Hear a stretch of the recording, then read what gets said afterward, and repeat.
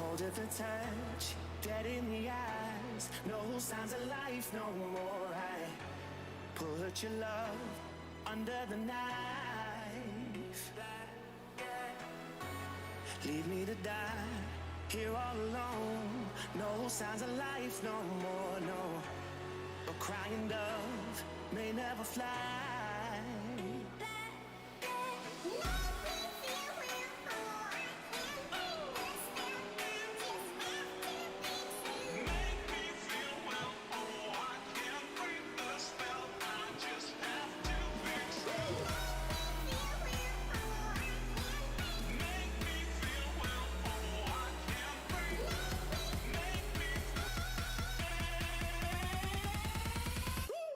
Black and white.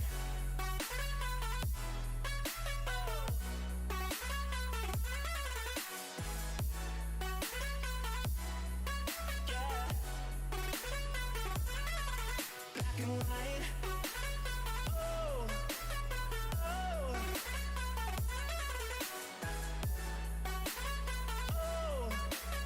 oh. Just black and white.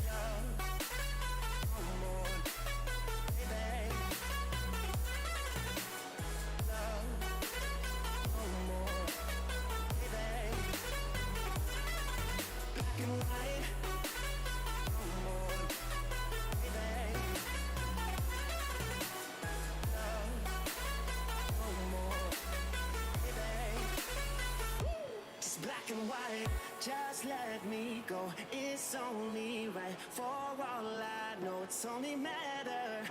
It's calico, it's black and white. Just let me go, it's only right. For all I know, it's only matter. It's calico, it's black and white. White, white, white.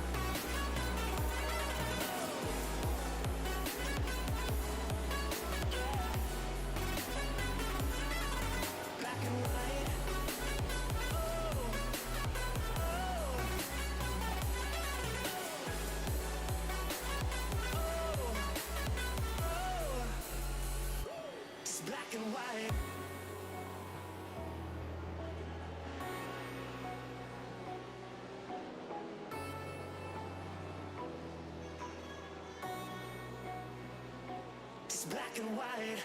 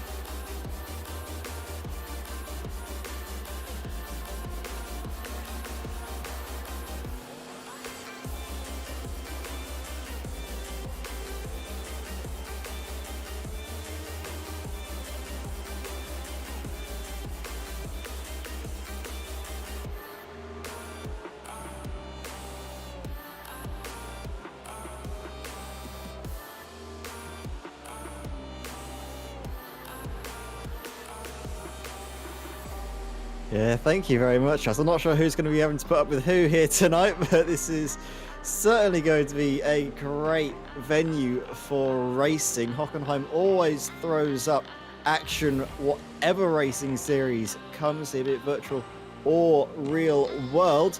And I mean, I'm really looking forward to this. It's a circuit that is, of course, just by its very nature, high speed, a little bit slower in recent years with the current configuration than it has been in the past, but with the twisty, turny sections and the high-speed braking zones, I'm sure there's going to be plenty of opportunities for drivers to overtake and race with each other, as well as thinking about the long game in terms of looking after the tyres coming through the stadium section, and also maybe a little bit of fuel saving. There's plenty of chances for drivers to try some alternate strategies and mix things up.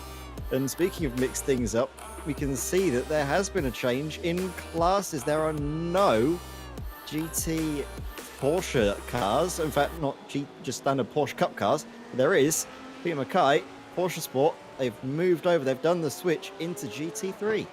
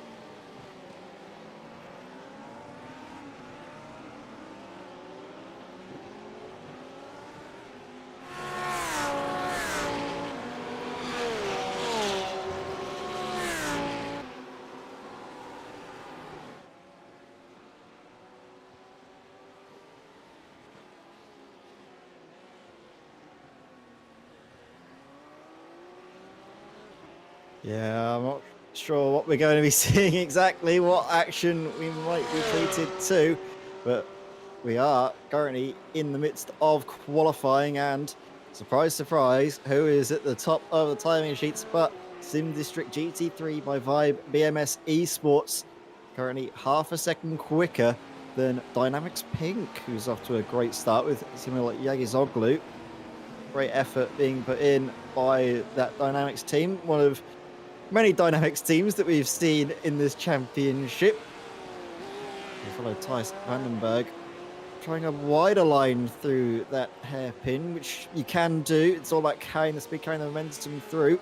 Then through the final double right-handers, try and keep the car balanced, constant steering lock required. Then on the power as early as you dare, using all of the runoff area and a little bit more. Thijs Vandenberg going ninth.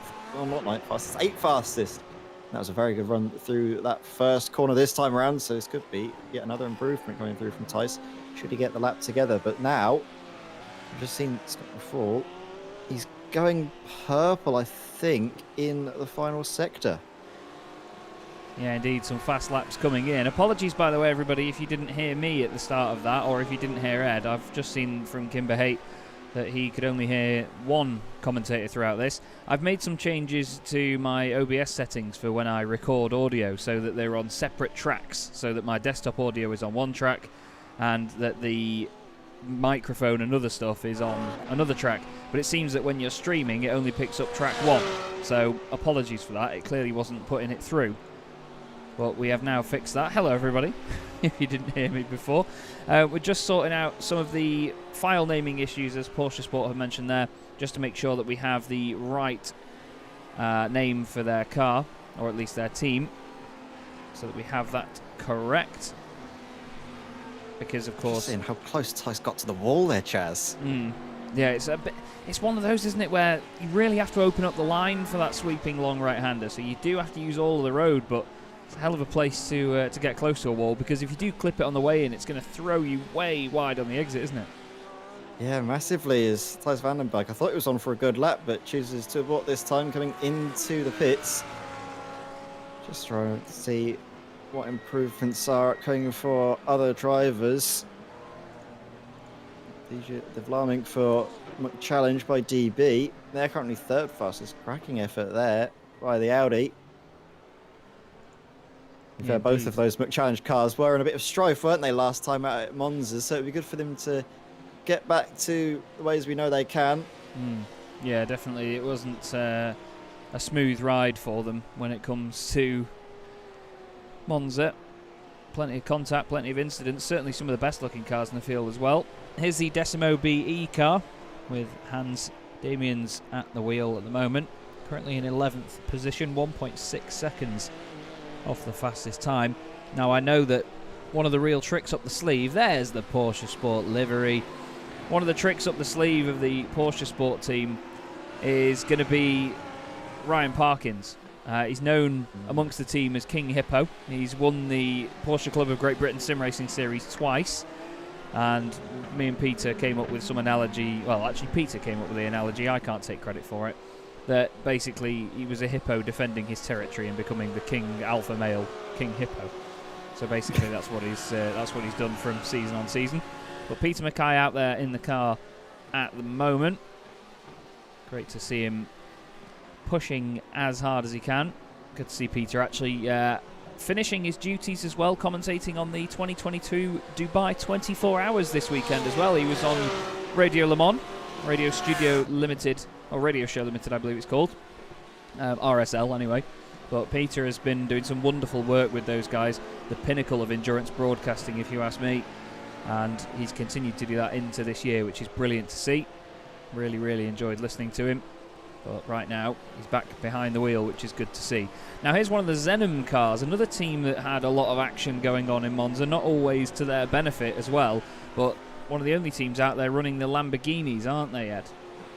Yeah, we've got, I think, a few more Lamborghinis than we saw last time out. Obviously, Sim District, GT3, they're always at the top of the pile in their Lamborghini, but then we also have, I think, a few more cars this time. Kimber Hayat for Flemish Sim Sports running in the Lamborghini. You can see him just in behind. And then as well, car that isn't actually out on track. I'm not sure if they're going to be taking part, or if it's just admin work that they're doing. But Stephen DeWolf is in the Lamborghini, so maybe we'll see him come onto the track or not. Just look at that though. Flemish Sim Sports, always a lovely livery. Every time we see it, we have to touch on it. Wonderful job that they do with the paints, with the liveries. Yeah, they always look absolutely spot on, don't they? The Flemish cars, a real staple of the channel here on Sim Racers World TV.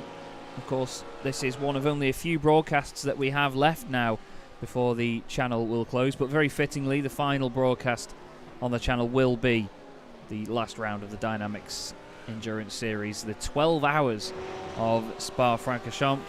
Can't wait to do that one. It's going to be a very fitting send-off for the channel with some endurance GT racing, which is what the series were all sort of based around early on in the brand's life as well, of course.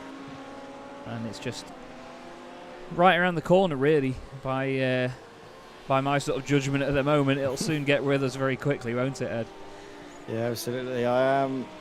It's weird that I'm looking forward to it, but also be sad to see it go. Sim Racers World TV has been a huge part of me and my commentating journey, and I'll tell you what, I won't ever forget all of the races, all the broadcasts I've been a part of. They have been absolutely wonderful, and especially this DynamiXX Racing Simulators Endurance event. It has been one heck of a journey, one heck of a season one, and also so far a season two. All of the action that we've been treated to has been wonderful. Brecht Musli treated to a little bit too much action there. You can just see the gravel being kicked up as he rejoins the circuit, so probably taking a bit too much into the right-hander and the rear swapping ends. Yeah, it's easy to do that down there as well. It's not an easy corner to get right. You're carrying a lot of speed through there, so if you do upset the car and get it slightly sideways, then it just goes so quickly on you. Just adding Brecht to the software right now, so it will just do a quick refresh, and there he is. He's part of the amazing Belgium team. Another car that had a bit of a rough time at Monza, but It's in this wonderful, what looks like a sort of oil-stained livery, isn't it? I think we touched on it last time with the metallic greens and blues that they've got in there. It's a gorgeous car, very understated, because when the sun doesn't quite catch the colours, it just looks like a black Porsche, doesn't it? Yeah, it does, and then you see it come a little bit close. You see the light hit the side of it as we do now. Shows us the sharp relief. What a livery there for amazing Belgium. One of many, many Porsches we have. We can see another one just in the background there. That's Luke Tice for Team Tice. Currently 8th fastest. Just looking at, you can see on the left-hand side of your screen there, the differential between all of the drivers. Look at how close it is actually in that mid-pack. So many drivers in, well, 1.5 seconds off of our current pole sitter. It's, well, you can't fit a cigarette paper between them at some stages, can you? That's very close. Yeah, especially the guys from about 9th down to 12th. There's only half a tenth of a second, if that, between those guys there. Only mere thousandths in some of the places above them and even below them as well. I mean, Delnuz and Poilart both about 12 thousandths of a second apart in there, so very, very close indeed. Really, really exciting stuff though from this championship, as always. We always get it.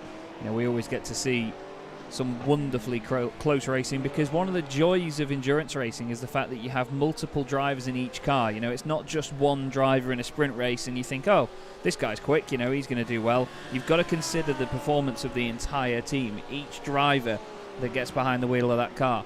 No driver is identical to the driver that just got out before them, you know what I mean? So we do have these variations in pace over a race, and the teams have to think about that as well. They have to be like, right, if we really want to go out and win this race, we need to maybe put, you know, no disrespect, our slower driver in the car when we think this team's going to put their slower driver in the car. You know, who do you reckon they'll start the race with first? Who do you reckon they'll have in for the last stint? And this, that, and the other. And trying to match that up with your rivals is incredibly difficult. And I think that's just part of the fun, because we get to then speculate and wonder, oh, what are they going to do now, and all this. But yeah, I think I was going to say, you touched on it brilliantly, because look who's just gone second fastest. It's exactly touching on what you've been talking about. Porsche Sport, they have obviously King Hippo himself, Ryan Parkins, at their disposal, and they've decided to throw him in qualifying. See how I can get that car was, I think, down in 17th place. Yeah, I think it was earlier, and has all of a sudden shot up the timing sheets, and that just shows, like you exactly were touching on, they always timed it perfectly. Ryan Parkins in the car, such a pace differential to his teammates. No disrespect, of course, Peter Mackay did wonderfully on the Christmas special, didn't he, at the Nordschleife. He was a real star of the show there. Just from how consistent he was, he stayed out of trouble, and that's exactly what you need in these sorts of races as well, to stay out of trouble, look after the car, and give it to your teammates, maybe that are a little bit faster in the best condition possible for them just to do what they need to do. Yes, indeed. And I totally agree. You know, we're not saying Peter's slow, but out of the two drivers, I don't think he would take any shame in admitting that Ryan Parkins was faster.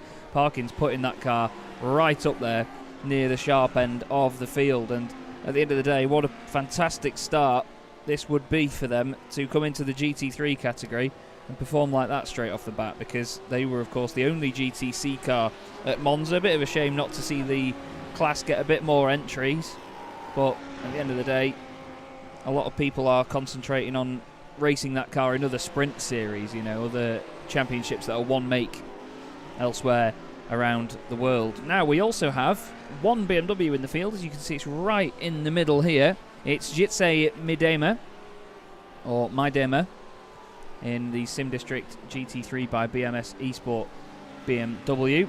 Another driver that we just need to pop into our software to make sure that it picks him up on the right team here, because sometimes, you know what software can be like, it doesn't always like to do exactly what you tell it.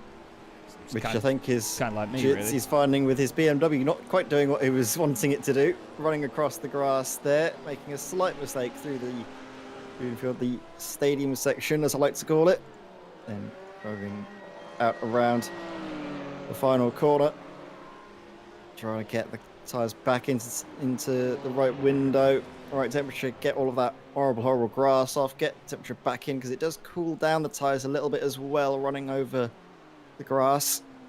So this is not going to be another good lap from Jeetzy Medema. Unfortunately, both his last lap and this lap will be scuppered by that mistake.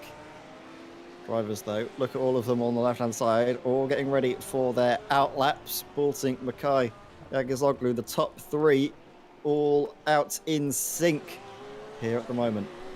Yes, indeed, all trying to push on just to improve that slight bit at the end here. But I think it's been very, very exciting to watch this season, the way these guys sort of use each driver at different stages of the race, different stages of, let's call it a race weekend, with practice, qualifying, and of course the race itself. But maybe Peter, after working so hard this weekend on the Dubai 24 hours, just maybe needs a few more laps out on track there. Parkins is obviously comfortable, half a second off Boulting in the Lamborghini, but I think Peter maybe just getting a few more laps under his belt at this point. We'll go on board with him and listen to the wonderful flat six scream of this 911 GT3R. Out of the hairpin it goes, down towards what is effectively the first of two sections that are a very similar shape, actually, aren't they, Ed? This, like you said before, the stadium section, the last part of the circuit, but this is the Mercedes-Benz Arena section, I think it's called. Actually, no, that's the Nürburgring, isn't it? Flipping heck, Chaz. Yeah, I don't know, I can't remember what this section's called, but you are very right. It is, I mean, that corner is so fun when you get it right. That right-hander, where you just dip it through, and then this one as well, right after. Coast it in, try and use as much of the circuit as possible, both the inside and outside curbs. Then here, you try and go for the later apex, straighten out the wheel as early as possible to keep the car stable on acceleration, dipping nicely there over the curbs, and then trail brake, carry the speed, keep the nose of the car pitched down, carry the momentum through the right hand to keep the weight transferred nicely, and then pound onto the loud pedal.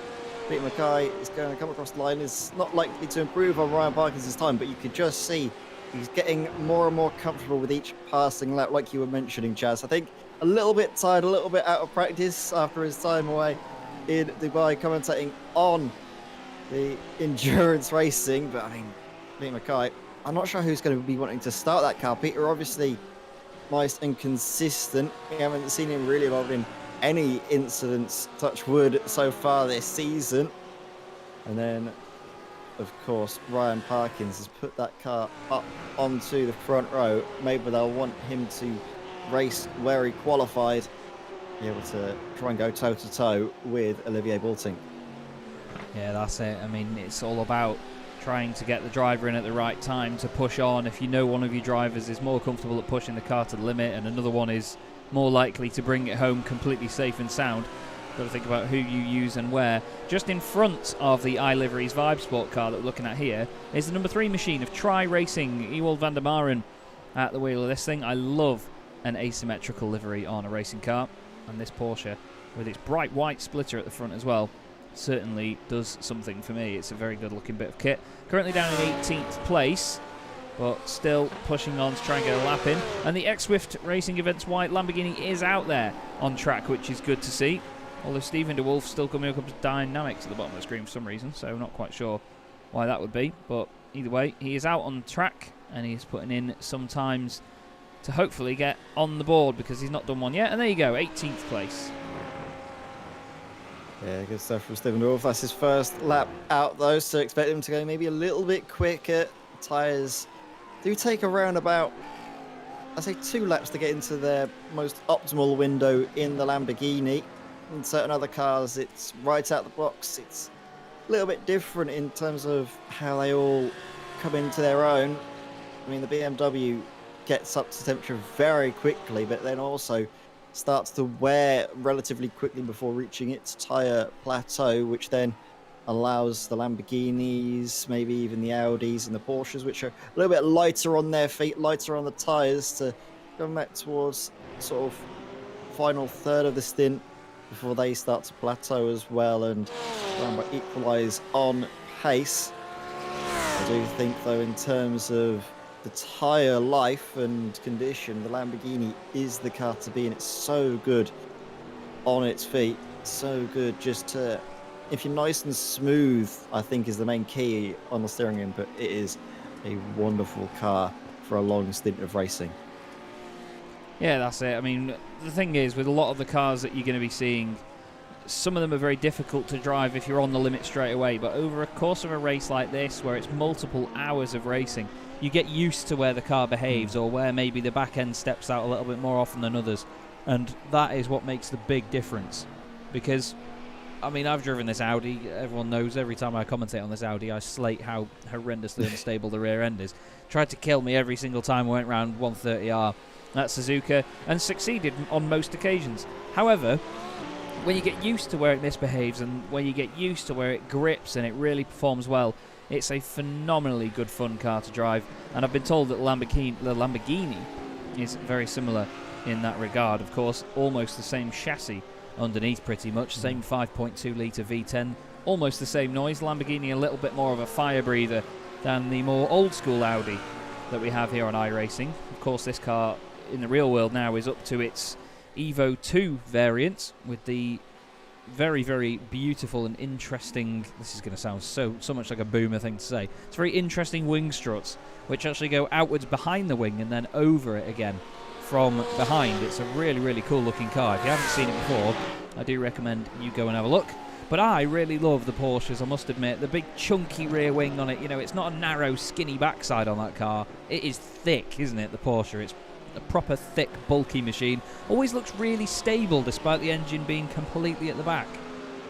It always looks really stable until it isn't, and when it isn't, it goes immediately. That's the thing. The car is constantly on a knife edge between spinning around, doing a pirouette, and doing what we're going to see from Remco Barlow. Really good on the brakes, really good with the direction change.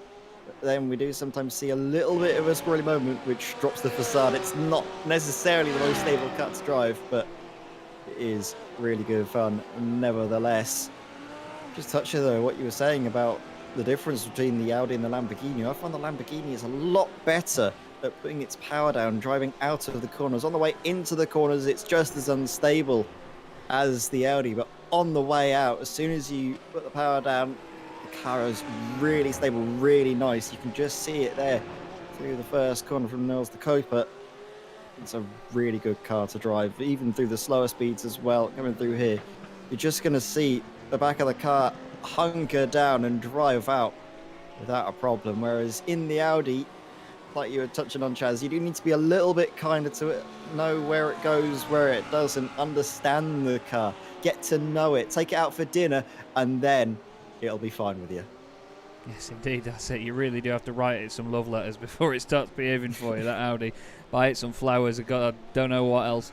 But to be honest, it's great because you get that mix of stuff in GT3s. You know, you have these cars that just all behave so differently. We sometimes, as commentators, get to see all of these different aspects. And it's actually quite interesting being a commentator for times like that, especially when you do a bit of sim racing yourself as well, because you see how the cars behave and you think, oh, I don't really want to get involved in that. I might avoid racing that car. You know, that looks like a bit of a handful. This is the RP Motorsport Verde car. I do not believe that we had this car at Monza. This is the 626 machine of Lucas Romano. Currently 7th fastest at the moment. 1.083 off the top spot. But look at that, from 4th down to 8th. Only 600ths, 60 thousandths of a second between them. That's really, really close. Yeah, 4th down to 8th. With times like that, it does bode very well, at least for this first stint, because likely the drivers that qualify the car tend to start the race. I don't think there's any rules dictating that in this series, but most of the time it does make sense to try and race where you've qualified, so you're all on pace with each other and really go at it for this first stint. I mean, we saw it at Monza. Drivers were really going for each other, weren't they? Almost at each other's necks at times in that first stint. It was wonderful to see. Maybe we'll be treated to the exact same here at Hockenheim. Robin van Gogh following him through the arena section. Let that BMW go just into the final couple of corners, which is where I've always found the BMW is wonderful. Just a touch of the brakes to keep the car stable. That's going to not only hamper his run through the corner, but also out of the corner as he starts what will be his final lap of qualifying. Drivers that come across the line now won't have enough time to complete another lap time, and that's actually it for Robin van Gogh. Wow, he decides that enough is enough. Maybe didn't quite get the run out of turn 1 that he wanted. Hendrik de Grave going way off the circuit, almost ends up at the Nürburgring. Manages to get a ticket, get back in, and crosses the line. Currently, this Lamborghini is a bit further down the order in 16th position. Got a few changes and updates here coming for the overlay, which is why it keeps blinking in and out, so apologies for that, everybody. But we are trying to just make sure that everything is perfecto, as there's a car backwards there just in front of Hendrik. That was one of the BMWs just having a bit of a moment, but we stay with de Grave as he continues on his lap. Peter Mackay's managed to get onto his final lap as well. Looks like also Jesse Hendricks, although Peter's actually pulled the car over and gone into the pits. So Jesse Hendricks still out on track. Jeremy de Bova. Navarro de Bova is actually off the track at the moment. Ronnie Heyman is out there in the duct tape racing car. We'll have a look back at their car as well when the race gets underway. There's a few we haven't looked at yet, but at the end of the day, this isn't a fashion show. We don't have to show all the cars straight off the bat. Hendrik de Grave decides that is enough, so we'll have a look at the duct tape racing Porsche now, shall we? Yeah, let's have a quick little look through. Let's have a quick little look through. I can't actually see it. Now we have the bright yellow and red livery on this machine. I think it was quite striking at Monza anyway, to be fair, but still looks wonderful right now. Ronnie Heyman in 8.32, currently 15th fastest, just over 1.5 seconds off the top spot. As oh no, he's about 1.5 seconds off the apex there. Manages to just over-rotate the car as he chucks it around to the right. Gives us a good look at every single angle of the thing, but unfortunately that is not where he wanted to end up on that lap. Now here's one of the prettiest of the Dynamics racing cars, I must say. Jesse Hendricks in the Dynamics pink machine. Great looking race car, combining all of their red and black elements with the wonderful stripe pattern that they go for, with some of the pink highlights as well, and into the pits he goes.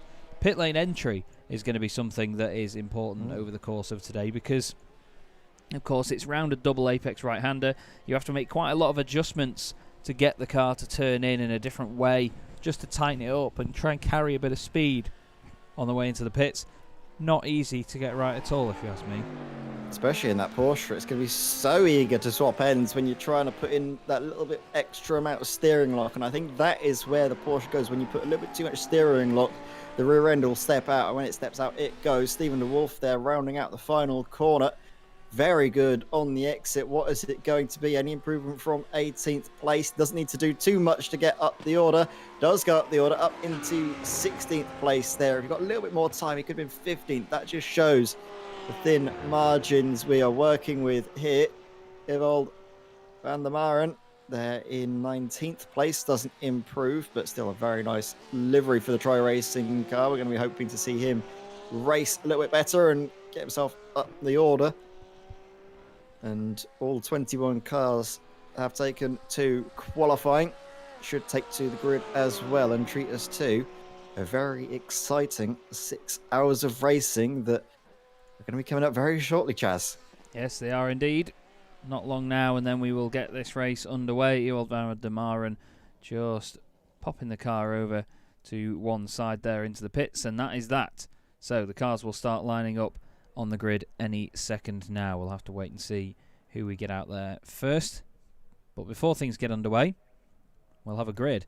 Olivier Bultink then in the Sim District GT3 by Vibe BMS Esports car is on pole position. They have been every round so far this season. Peter Mackay lines up second in Porsche Sports Porsche, which will be fantastic to watch. Kemal Yagizoglu and Dries Mujdi make up row 2. That's Dynamics Pink and Dynamics Racing Simulators. Jeremy de Bova is alongside Cone Beavers. That's McChallenge by DB and Decimo BE. Then it's Lucas Romano for RP Motorsport Verde alongside Louis Klinkhammer for iLiveries Vibe Sports. WPR Racing then are alongside Zenom Esports. That's Jens Goosens behind Remco Barlow. Niles de Kuiper in the other Zenom car is 11th ahead of Luke Tice as part of Team Tice.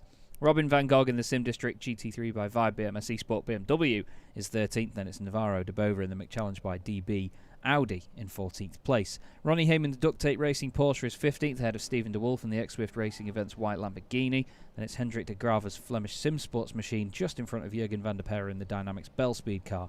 Ewold van der Maren in Tri-Racing Porsche is 19th ahead of Bram van Oitvin in the Dynamics Simulators Red Porsche as well. Then it's Dominic de Klerk in the amazing Belgium car at the back of the field.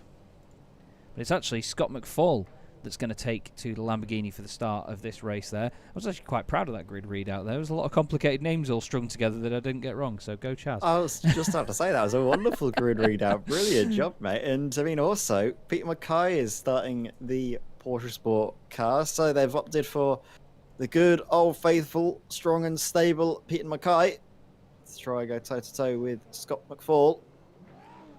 Off at the start of this race, Scott McFall will have the inside line coming out of the final corner. That means he's going to have to afford Peter Mackay space around the outside. Might hamper his run out of the corner. Might make a little bit of an interesting run into turn one. Who is going to get the best jump off of the line, though? Who is going to get the car started in the best fashion? You can see actually Scott McFall leaving a big gap to the safety car there before they all come in. Could be part of his strategy. The safety car peels into the pits now, so Scott McFall is able to set pace. He can go when he wants to do. Is he going to go on the apex of the final corner? When does he get us started, Chaz? Yep, out the final corner he goes, gets a nice run over Peter Mackay, and he leaves him to battle with Kemal Yagizoglu. But 6 hours of racing at Hockenheim gets underway, everybody, and this wonderful sounding and looking field makes its way through turn one. Everybody filtering through nice and cleanly. Bit of a wobble there by one of the McChallenge cars. That's Jürgen Knockaert, and Ronnie Heyman has gone around in the duct tape racing machine. Might need a bit more than duct tape to fix that. Whoa, straight on goes the Audi. That's Lucas Romano. Late on the brakes, gets collected by the Porsche, and Cone Bevers in the Decimo BE machine gets in front of him. But look at these lot down towards the hairpin for the first time, all slipstreaming each other. Oh, there's a big shunt at the back. Jürgen Knockaert is around, Stephen de Wolf's off, Kimber Haight and Nick Poylart as well. They're all over the show. My word, big incidents there. What on earth was going on there? A huge incident. Several cars off the circuit. We're going to have a look here. Kimber Haight, Flambeau Supersports around the outside. Oh my word, it was the Lamborghini up ahead that got all out of shape. Stephen de Wolf, I think that was. You're going to see on board from Kimber Haight. There's a lot going on. He's kind of forced to the outside, has to go off the grass, take evasive action.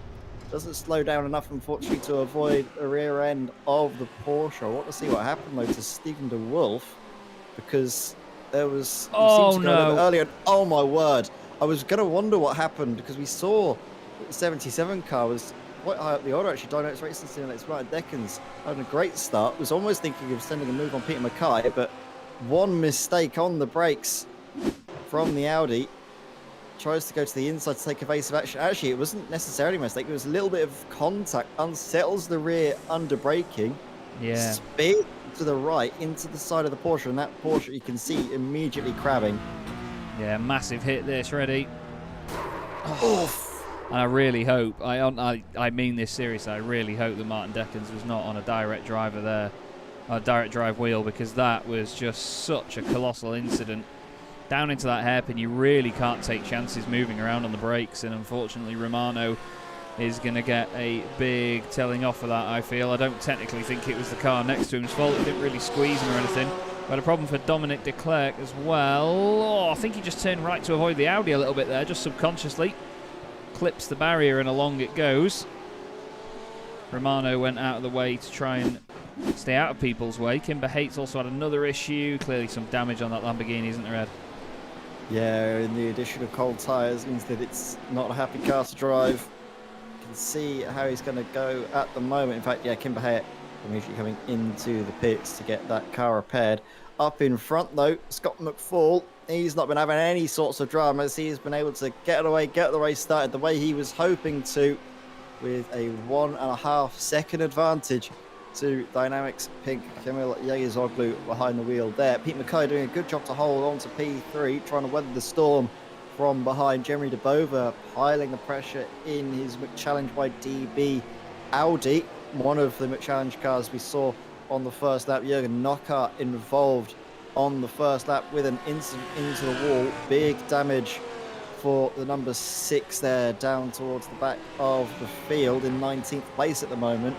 So at least one of the Challenge by DB cars has a good start to the race, but will he have a good middle to the race, especially the fact that he's in a close fight. Actually, Louis Klinkhammer not too far behind him, 5th place.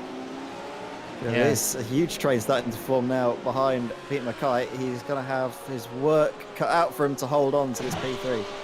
Yeah, Peter's going to have to do some hard work right now, but at the end of the day, these guys are not going to hold up just because he's commentated on most of them before. Oh, big send down the inside. There goes Jeremy DeBova. Jeremy says Jeremy to move over to Peter Mackay. Louis Klinkhammer goes through as well. Good awareness by Peter to avoid any contact there. Maybe a little bit too late on the brakes by Jeremy. Peter won't be too much more enthused by that. I was just going to have a quick look though back at Martin Deccan's first lap, because the car started fourth on the grid. Car 77 had a very tidy start to begin with. They've got the other Dynamics Porsche in front. They'll be very, very frustrated right now. Martin even in the chat as well, actually saying P4 to last. Whoa, the back end really out around turn one there. Nearly had a big old moment, but looking back, look at it. Everybody else, after the Audi went a little bit deep, I mean, they went deep a couple of times, look. They did it again there at turn two. Don't think the RP Motorsport Verde cars made too many friends on this opening lap.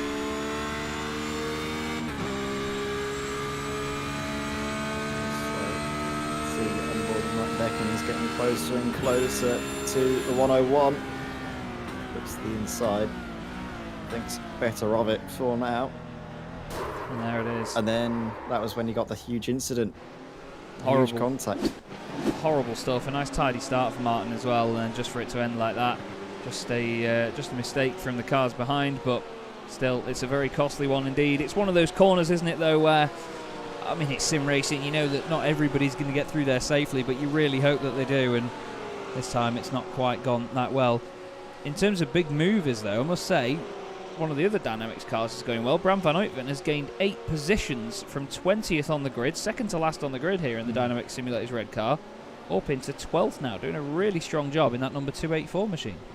Yeah, probably good job. I just want to say, though, as well, that sort of incident is one that you'd probably see if it happened in real world motorsport. That would be a red flag almost immediately.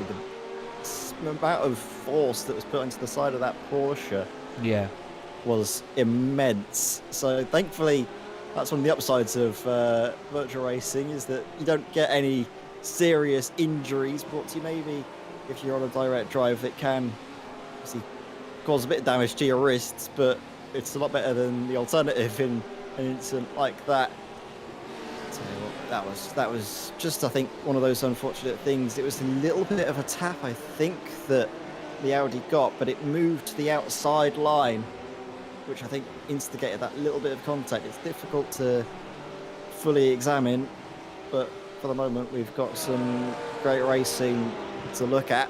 Bram van Uytven, who's actually got Evil Van Maren right in behind. These two drivers, some of the biggest movers in this race. Van Uytven up 8 places and the Maren up 6. And I think they'll be happy just to keep things as they are for the moment, because they're in a very good spot. Yeah, definitely. That's it. I mean, I just had to make a few more changes on the overlay, so apologies everybody if it does keep blinking in and out there, but we had to add Bram onto that because he's down on our timing screen as Dynamics Simulators red, but I don't see anyone else in that team. So I've added that in there, so at least it does show as the correct team for him. But that's why it just had to take a couple of moments there just for it to blink back in and out again. You know what I'm like with this sort of stuff. I'll always be completely honest with you about what I'm doing with it to make sure. But Ronald Moons in the chat has put penalties incoming, probably, which I'd love to say surprises me, Ed, but unfortunately with the opening laps by some of them there, it was just a little bit too eager at points, wasn't it? Especially when it's a 6-hour race. Yeah, there was, I think, a little bit of overzealousness, I think, is the best way to put it from some of the drivers. Definitely not Scott McFall, though, who is trying to and succeeding in extending his advantage, but a little twitch. That was a very scary moment from Sim District GT3 Lamborghini. You could just see maybe a little bit unsettled by the aero wash from the car ahead, which could be interesting to see how that car fares in traffic, because it seemed to just snap a little bit at the front. Yeah, it didn't look the most stable of cars around there, like we've seen before. Wondering how that changes as the race goes on. This is Jens Goosens in the Lamborghini Zenom Esports car. Going very, very well at the moment. Chasing down Peter Mackay in the Lamborghini, hoping to make something of the position. But again, it's one car against the other, two very different machines. Sometimes the imbalance is what keeps these cars close together. Sometimes it's what spreads them out, isn't it? You could just see that difference on clear display. Peter Mackay was able to get the car pitched in for the slow speed corners, just left Jens Goossens without really any sort of reply. Same into here. Actually, Peter Mackay eventually getting out of a little bit like Kern Levers, and then this section, these next two corners, the Lamborghini pulls in the gap just a little bit more. Wonderful shot this from the onboard, from the front bumper of Jens Goossens. You can just see the amount he's having to take over the curbs, the amount he closes in onto the brakes, gets the car turning in nicely. Good drive out of the corner. Shows the differential in speed at certain parts between the Lamborghini and the Porsche. And as well, a difference in stability just a touch. Oftentimes the Lamborghini, we see it have those little mid-corner twitches, early corner twitches. They're on the way out. I don't think we've ever seen a Lamborghini lose it on the way out of the corner. It's so stable on the power on the way out, whereas the BMW is pretty much the exact opposite. Really stable on the way into a corner, but then if you get a little bit too eager on the throttle, the TC throws a wobbly and actually spins you round, which is very interesting. I'm not sure if Racing notice it or going to be doing tweaks to it, because it is a very strange car when you put the power down. Robin van Gogh, I think, has seen that a few times, and we'll see it most of all into this next corner coming up the slow speed. When you put the power down, the TC does kick in at strange points and makes the car a little bit difficult to drive. Just look at that great send down the inside from Jens Goossens. Peter Mackay's not taking it lying down though. He wants to come back at him. Moves over to the right, makes his intentions clear. Through the next right-hander we go. Apparently this is just called the Mercedes-Benz Stadium, this part. Nothing really more than that to go off, I'm afraid. So we do have like the stadium section and then the Mercedes-Benz Stadium to look at. I did want to look further down at this actually, because while Martin Deckens did get absolutely decked, you could say, at the hairpin on lap 1, he's actually got a friend to play with here, because Kim Behate is right in front of him in the Flemish Sim Sports Lamborghini. So the two of them can still fight together, 20th and 21st place. And I suppose that's a tiny silver lining for Martin Deckens to the DynamiXX Racing Simulators team, because you don't want to be an entire lap down all on your own, do you? Yeah, that was a great shot though, isn't it? Just looking back at the headlights shining on the Porsche. Martin Deckens filling the rear view mirrors of Kim Behate for the moment. Well, for 20th and 21st place, but it was surprised if this was battle for first, the way they're going at it. Really close, nose to tail stuff. And I've actually noticed another thing, Chaz. If we go to an Audi, something that has just come to mind that I was actually going to try and speak to you about before we came on air, but...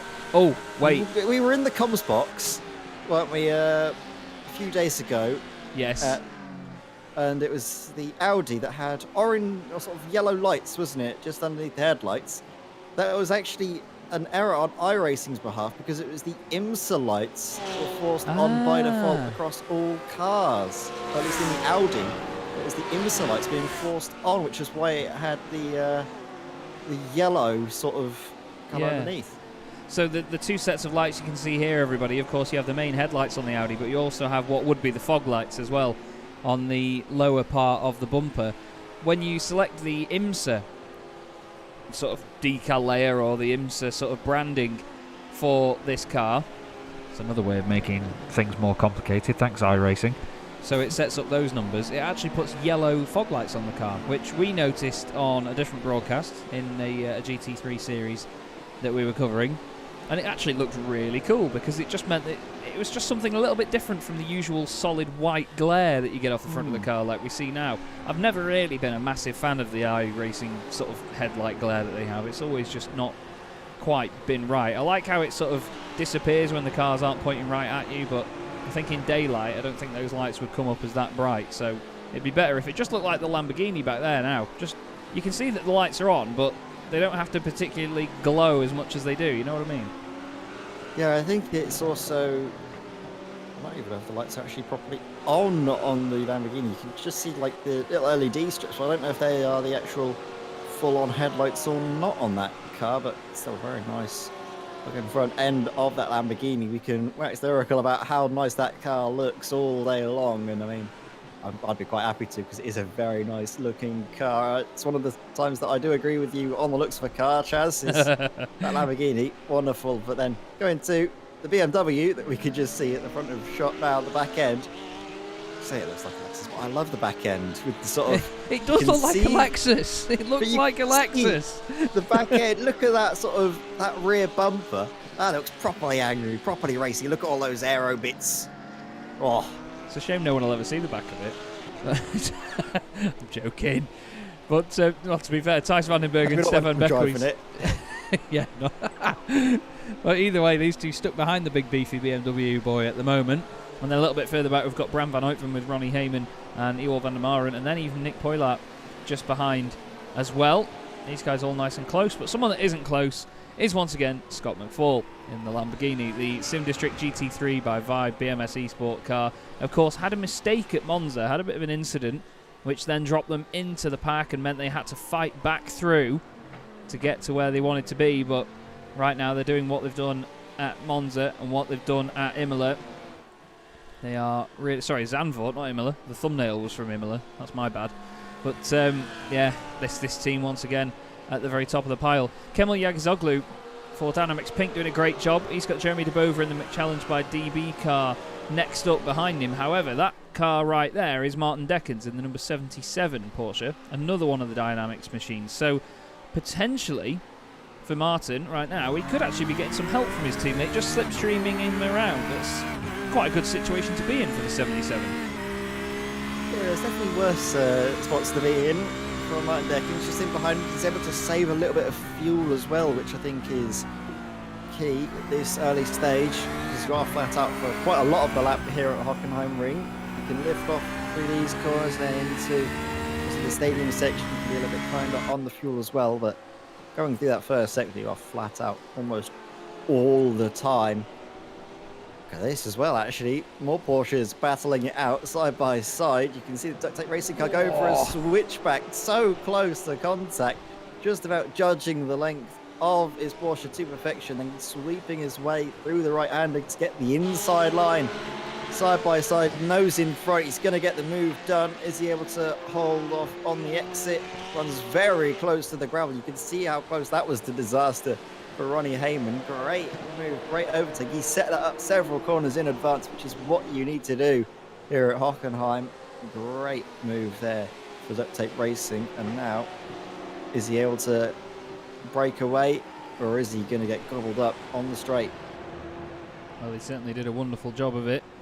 But like you say, now he's the one that's giving the others the slipstream, so he needs to just try and get a good run through this opening sector of the lap, open up a bit of daylight between himself and Bram van Uytven, and all will be good. A bit further up, another black and yellow car, the Decimo BE machine, with Jens Goossens in the Zenem car just behind. God, that Lamborghini just looks so evil when it pulls out like that from the slipstream. It's just like some sort of racing car Batmobile, isn't it, really, that Lamborghini? The Huracan, a wonderful, wonderful machine. A car that will actually cease production very soon, unfortunately. Seems like it's only been with us 10 minutes, but it certainly is a massively, massively appreciated car. And I look forward to seeing whatever Lamborghini do to replace it. But still, I believe that the GT3 versions of this car will be raced for a long, long time to come, because they are so, so capable. Just look how low slung it is as well compared to the Porsche. You know, GT3 racing has such a wonderful balance of performance because of the different heights and widths and lengths of all of these cars. The fact that they are so evenly matched, even in the sim racing world as well, it's just incredible, isn't it? I was going to say, is it not the quote-unquote iRacing curse? Whenever iRacing brings a new car into its fold, that car is always immediately ceasing production, or something's going on with it. It's watch to see Lamborghini cease production on this amazing Huracan GT3 Evo bit of kit. But like you said, Chaz, really looking forward to seeing what they're going to do. Is in the background, BMW round. Doesn't seem to have any damage on it, but onto the sausage curb on the exit. That was what unsettled the car. I was going to say it'd have to take something happening to unsettle that BMW. Turns out just a little bump on the curb on the exit. And Stefan Buchwie's got very, very lucky there. Nice avoidance as well, to be fair. Got on the brakes a little bit. Yeah, just nice and tidy. Because you often see it when a car goes around or someone tries to take avoiding action, that any car following that adjusts or just tries to stamp on the brakes or maybe just chuck the car one way or the other, they just throw it off the road. And around there as well, especially, we were saying before about how difficult the Porsche is going to be to manage around those corners. Stefan Buchwie's did a really, really solid job there, so hats off to him. But you can see the gap on the left-hand side of your screen now, everybody. I brought those up for you a few laps in just so we can basically give it a bit of time to settle. Otherwise, it does jump around a little bit too much. But Scott McFall now with over a 7-second lead to Kemil Yagizoglu in second place. Jeremy Debova currently in third. Louis Klinkhammer fourth. He's gained 4 places to be there as well. Also, Jens Goosens and Niels de Kuiper have all gained 4 places each. Still the biggest mover in the field is Bram van Uytven, but after Ronnie Heyman got through, that is now 7 places gained in total for them, not 8. But we've got a number of battles actually very, very close together as this goes on. I'll show you the track position at the moment. You can see most of the field is still in these little packs partway around the circuit. We've got the numbers, the 17th position car of Jürgen Knockaert very much on its own. Same with Dominic de Klerk as well. But that can be quite a blessing in disguise sometimes, can't it, Ed? Because you get, while you have had an incident, you get that first main stint out of the way with some solid clear air. Yeah, and that is key, just to get through the first stint more than anything else. Nice and safely. Clear air, of course, allows you to settle into the rhythm, focus on your strategy, not worry too much about what everyone else is doing around you. Just looking as well, actually, at Peter Mackay, his start to the race. He's down 6 places, but I think it was to be expected from his teammates qualifying. Pace Ryan Parkins putting that car on P2. It's going to be difficult for Peter Mackay to hold on and to keep inside the top 10, considering before Ryan Parkins got into the car that they were sitting down in 17th place. This is not going too bad for Peter, and he's actually got cars ahead that he can slipstream off of, save some fuel as well. We know how stable he is behind the wheel, how consistent he is. Maybe this is the perfect platform for this Porsche Sport car to have Peter in the car at the start to look after it, and then hand over to his teammates Ryan Parkins later on in the race to see what he can do with maybe some other drivers around them not quite having their quickest drivers in. Had an update from the organisers of the series as well, and this should say number 626 Audi has had a stop and go 30-second penalty for avoidable contact on lap 1. So they did get a slap on the wrists, and Lucas Romano and his team are now unfortunately at the bottom of the pile, but they still push on. They've got 37 seconds to the car in front, and you and I both know, Ed, that can only take maybe a lap or two to completely disappear, so that may change very soon before you know it. But right now I'd say things are properly in full swing. 22 minutes of this race done, and we've got a long old way to go yet, don't you worry. Plenty of racing still coming our way here at Hockenheim, but our race leader at the moment doing another wonderful job in their Lamborghini. Great to see 3 different manufacturers in the top 3 though, isn't it really? Good to have a decent spread of cars on the podium. As actually, just coming away from that for a sec, we've had an issue for Dominic de Klerk here. So look, oh, you can see the rear was going immediately as he turned in. He was holding onto the brakes constantly to try and look after it, but fortunately it spat around. Keeps it going though. You can see the car now at the front of the shot, 55, having to battle very closely with chasing Martin Dakins, piling on the pressure as you see Nick Polliart have to deal with some pressure of his own. And wow, look at that from Stephen de Wolf. Great opportunistic move down the inside, then has to go all the way around the outside. Porsche going too wide is going to get the best run through this right-hander. Does he get the drive sufficient enough to maybe find his way through? Not quite. So that was great stuff from Stephen de Wolf, taking advantage of 2 cars up ahead going too wide to snatch a position for his own. Yeah, nice stuff to be fair. Very, very tidy indeed. We've been told by Porsche Sport in the chat, who have said Ryan Parkins and Paul Rieger are going to do stints for Porsche Sport. That's really, really cool. And Jeremy De Bover as well. Yeah, it has been pointed out, actually, that he's doing this with all hand controls as well, Jeremy De Bover, in the McChallenge by DB Machine. I can't remember who it was that mentioned it to me over Discord a while ago, but someone told me about this, and I hadn't realised it until this point. But yeah, Jeremy De Bover using hand controls to do his racing. We've just had a big issue between these two Porsches. And oh, I've just said that about Jeremy. He's gone off. For God's sake, Chaz.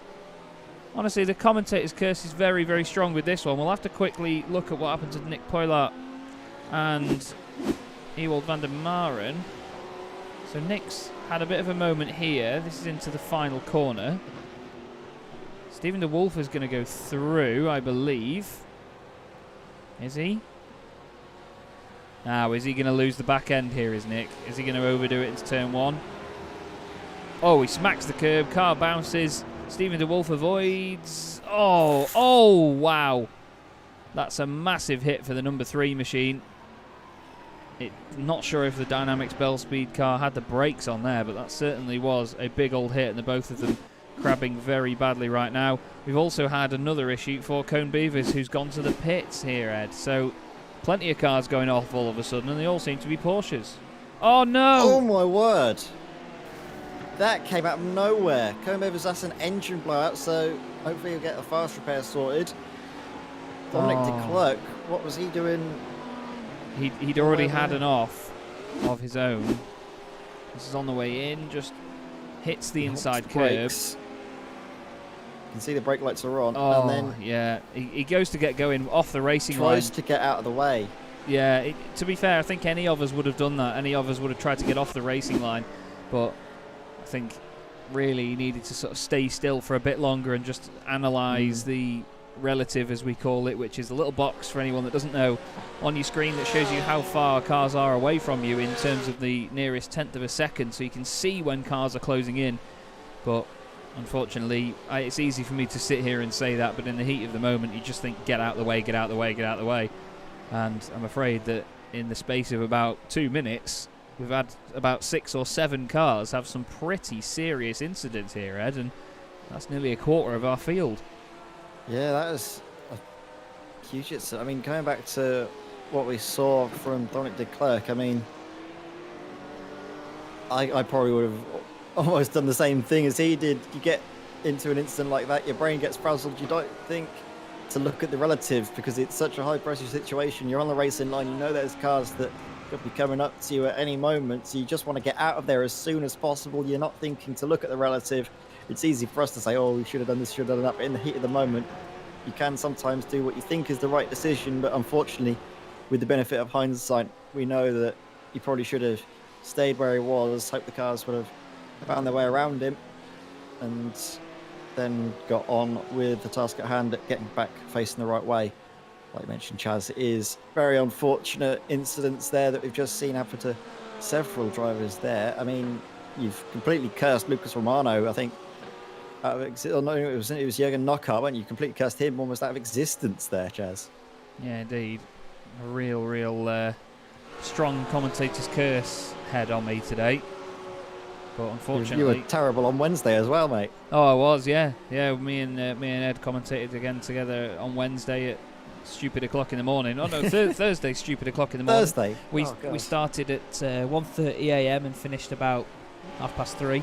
But and then spent, the next hour watching classic touring cars, as you do. Oh yeah. We were both saying how tired we were. Oh, I'm going to go to bed, and then stayed up for ages watching touring car videos. But to be honest, my commentator's curse was very, very strong that night as well. It was certainly not the time to be a driver out on track. It wasn't a safe place to be.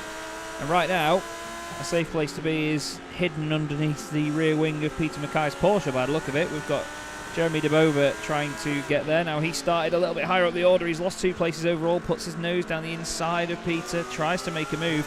Very aggressive move from Jeremy De Bover as well. Of course, we expected some drivers to really be pushing, but right now, Jeremy needs to try and make places because he, of course, dropped a couple after losing it out of the hairpin earlier on. And now, Peter is the next target, essentially. We've got a British driver leading the way and a Scotsman right in front of Jeremy. most of this field is all Belgian drivers. Actually, from 11th down to 21st is all Belgian drivers at the moment, and then another 6 of them ahead of that throughout the rest of the field. So it certainly shows us how strong the Belgian community is here on Sim Racers World, and of course Sim Racers World TV.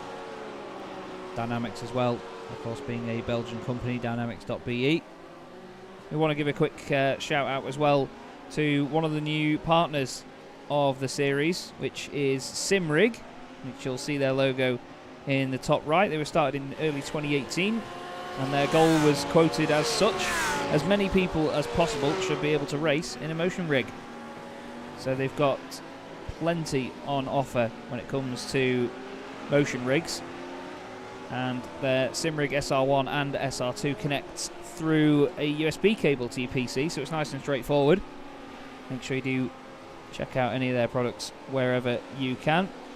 They have a motion system workshop in Sweden, and all they want is maximum immersion for minimal cost.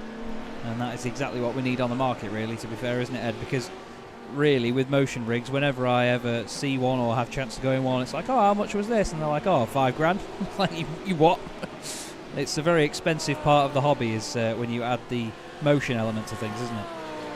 Yeah, I'm happy to pick my rig, my quote-unquote rig up for just shy of £100. Logitech G29 sorted me right, seen me right so far, and you know what I wouldn't give though to have a motion rig. It'd be absolutely wonderful. I've been to all these different places at motorsport events where they have their own sort of, you know, the trucks with little rigs in, and they are absolutely wonderful bits of kit when you get a chance to have a go with them. But it does give you a sense of, as soon as you get one, you really wish you had one for yourself, and then you think, oh gosh, the amount of money it doesn't bear thinking about. So it's good to know that there are people out there that are trying to make sure as many people as possible can get bitten by the simulator bug, iRacing as well, or any other sim for that matter. And motion rig is definitely probably the best bit of kit you can possibly have to enjoy sims such as iRacing in.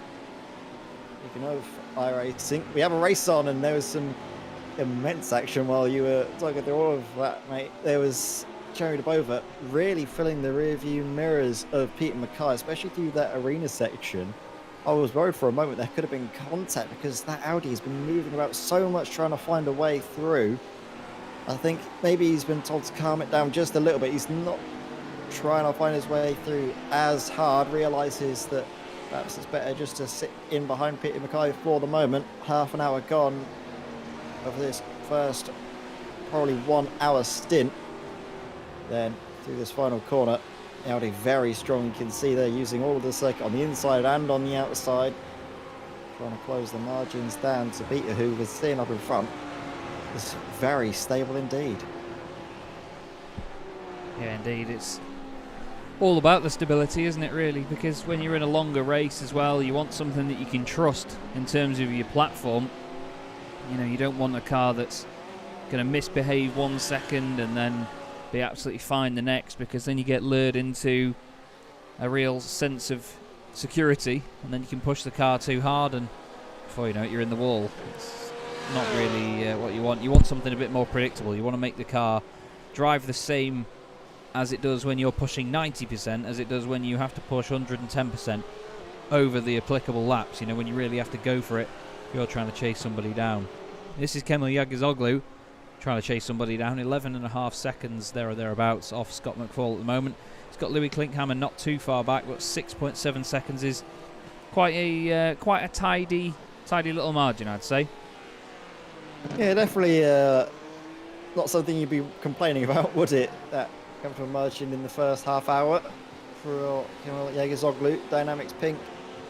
We touched on them in Monza, saying that we were hoping for good things after their good showing at Zandvoort. Weren't quite able to rekindle that form, but seemed to be absolutely on it here at Hockenheim.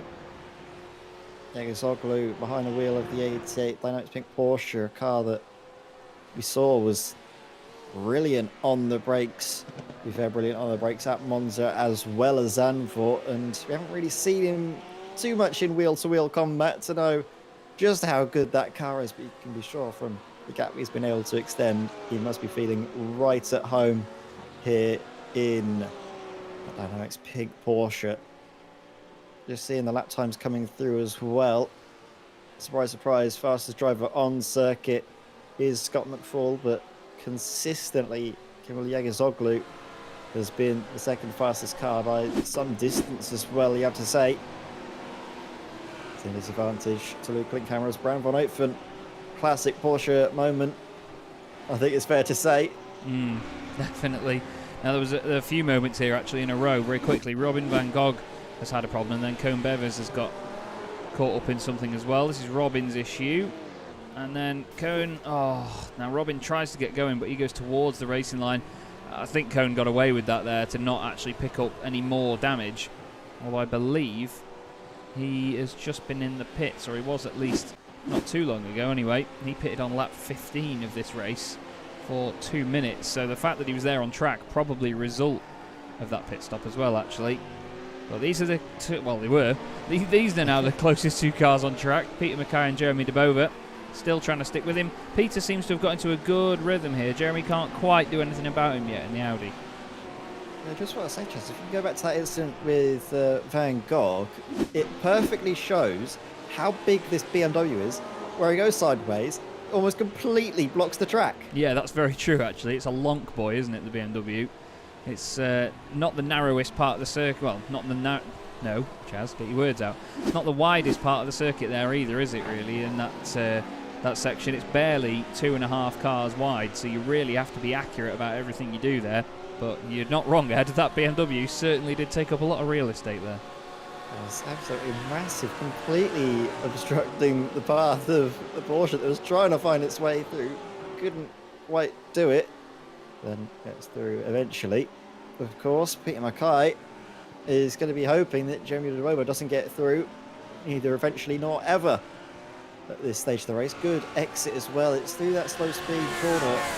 The direction change is brilliant in the Porsche. Means that he extends his advantage to Jeremy De Boven. No longer are these two cars the closest on track, because I think Stephen De Wolf and Ronnie Heyman have been scrapping very closely for 11th and 12th place. You can see them, I think, just coming through the shot there. You can just see them actually coming out of tight hairpin in the background, very close together. I wonder if we've got any replays, Chaz. Apologies, my something at my end is just locked up for a second here. I'm just trying to... Now I've got Stephen De Wolf and Ronnie Heyman going down towards the hairpin. Stephen just on the right hand side, Heyman on the left. Nice and tidy, but I think that there was a bit of a switch back on this, was there not? Ronnie gets a really good run out. I think he might get him into the next corner. We'll have to have a quick look, because they went one way then the other, according to the timing software.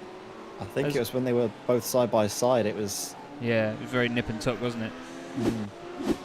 Apologies though, but yeah, something just locked up my end and now it's fine again, so I'm not quite sure why that happened there.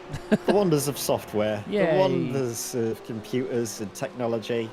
Oh, we love to complain about it, but we also love to use it. It's a wonderful bit of kit, to be fair. SDK game. We give it some grief, but it is the one and only thing that allows us to bring you all these pictures on Sim Racers World TV. Just gonna have a look now at Stephen Wolf. Now that he's ahead of Ronnie Heyman, he's been able to extend his advantage just a little bit. The gap now coming to just over 1 second. So that now means the two closest cars on the circuit are yet again Peter Mackay and Jeremy De Boven. Just up ahead of Peter Mackay, they do have back marker traffic. That is the Flemish Team Sports car of Kim Bahayet that gets very nicely out of the way. Actually, good stuff from Kim. Doesn't want to get involved in this scrap. Can see the two cars battling close together, and I think he very wisely decides to not want to have any part of that. No, that's it. You don't want to disturb these battles. That's the thing. It's just about making sure that you're reserved at the right point of the race and that you push at the right point of the race as well. And sometimes, unfortunately, you see people sort of getting that the wrong way around. But if we have a quick look then, as we are nearly 40 minutes of the way through this race, Scott McFall very much on his own here. He's got a 13-second lead over Yagizoglu in second place in the Dynamics pink car. There he is, one of the best looking cars on the grid, down into the hairpin. Louis Klinkhammer is another 8 seconds back, just coming into said hairpin now. Then Zenham, who must be very, very pleased, we've got 2 cars inside the top 5 after a very, very trying Monza attempt. They've actually got Jens Goossens 4th, Niels de Kuiper in 5th, Peter Mackay then still trying to hold off the advances of Jeremy de Bova in 6th and 7th. Stefan Bequis in the WPR Racing Porsche is 8th, and it's Thijs Vandenberg in 9th, and Robin van Gogh in the BMW is currently 10th. Stephen de Wolf and Ronnie Heyman are 11th and 12th. That's Sex Swift Racing Events White and Duct Tape Racing. Bram van Uytven is another sort of 15 seconds back in the Dynamic Simulators red car. And it's Jürgen Knockaert in the McChallenge by DB machine after a very tough first lap for those guys. They are 14th. 15th, Martin Dekkens. He's about half a minute back on that, ahead of Kim Behate by about 12 seconds for Flemish Sim Sports. Decimo BE's Koen Bevers is 17th. He has 10 seconds over Jürgen van der Peer. Lucas Romano only a few seconds back from him now. Lucas is actually moving forward very, very quickly indeed. Ewald van der Maren in Tri Racing is in 20th place, and Dominic de Klerk for Amazing Belgium is currently at the back of the field. There has been a change though, Ed. Finally, Jeremy de Bova has overtaken Peter Mackay. Let's have a look how it happened. Going into the final couple of corners. Oh, he gets up the inside, slides his way through. Very twitchy stuff. Jeremy de Bova, I think, to be fair, the only way he avoided contact was by going down the inside of Peter Mackay. Great move that. Properly catching the Porsche Sport driver off guard.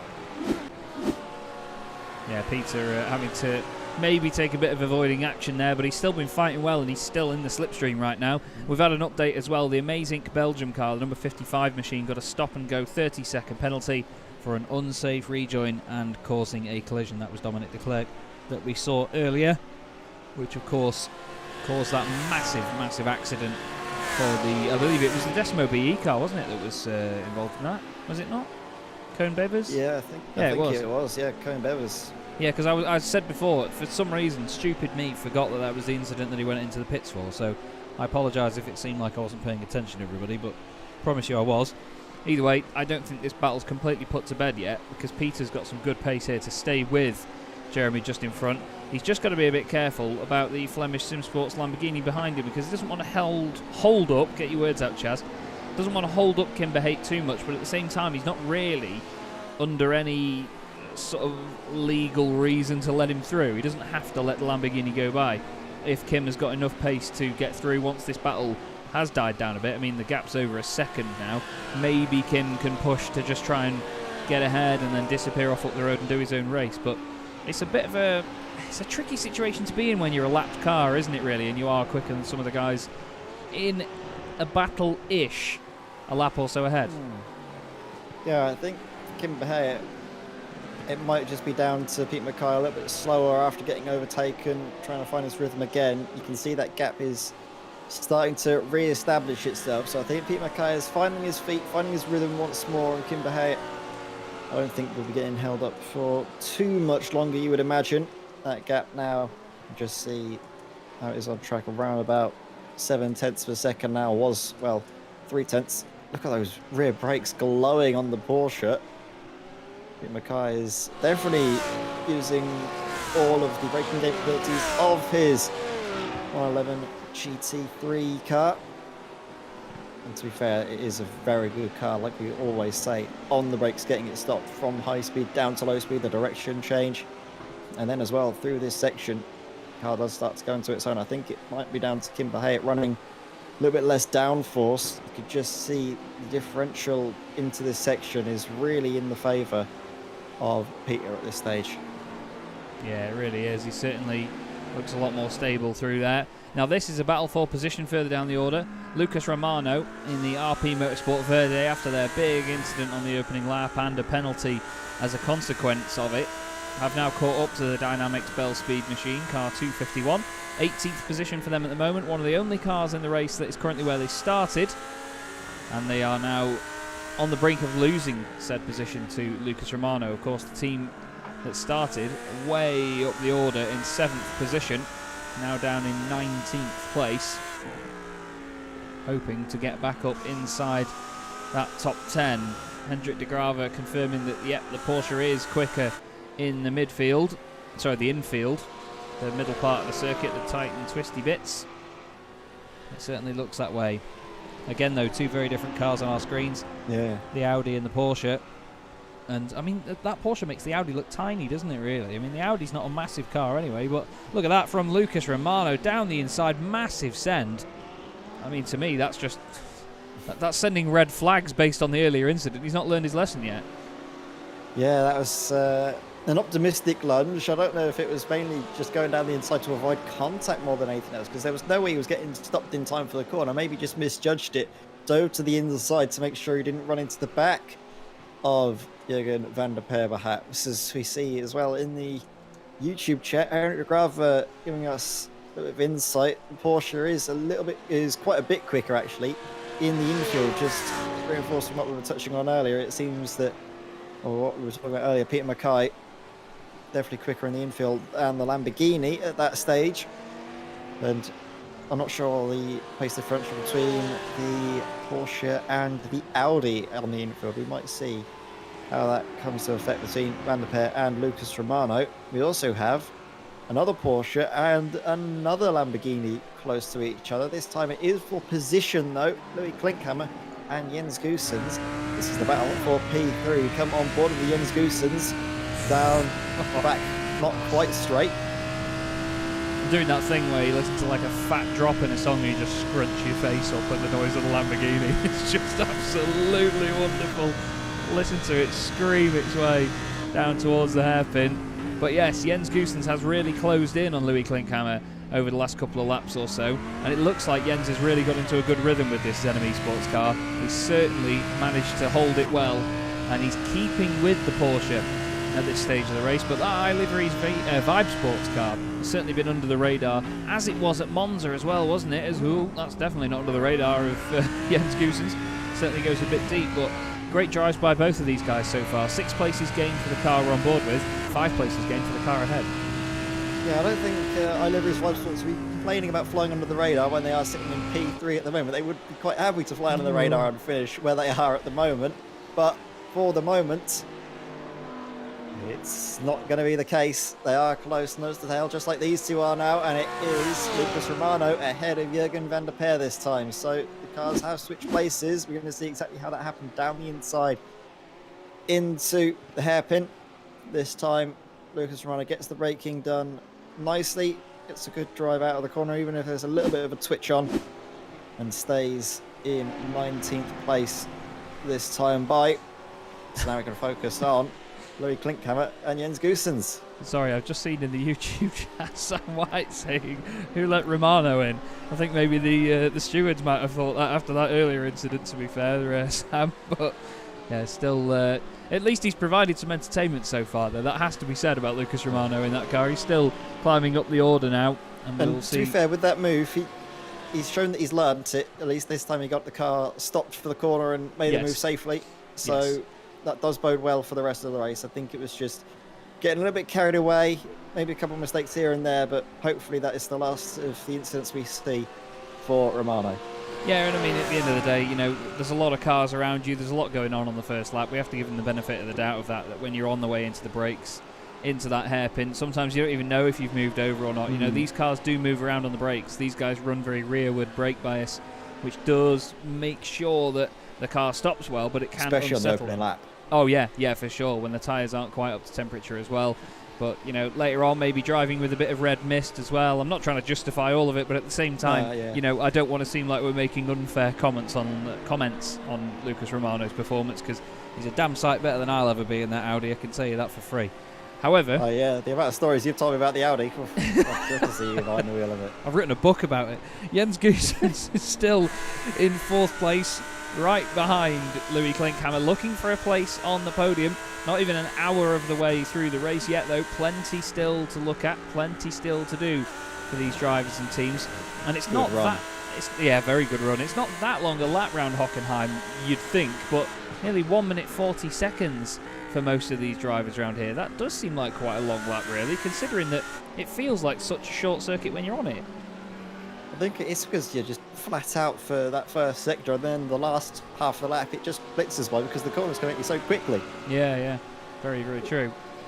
Jens Goossens is quickly arriving at the rear end of Louis Klinkhammer, trying to find his way through. We saw him have an amazing run through the first corner. Wasn't quite able to capitalise on the brakes, so the Porsche, like we're seeing in the chat from Olivier Bolting, one of the strongest cars here. Good brakes and really strong traction coming out of the corner, but we are seeing very good traction out of the corner as well. I don't think there's many cars better out of the corner than this Lamborghini, so Jens Goossens needs to set these moves up a few corners in advance. He won't be able to outdo Louis Klinkhammer on the brakes, it seems. He needs to try and find a way through by other means. Yeah, he's going to have to just work hard on this for quite a while now, I think. He needs to just keep applying the pressure, wait for a mistake from Klinkhammer. Just behind as well, Jeremy de Bover has caught the other Zenem Lamborghini of Niels de Kuiper. Niels up 6 places from where he started, much like his teammate. They started together on the grid, and they've done a really, really good job at the minute. This is the highest placed of the two, challenged by DB Audis, the number 10 car, the number that I ran when I raced the Audi actually as well. So maybe it's not such a bad luck charm. Yeah, the number 10 Audi by Chaz Draycott. How I want to scrap it, but Jeremy de Bover's doing a really wonderful job. Since learning that he races on hand controls, you know, it does give you that extra bit of respect for what he does, and fantastic capability from him as well. And the fact that, you know, he can judge what the car is doing the throttle and the braking while doing all of the turning and the gears as well, while using your hands, that's pretty amazing, isn't it, to be honest with you? So fair play to Jeremy de Bover, and he's closing on Niels de Kuiper, and now he's in the slipstream. That closing is only going to happen a lot more quickly, isn't it? I'll tell you what, Jerry de Bover must be really good at operation. The amount of ability he has with his hands to keep it nice and stable. He is very smooth. You can see just the way he's driving. You wouldn't be able to tell until we found out at Monza that he drives on hand controls. You wouldn't have believed it, would you? Because he just has such a good handle on the car.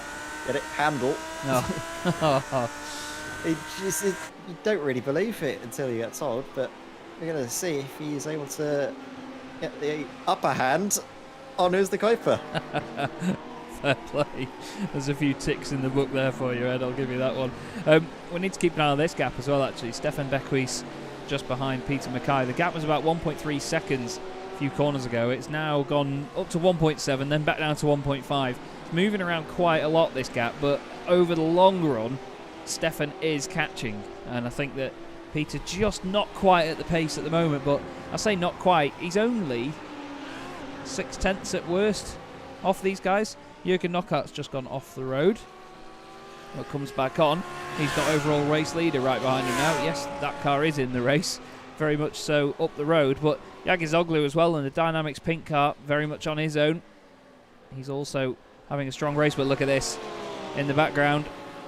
Oh, actually, apologies, it wasn't that. There was two Porsches side by side there in the background, and I've just mentioned Stefan Bequis. He's just had an off now, Ed. So again, commentator's curse coming out. Oh, and that was a big moment. Keeps out of the wall, thankfully.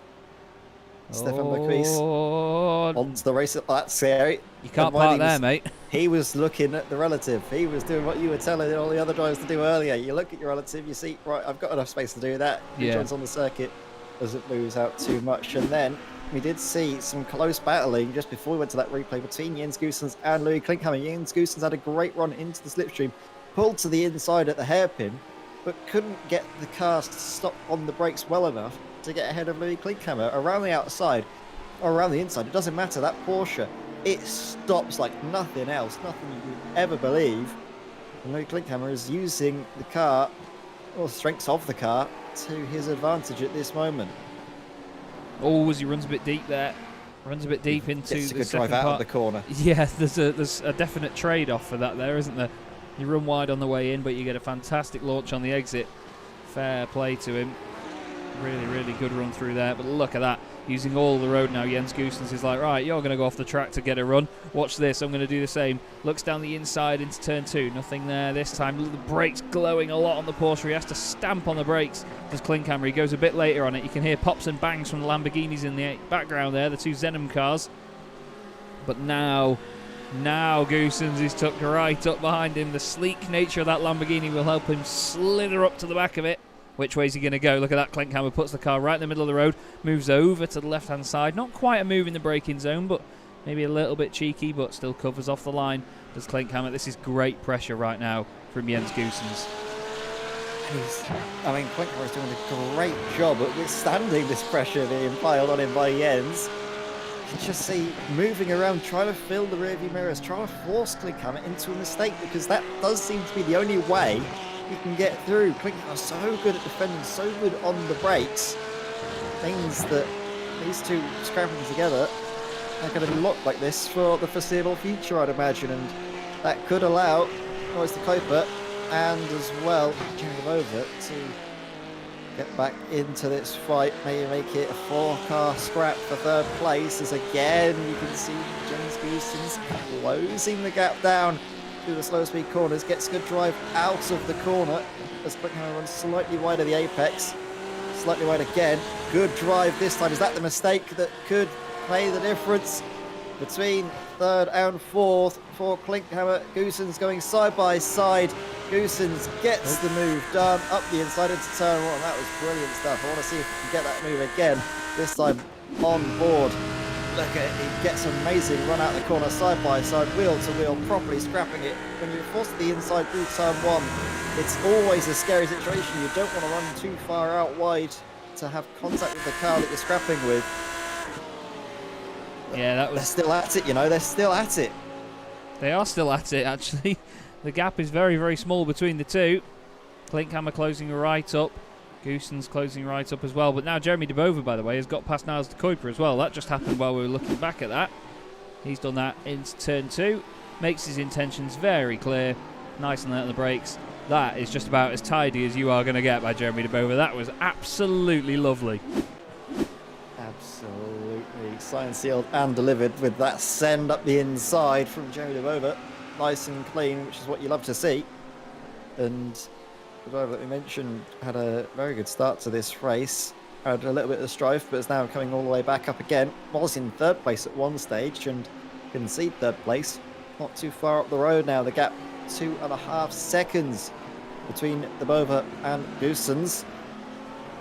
But I think Goosens is actually starting to stretch his legs a little bit in clear air now. Klinkhammer, unfortunately, dropping back just a touch. Might have used up his tyres in his defence and now is starting to feel the effects as we do approach the 1 hour mark of this 6-hour race.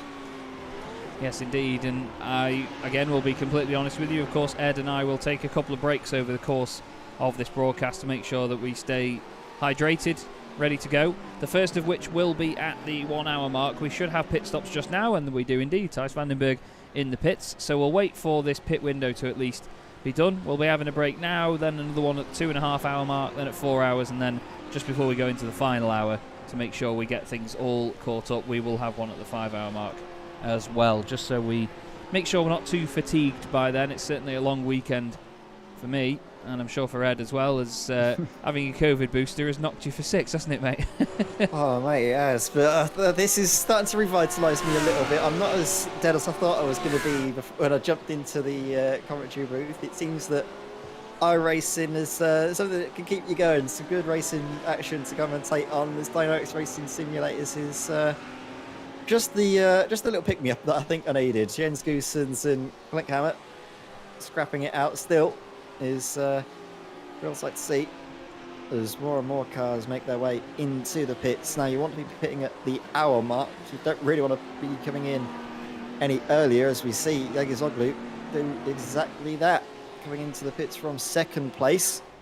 Scott McFall, actually, even on nearly 1 hour old tyres, is going fastest in sector 2. Yeah, that just on his previous lap, that one. Did a purple sector 2. Incredible stuff. And he's managed to do it as well while saving fuel, because he's gone an entire lap longer than everybody else, or he will have done by the end of this lap. These guys just absolutely nail this in this Lamborghini. It's very, very impressive, I must say. They still continue to push, but a lot of cars in the pits right now. We have a big bunch of them. Peter Mackay in for the first stop for the Porsche Sports Squad. A little bit careful there on the way into the box. Will the car disappear to change to a different driver? I think not. I think they'll probably just do 2 hours each, kind of like they did at Monza, won't they? Yeah, I think that's probably the plan. Also depends on the track temperature, if they can go an extra stint on the tyres, if they take tyres every single stop. Usually if you double stint tyres, you double stint the driver, so the driver knows the progression of the tyres, the state of them, the limits that the car can get pushed to throughout the course of their time in the car.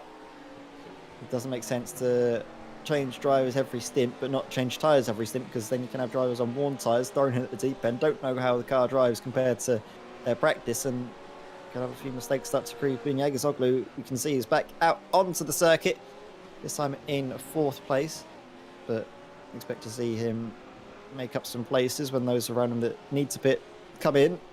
De Wolf and Heyman get to come in on their stops as Scott McFall from the race lead enters the pit lane.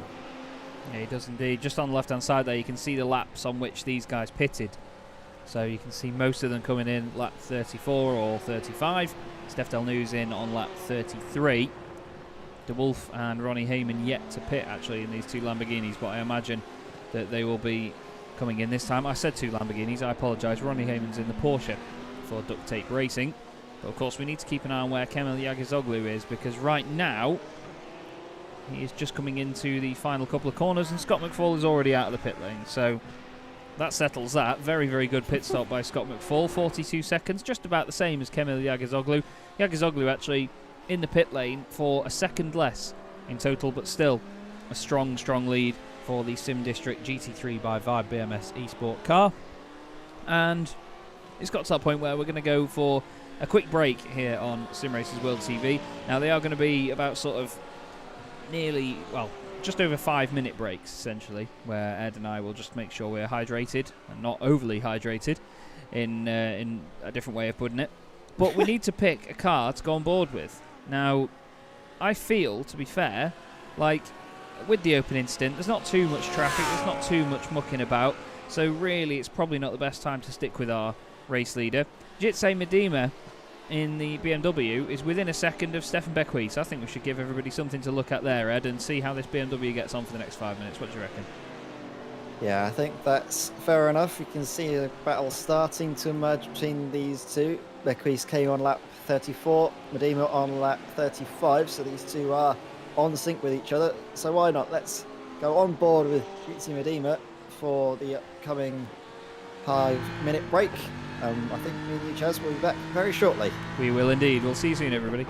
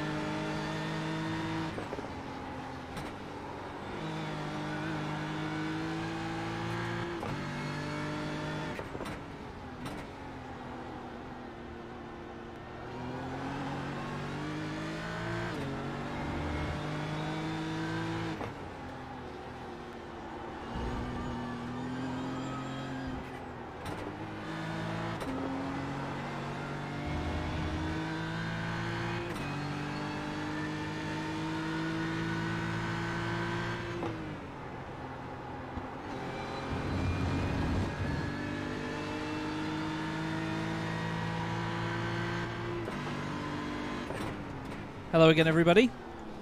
Chaz, Draycott and Ed May here with you for the DynamiXX Endurance Series third round here at Hockenheim. 6 hours of racing here this afternoon going into this evening. Of course, we were just on board with the Sim District GT3 by Vibe BMS Esports BMW M4 GT3. Easy for me to say. For just a moment there. And of course, they've just got past the WPR Racing Porsche. But Stefan Bequis very much still in touch here, Ed. Fantastic battle going on between these two. Yeah, I hope everyone enjoyed the dulcet tones of the BMW, or as Chaz would probably call them, the dreary moans. Just the dull tones. The dreary moans of the BMWs. I like it. I don't like the sound of it, but everything else about it I like. That's the one thing I'll agree here. Sounds awful, but I love it in general. I can't really say too much bad about it other than the sound. But Stefan Bequis, unfortunately, like we said, lost out on that occasion in that scrap for 10th place, but was closing in for a brief moment before having to drop back just a little bit with a slight mistake on the power. Just had to back off. But actually, there's more fighting in behind, as I think the two Audis are in with a bit of a scrap. Charged by DB, RP Motorsport Verde, and actually just up the road, Duct Tape Racing, 3 cars all closing in onto one another. Yeah, Lucas Romano, of course, in the RP Motorsport car, making his way back through the field after the early on strife in the race, chasing down Navarro de Bova, one of the cars that actually suffered as part of some of the shenanigans on the opening lap, but they were in a separate incident where the X-Swift Lamborghini actually had a spin. I must say though, Stephen de Wolf in that Lamborghini, despite the fact that that car was backwards on lap 1, they're up in 7th place right now. They're absolutely on it. That's really impressive. How have they done that? Because they have pitted when everyone else has. Yeah, that's it. He came into the pits on lap 35, and it was actually a long. Actually, no, it was saying that it was the longest stint that ever stopped than everyone else. But actually, no, I think. Yeah. It was about 42 seconds, and there were a number of cars that were about 1 minute 10, weren't there, actually? So some cars have taken tyres, I guess, and other ones haven't. Yeah, so that's going to maybe balance out as the race goes on. But yes, as we were saying, this McChallenge DB Audi just in front of Lucas Romano was part of that opening lap incident. But right now, this 3-car battle is covered by less than a second, so this is certainly something worth watching. And it's Christoph Hermans in the Duct Tape Racing Porsche, so they've had a driver change at this point of the race. Now the driver changes don't actually add any more time onto the pit stop, I think, where you figured out, do they?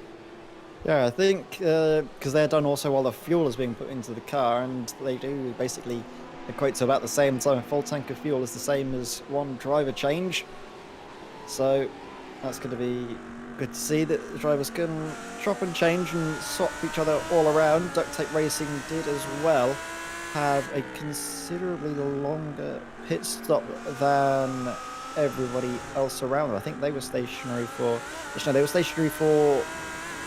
about a minute as well. Whoa, Romano off the road. Oh no, Lucas.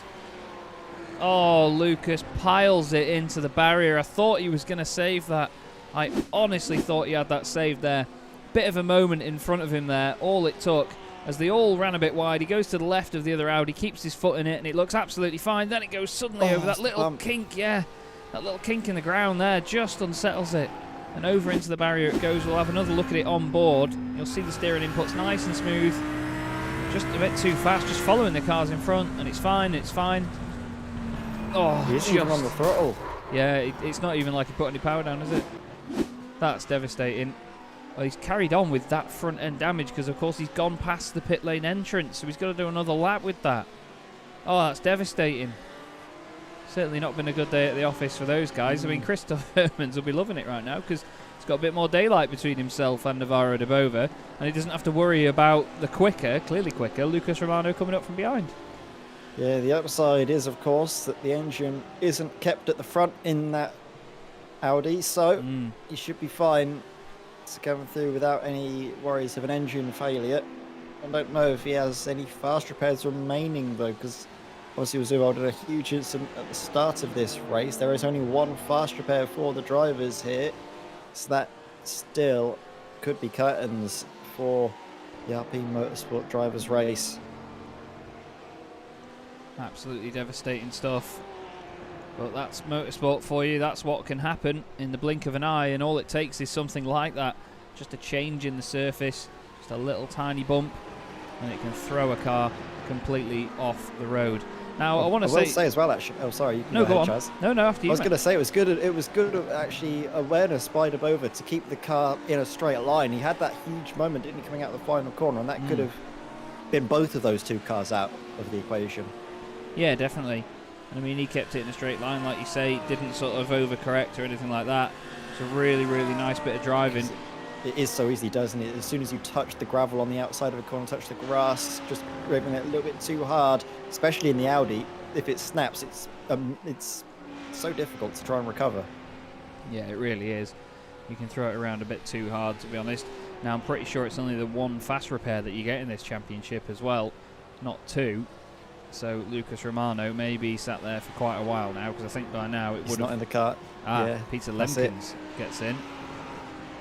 And still it looks like a very, very angry Audi R8. Looks like a very grumpy car right now. But this battle still goes on. Christoph Hermans just ahead of Navarro de Bova in the number 6, challenged by DB Audi. Easily one of my favourite looking cars on the grid. I just love how bold it is with, of course, the Belgian tricolour on it as well. I just think if you had that black in like a matte finish, like matte black with a glossy yellow and red, that would look absolutely unreal, wouldn't it? Tell you what, Chaz, you need to try and get their paint file. See if you can work some magic for them, mate. Edit it live on air. oh, brilliant! That'd be a good way of doing it. Look at that. The car is so twitchy. Still for de Bova on all the tyres. Didn't take tyres compared to the car ahead of Christoph Hermans, but is actually still just as quick by the looks of things. Even if the car is a little bit unstable, a little bit twitchy, looks nice and quick at this stage of the race. This stage of the stint is more and more cars getting closer and closer to one another. Just up the road, I think we can... Oh no, maybe we can't see. We can see it now. You can see Medema under pressure from Stefan Beckwith. And unfortunately, I believe Jürgen van der Perre is out of the race. The Dynamics Bell Speed team no longer on track by the look of it. They are not registering any lap times or any speed or anything. And as you can see on the left-hand side of your screen, it does say that they are out. Dominic de Klerk is still in the pit lane, but he has just been off the road. So we'll have to see what happened here. This amazing Belgian car hasn't had such an amazing race as... Oh, dearie me. That, I think, is going to be... Curtains. Race over for them. And back across the track. They got slapped on the wrists for an unsafe rejoin earlier on. That one wasn't too bad because there was no cars around them, but yeah, I think that Porsche is certainly going to have a bit of a shortened lifespan compared to some of the other cars in this race. Scott McFall, though, still doing what he does best really for this team, isn't he, Ed? Right out at the front of the field, disappearing off up the road. Yeah, Scott McFall is class of the field so far. Expecting him to come into the pits after the next 40-45 minutes and hand over to his teammate Olivier Bulting.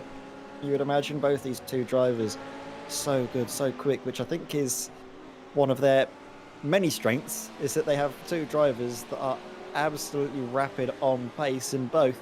I think relatively equal, you've got to say, Chaz. There isn't really one driver you can safely say is quicker than the other in that Sim District Lamborghini. And then, speaking of Lamborghinis, two of them are scrapping together, De Kuiper and De Wolf. We'll find out who is the best out of the pair of them.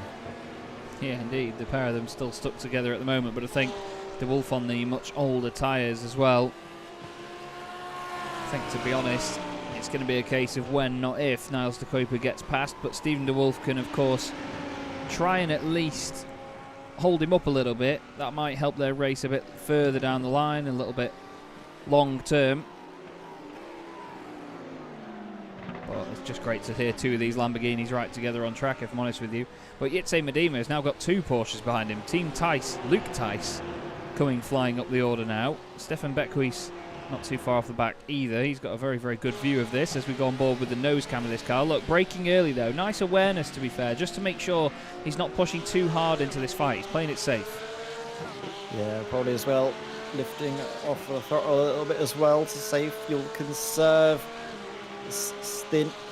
He's got 2 cars ahead that he can slipstream off of and is gaining a lot of speed. Stefan Beckery's running less rear wing than Luke Tice, you would imagine. And then down the inside into the hairpin. Does he get it stopped in time? Yes, he does. Great stuff. But then slightly sideways on the exit. That opens the door for Luke Tice to try and sweep his way through around the outside. They will scrap it out 2 by 2. Slotting in behind goes Luke Tice, and then to the outside. Beckery's covers him off down the inside, but then does that leave him vulnerable for the Mercedes Stadium section? No, it doesn't. So Beckery's holds on for the moment, but Medema will be very pleased to see these two scrapping. That's given him the breathing space he was crying out for, because they were piling the pressure on just, well, 30 seconds ago. Yeah, that's it. It can very, very quickly swing one way then the other like that, can't it? And there's a prime example of it. Certainly opened up that fight now, and that BMW will be very, very pleased to have a bit of real estate between them and the 2 Porsches, of course, because it needs it, because it's a big old car, is that BMW, to be honest. But still, it's nice to see it well represented, considering it's the only BMW in the field as well. They were very, very determined at Monza. Didn't have the smoothest of races, but inside the top 10 here with this big old German machine. Of course, it's not really its home circuit. The home circuit belongs to, well, neither of these Lamborghinis actually, but the Porsches, because the Porsche Experience Centre at this circuit as well, which iRacing recently brought to the service, which we are very grateful for. It's a very interesting thing to have on the service. And we need to have a quick look at De Bover in a second, by the way, because while De Kuiper is still trying to get this move done. Oh, big hit. Stephen DeWolf goes flying off into the wall. Massive, massive contact. Oh, dearie me. Stephen DeWolf will not be happy with that one. It was just very, very close racing, wasn't it? He just tried to tuck to the inside. And then before you know it, just the tiniest of taps spits him the other way. It doesn't even look like there's contact from that angle. No, it doesn't, does it? We'll have to... We're going to go very, very quiet on this one, but we'll go on the chopper cam and see whether we can pick it up from here. But, of course, Niles de Kuiper just behind as they go up towards the Mercedes-Benz Stadium. He stays to the left-hand side, look, and he doesn't really move around. He's in a straight line already, and there is a tiny bit of netcode there, but it was very, very close to call. And, unfortunately, Stephen DeWolf has paid the price for that one. Not to sort of influence it, but I expect some sort of slight slapping on the wrists to Niles de Kuiper there. It, of course, wasn't intentional, but it was definitely avoidable from the following car, I'd say. There was definitely reasonable helping of netcode as well. Not a lot. Yeah. I don't know if that might factor into it, because if it wasn't for the netcode, there might not have been, well, that outcome for Stephen DeWolf. And to be fair, that has put a bit of a sour note on what was a great fight before we came to it, Chaz. I was looking, and they swapped around just before as well, so they were really chopping and changing, going at it hammer and tongs, and unfortunately it ended in the way that, unfortunately, maybe some people expected, because they were, when you race that hard and that close for that length of time, sadly, it can end in tears. Yeah, it can, and it certainly did, I'm afraid. So we'll have to keep our eye on Stephen DeWolf and the X-Swift Racing Events white team. They're coming back out of the pits now, but of course they gained so many positions in the first round of pit stops. That's just completely gone now, out of the window, totally down in 15th position as they are currently. The only upside I can think, and it is not a big upside, but at least something, is that they won't need a splash and dash at the end of the race. They've essentially taken it now with 1 hour and 20 on the clock. Even if they have slightly shorter stops, which they have been doing, everyone's been doing basically up until this point, pitting just before the hour mark, you would expect most drivers come the end of the race will need that extra stop. So I don't think X-Swift Racing Events White are out of this fight just yet, but that has definitely not been the optimal way to make that extra stop. No, that's it. I can't think of any other ways to add to what you've just said, really, if I'm honest with you, Ed. You've absolutely nailed that. It isn't what you want at that sort of time. You do want to be able to take the splash and dash, but no matter how you go about it, yeah, exactly, you're always going to lose that. And there is a penalty given out to the Zenom car of Niles de Kuiper, a stop and go 30-second penalty for avoidable contact. So the stewards certainly not taking this lightly, doing a good job of at least making sure that penalties are consistent. And Niles de Kuiper, unfortunately, with just getting a little bit too close to his rival there, has caused an incident that has got a lot of damage for them, and of course put them in the pits, dropped them back by, well, some minute or so now from where Niles and his team are. It does all make a big difference. I mean, fair play to Stephen de Wolf for at least getting the car back. You know, he pushed it all the way around the remainder of the lap. We've got Peter Lemkens in the pits, of course, from that earlier damage. That car's been there for 10 minutes. Keen Cowles for Amazing Belgium is in the pits as well. He's had another off in this Porsche, you know. Actually, this was the incident we saw before, wasn't it? Yeah, it is. Yeah, it's the exact. yeah, It's just because, to explain, when we have our timing software, everybody, when there is a driver change, it does actually say that the driver that's most recently in the car actually had the incident. It changes all the names. So, yeah, I was going to say, I don't remember seeing Keane have the incident. That, of course, was Dominic Leclerc earlier on.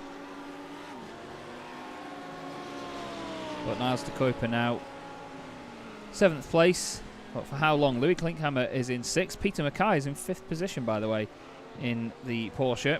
Now, Louis Klinkhammer did take tyres, though, so Louis will be closing in on that fresher rubber. So, before long, you reckon, Ed? Potentially. We'll see how the race materialises. But yeah, Louis Klinkhammer with fresh rubber should probably close in quite quickly to the rear end of Peter Mackay, you would imagine. Just looking at the previous lap times, yep, like you said, a second of a lap faster for Klinkhammer compared to Mackay. But it's not really Mackay's race to fight with Klinkhammer at this stage. When you're on older tyres, there's no sense scrapping with someone who's going to be on fresh rubber, going to be coming at you like a bat out of hell. Will Klinkhammer, driver that was up into 3rd place before the pit stops, before taking the tyres. So you wouldn't put it past him to try and make up all of that lost time later on in his stint. Just see as well, this time by, again, advantage for Klinkhammer by the tune of 8/10. Lucas Romano in the chat as well, mentioning that he wasn't going too fast. It was both wrecked, or he had to choose the grass, and he did the second since it was Navarro, and that's a completely fair comment. You know, he's at the end of the day, we did point out that it was definitely a situation where you had to make a very, very quick decision, and it's just a shame that there was that little tiny bump there that spat the car off to the right. Yeah, really unsettled it. And you do get these access roads, don't you, that come across the grass, on even the gravel sometimes, on certain circuits, and it does sort of make you wonder why they feel the need to put them. But I suppose at the end of the day, you wouldn't want something getting stuck on the grass. If you need to give it a road and a way to get to the track, then it has to be done. It's just part of the racing, unfortunately, isn't it? Yeah, it is. And we did touch on it as well, I think, with that incident with Lucas, is that he went off of the circuit. He wasn't on the throttle as well. He was just trying to rejoin the track in the safest way possible. Got caught out by the bump, which was dreadfully unfortunate. He did basically everything right. If it wasn't for that bump, we wouldn't have had to have been talking about the incident. We were just talking about what a great evasive action it was, but unfortunately that's the way things go in this racing world that we all take part in.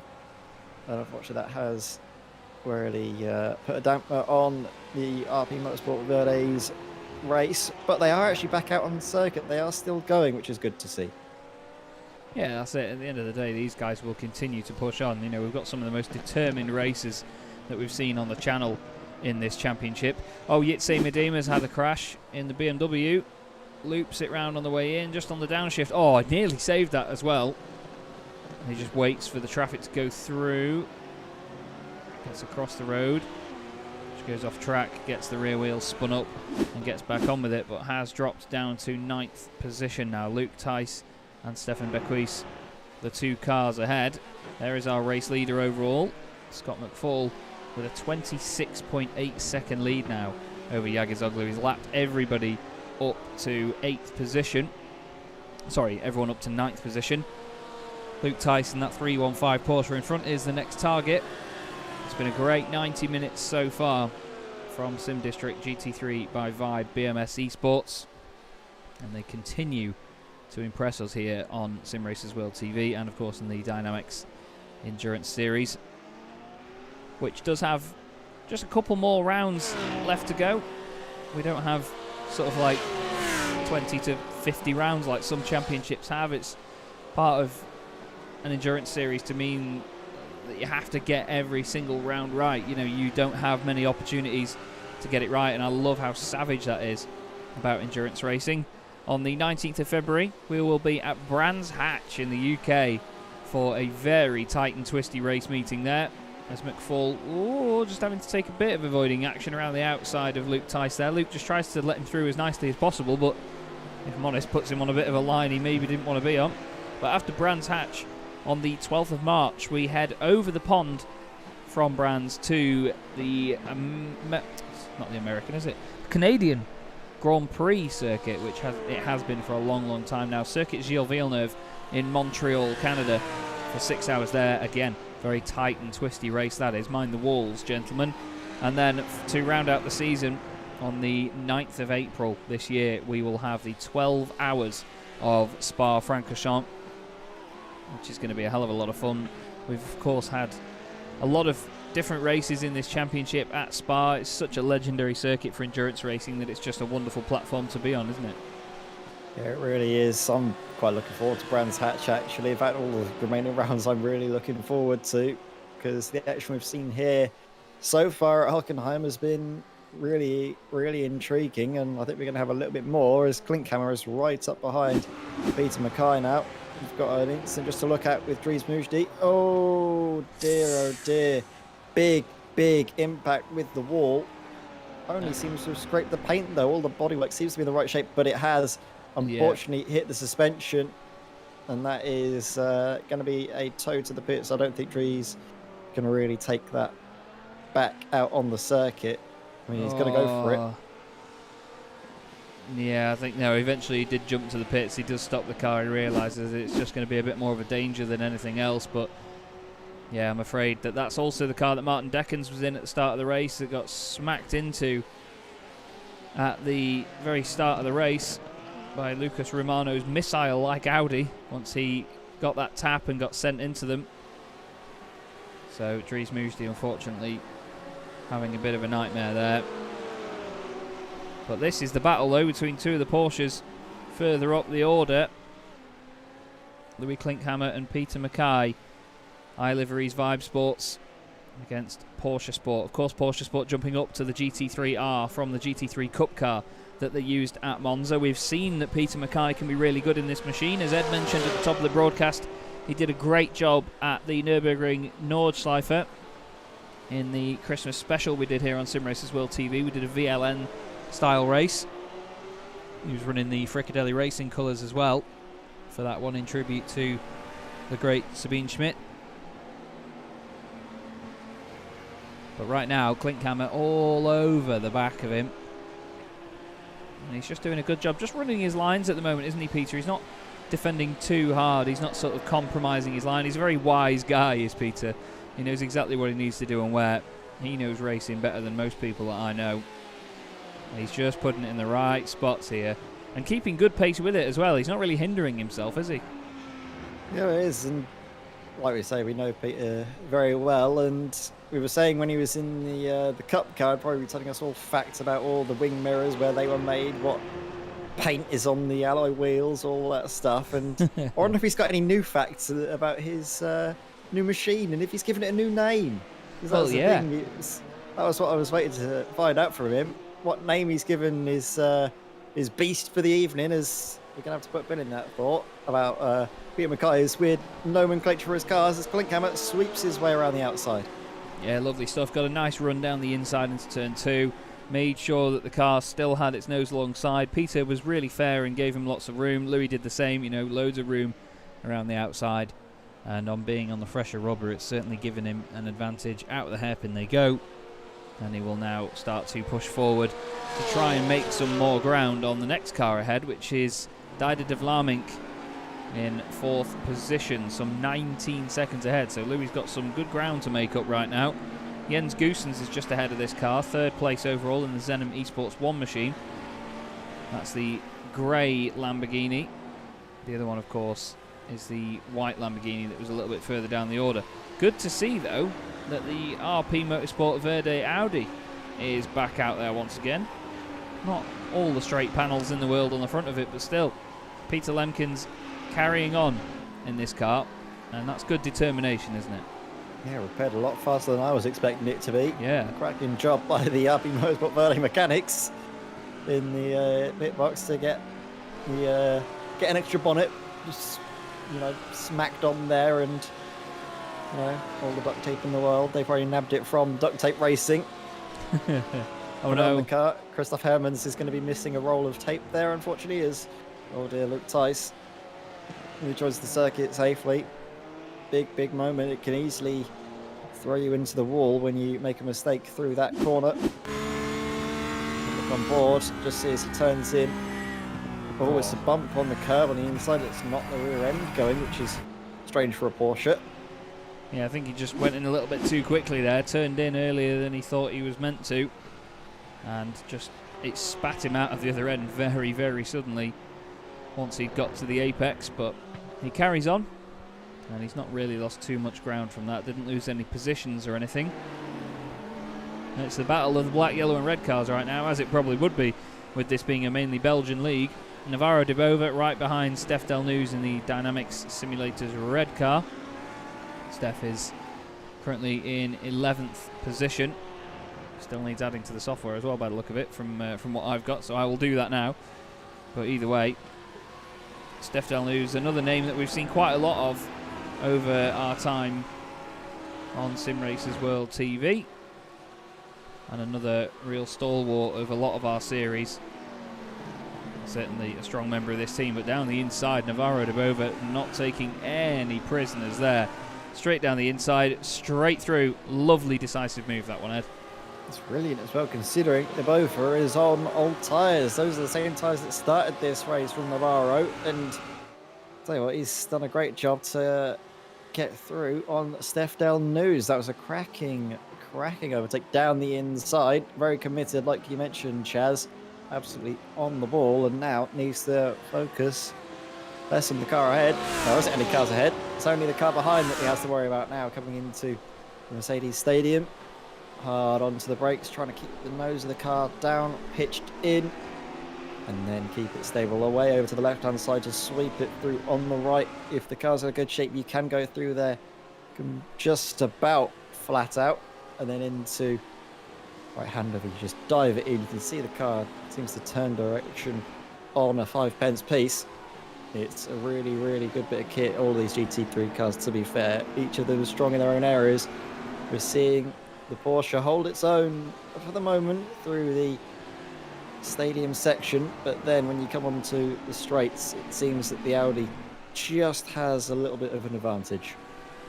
Yeah, it seems like the sort of slippery, sleek nature of the R8 just really helps it in the higher speed stuff. We've had a bit of a moment for Stefan Bequis. I think he's just gone off for a moment or so, just into the hairpin, maybe just focusing on what the race lead is doing.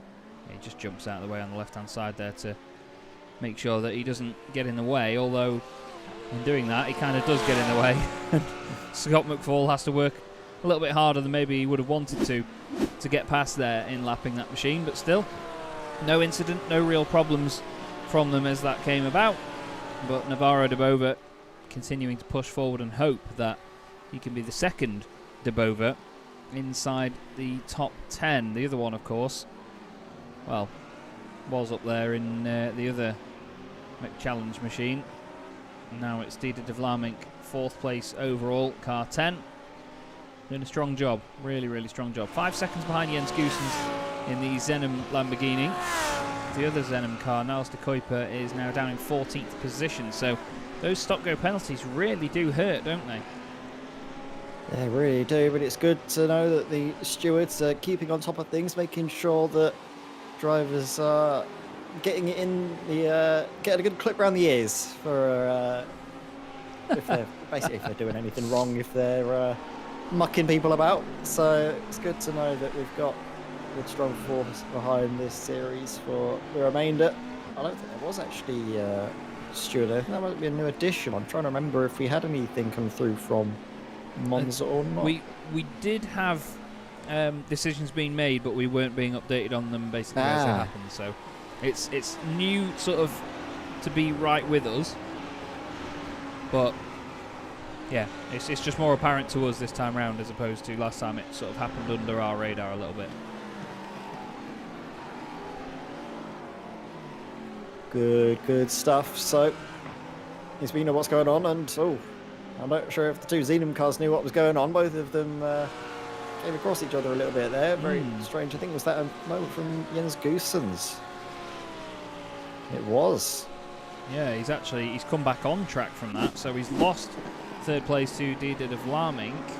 As around she goes, and yeah, it was just as he came back. So I was going to say I thought that it was the same car that was stopped, but for some reason part of me thought it was a car further down the order. I'm not quite sure why. I think because the white Zenem Lamborghini was the one ahead of the grey one earlier on, but that's just me being very, very, I don't want to say ignorant, but sounds ignorant, doesn't it? Steph Del News still trying to chase down Stephen DeWolf. He's actually getting closer to Navarro de Bova right now. For some reason has just dropped off the pace a little bit in the last sector or so. Not quite sure why, but again, it just comes down to the different strengths and weaknesses of these cars in this race. We see them all have their own peaks and troughs, especially when it comes to stints as well, because, I mean, some of the cars can look after their tyres a bit better than others can, and other teams can look after their tyres better than others can. So it's not always the easiest of things to do. You can see the team names on the left-hand side now as well, just to clear things up a little bit, just in case you don't know each driver from each team. But right now, the Sim District GT3 by Vibe BMS Esports Lamborghini at the top of the pile, a nearly half a minute lead over Dynamics Pink. Then McChallenge by DB's Audi in third position. And then Zenem Esports as well, just behind them. Going to just quickly change that over so we can see the... No, excuse me. What are you doing, Chaz? So you can see the car numbers and the gaps as well. Does fill up a lot of the screen though, doesn't it? I have to say as well, what was surprised me is how much Scott McFall is actually pushing still. You can see, especially coming into the stadium section, and again through there, he's getting a little bit twitchy, a little bit slidey. Really trying to get the car's neck fully ringed out.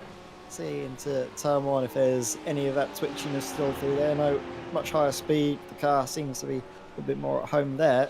It is also very difficult to get that last corner nailed down because you're constantly trying to keep that weight transferred right through those double right-handers to keep the car in the nice sweet spot to go through the first one at high speed, then to slow it down just a touch while keeping enough momentum to get a good enough exit and to also use all of the circuit to your advantage, obviously getting over the inside curb enough, getting to the outside curb enough. It is a very fine balancing act that is made all the more difficult when, like Scott McFall, you're on tyres that have done, well, 1 hour and 40 minutes.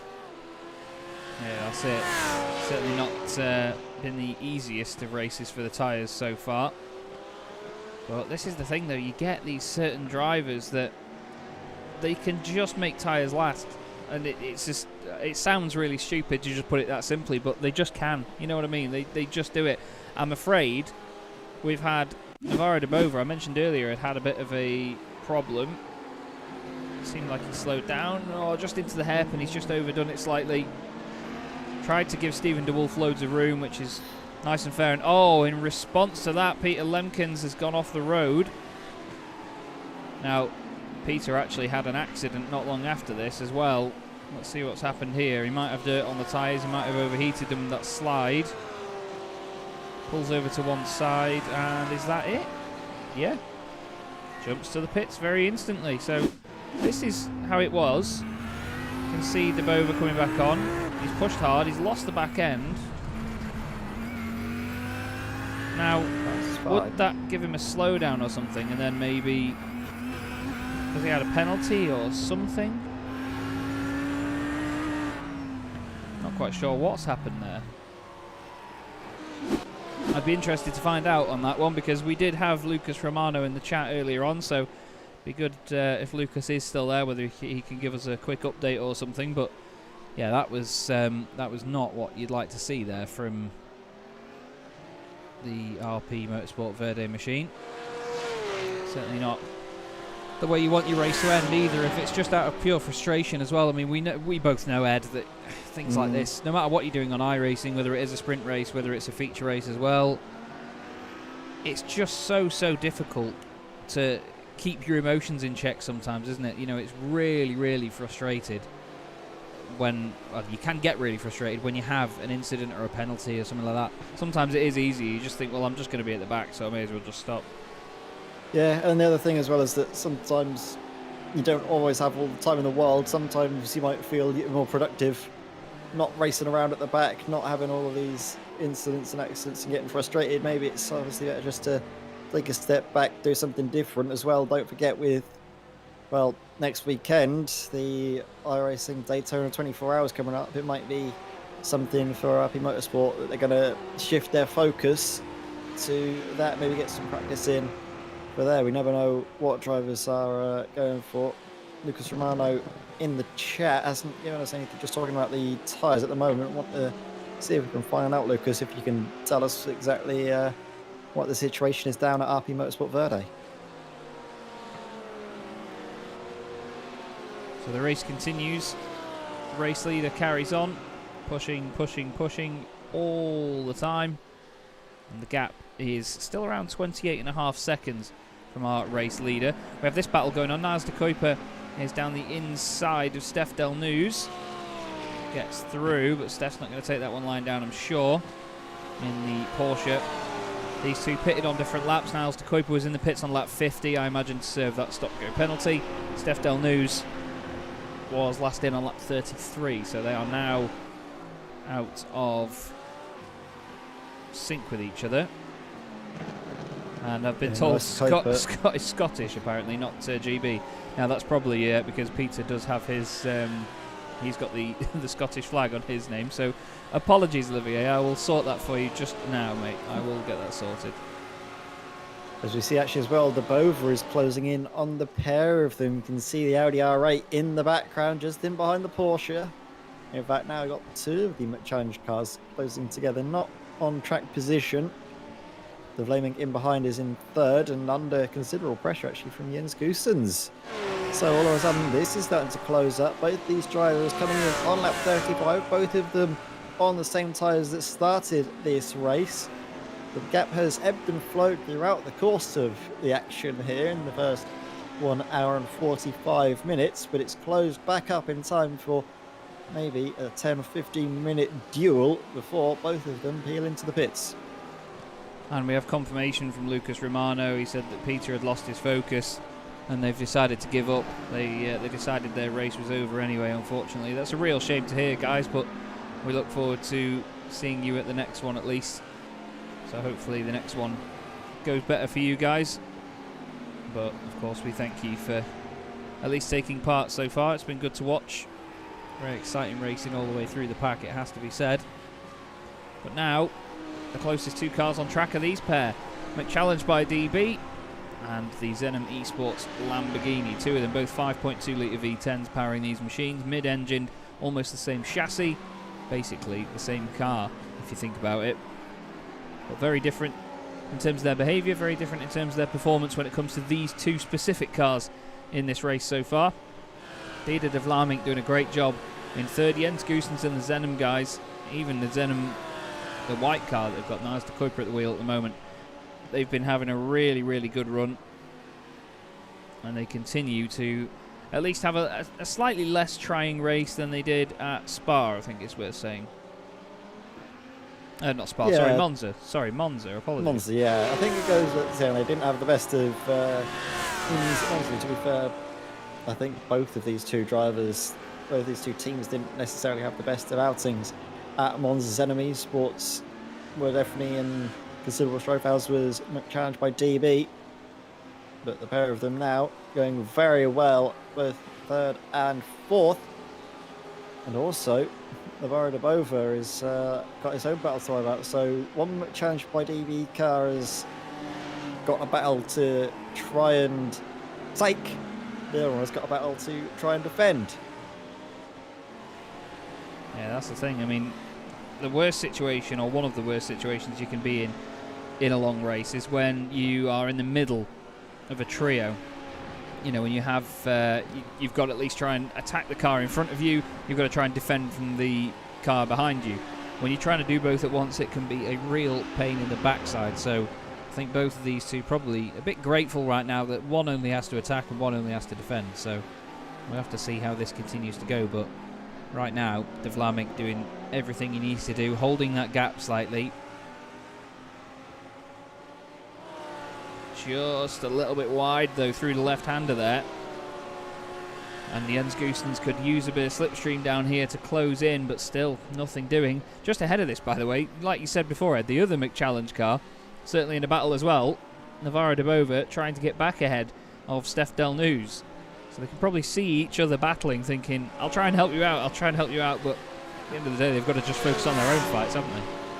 Yeah, definitely. I was actually noticing as well, even though you were talking about Jens Goossens trying to get into the slipstream, actually he's running a bit higher wing. He was actually dropping back from De Vlaeminck for a bit. So I'm not sure if that was just down to fuel saving or if it was maybe just down to didn't have the grunt in a straight line compared to the Audi R8, which has been seen like an absolute rocket ship in a straight line. Might see if we can go on board with Jens Goossens next time by to maybe hear, maybe see if he's lifting off, if he's maybe quite content to stay behind, or if he is trying his best to go on the offensive. Here we are then, inside said Lamborghini. We'll stick with him for the first half a lap or so and then at least see what it is like down that back straight. It's an all-important section of the circuit because it is a real good opportunity to do some fuel saving. This Lambo makes a hell of a racket, doesn't it? Up over 200 kilometres an hour down the straight, nearly at 220 before turn one. Bit of brakes on the way in, plenty of runoff on the outside. You need to be very careful though because it's quite lumpy curbing over there. There's a few different layers to it, or at least different areas to it. Now, hard onto the brakes into turn two. It's all about getting a good run out of here. Jens Goossens tries to just straighten it up on the exit, and here we go now into the slipstream of the R8. Is he catching? Yes, he is lifting, Ed, you're right. Nice spot. Well spotted, mate. Because there is definite lifting going on there. Maybe just a bit of fuel saving. Continues to just put a bit of pressure on the back of Didier De Vlaeminck. Maybe he's just wondering if they catch this battle in front, which has changed around again, they might get held up by traffic here and be able to take advantage of it. Yeah, as well, we were examining all of the fuel saving. There was a little bit more action up ahead. De Bova down the inside, hard onto the brakes, getting the better of Steph Delneuse. So that's going to definitely help out both of these challenged by DB cars. De Vlaeminck, I'm not sure if he's going to be completely aware that Jens Goossens is saving fuel, but that he's a smart cookie. He knows what's going on. He knows that he's not going to be under massive pressure from Jens, just can't afford a mistake because, of course, Jens will take that opportunity to get ahead. No questions asked. Instead, he can just focus on getting through these, what will become back marker cars eventually, and hope that he can get through. Actually, Steph Delneuse does it for him, gets out of the way nicely coming into the pit. So that's helped out De Vlaeminck considerably. Doesn't need to worry about any back markers in his fight against Jens Goossens. Zenemy Sports 1 really piling the pressure on, but quite content to save fuel. And actually, to give De Bova credit, he is lapping basically on pace with the drivers in third and fourth. Yeah, he is. Last time round, a 140.17. These two that we look at now both did 140.2s. So he's got maybe a couple of hundredths of a second in his back pocket over these guys. So there's definitely some sort of matching of pace going on there. And now he's got a bit of clear air in front of him, so he doesn't need to absolutely cane it. to try and get past anybody. He's just got to use that clear air and just go for it. So Olivier Bultink has, well, he's just delivered the ultimatum to everybody. He said, I've got to go now to prepare for my stint because there'll be a pit stop very soon. So we're about to see the man that put it on pole, I think. Olivier Bultink getting into the lead car, which is this Sim District GT3 by Vibe BMS Esports Lamborghini. He's got the WPR Racing Porsche of Stefan Bequis right behind him, trying to put a bit of pressure on. But Scott McFall doing a wonderful job at leading this race from the very start for now. Nearly 2 hours of the way into the race. Dieder de Vlaeminck, though, holding on ahead of Jens Goosen so far. I wonder whether this will change around in the pits, because I think we should see pit stops either on lap 70 or 71 from these guys. Race leader is on lap 68 now. Still wonderful to watch GT3 machinery race around Hockenheim like this. And to be fair, we've had a good turnout as well from the whole series so far. I mean, at the end of the day, in an endurance race, I often find, I'm not sure about you, mate, but I always find that when you do get these 60 to like 100 car grids in the real world, and even like 50 cars in iRacing, it just sometimes is a bit much. You know, as a commentator, you want to be able to log everything in your head of what's gone on, and to require something else to do that for us sometimes. I sort of feel a little bit inadequate, but I think a field like this is just about the right size, as that gap is just about the right size down the inside for Jens Goosens, who goes through on the brakes ahead of de Vlaeminck. Yeah, wonderful stuff. I was about to say, is as we approach the pit stop phase, does Jens Goosens want to get ahead, or does he keep saving the fuel? I think he's saved enough fuel, and now, like we were saying, he's gone for the move, he's made it stick, and now up into third place. Even with that little mistake that we saw him make earlier, has been able to recover back up into third. Now though, what will the Bova do? Obviously, his teammate is in a fight for third place, and I'm not sure if it'd go down too well if he upset Jens Goosens too much, but of course you could be clever with how you do it, or just get out of the way in a corner maybe that slightly slows down Jens Goosens, and then peel off down a straight, give the slipstream to your teammate. It doesn't obviously equate so much, but you know, a few tenths here and there can make all the difference.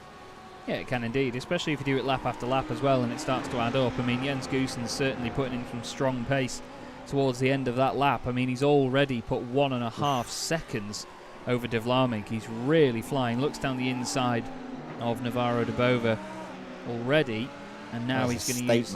Yeah, it really is. Now he's going to use the slipstream as well to get past. Of course, Navarro's not going to block him or anything like that. Nice, fair stuff from Navarro. He could have gone down the route of holding him up there for his teammate, but it's not his race to have right now in that situation, so fair play to him. He's at least got out of the way, or has he? Looked like he was late on the brakes for a second there. But Jens Goosens now, bit of gap between the two of them, and he is off up the road in third place. But as mentioned, I think it might be this lap or the next one where we're going to see the next round of pit stops, Ed. It's usually just under an hour in GT3 cars. I think they've probably not saved enough for an entire extra lap, but I suppose it's now time for them to prove me wrong. Yeah, I think Jagisoğlu is going to be our early warning system for all that. Just up the road, came in on lap 35, as did Goosens, de Vlaeminck, and Jagisoğlu goes around for his 70th lap, so would probably be expected to come into the pits probably this lap or the next. Same for Jens Goosens and Didier de Vlaeminck.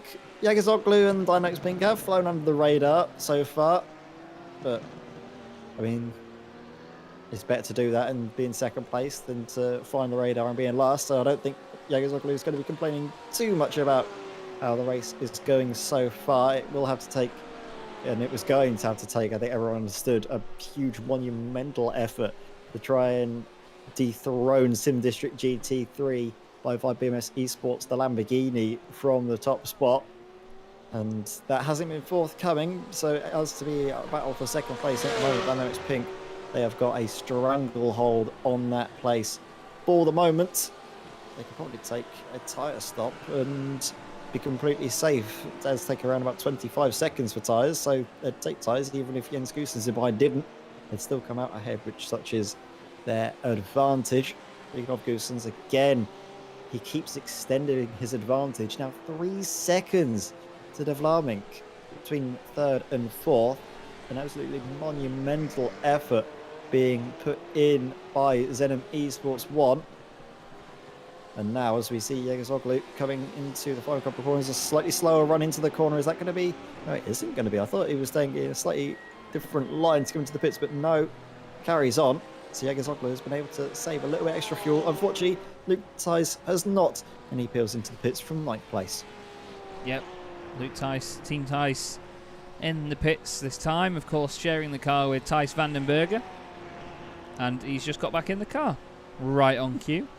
So another little driver's change there for those two. These guys going through your shot. Christoph Hermans and Stephen de Wolf separated by less than a second right now. This number 33 Lamborghini trying to climb back up the order at this point of the race.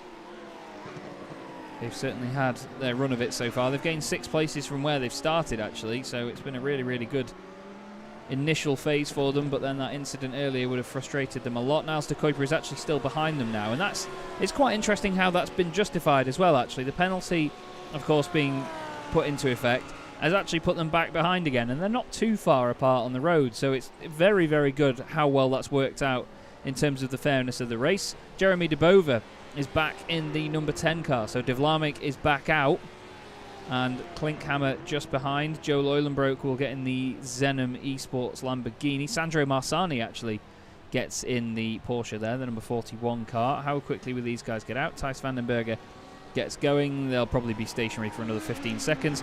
But how on earth are they doing this? Scott McFall back out for another lap extra compared to his rivals. He's now, as of where he is right now, he's lapped everybody in the field except for Kemal Jägersoglu, who's just coming into the pits.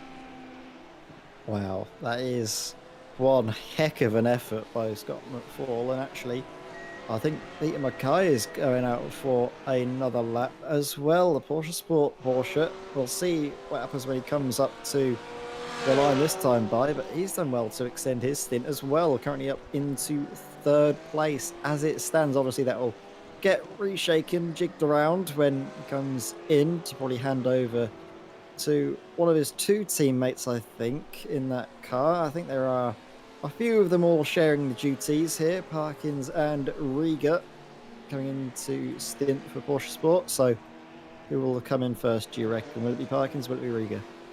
I think they'll probably put Parkins in for the end. I mean, Paul Riga is an absolute star as well. He's very, very quick. And he's been nicknamed Paul Anchors Riga because he's so good on the brakes, although he very ironically outdid himself here at Hockenheim. Drilled a lot of cars on the brakes, actually, in the Porsche Club of Great Britain Sim Series. Stephen de Wolf has just got past Christoph Hermans in the Porsche there, the duct tape racing machine. So Stephen continuing to push forward. I'm not sure what it is about this Lamborghini, but this to me looks like a more determined Lamborghini than all the others. Stephen de Wolf's car certainly looking angry, looking like he's getting on with it. And I've got it right. Ryan Parkins is the man to confirm that Paul Riga is getting in the car next. Peter Mackay in the pits right now. There goes the number 88 of Jesse Hendricks, and there is Paul Riga, number 101. And there is our race leader. What a very that was a very quick pit lane entrance, and of course, yes, he did. A little bit too quick. Slightly. Yeah, a little bit, a little bit too quick for his own good there, but still shows you that they're quick at just about doing everything. Olivier Bultink in the car, then that's going to scare everybody else out on track, but. I mean, you saw it there. Jesse Hendricks leaves the pit lane, the car that's been in 2nd place, just as the leader gets into their pit box from the following lap. It's pretty immense, really, that, again, this Sim District team have done this so well. There's the number 3 car getting out of Jesse's way, and the Dynamics Pink car continues on.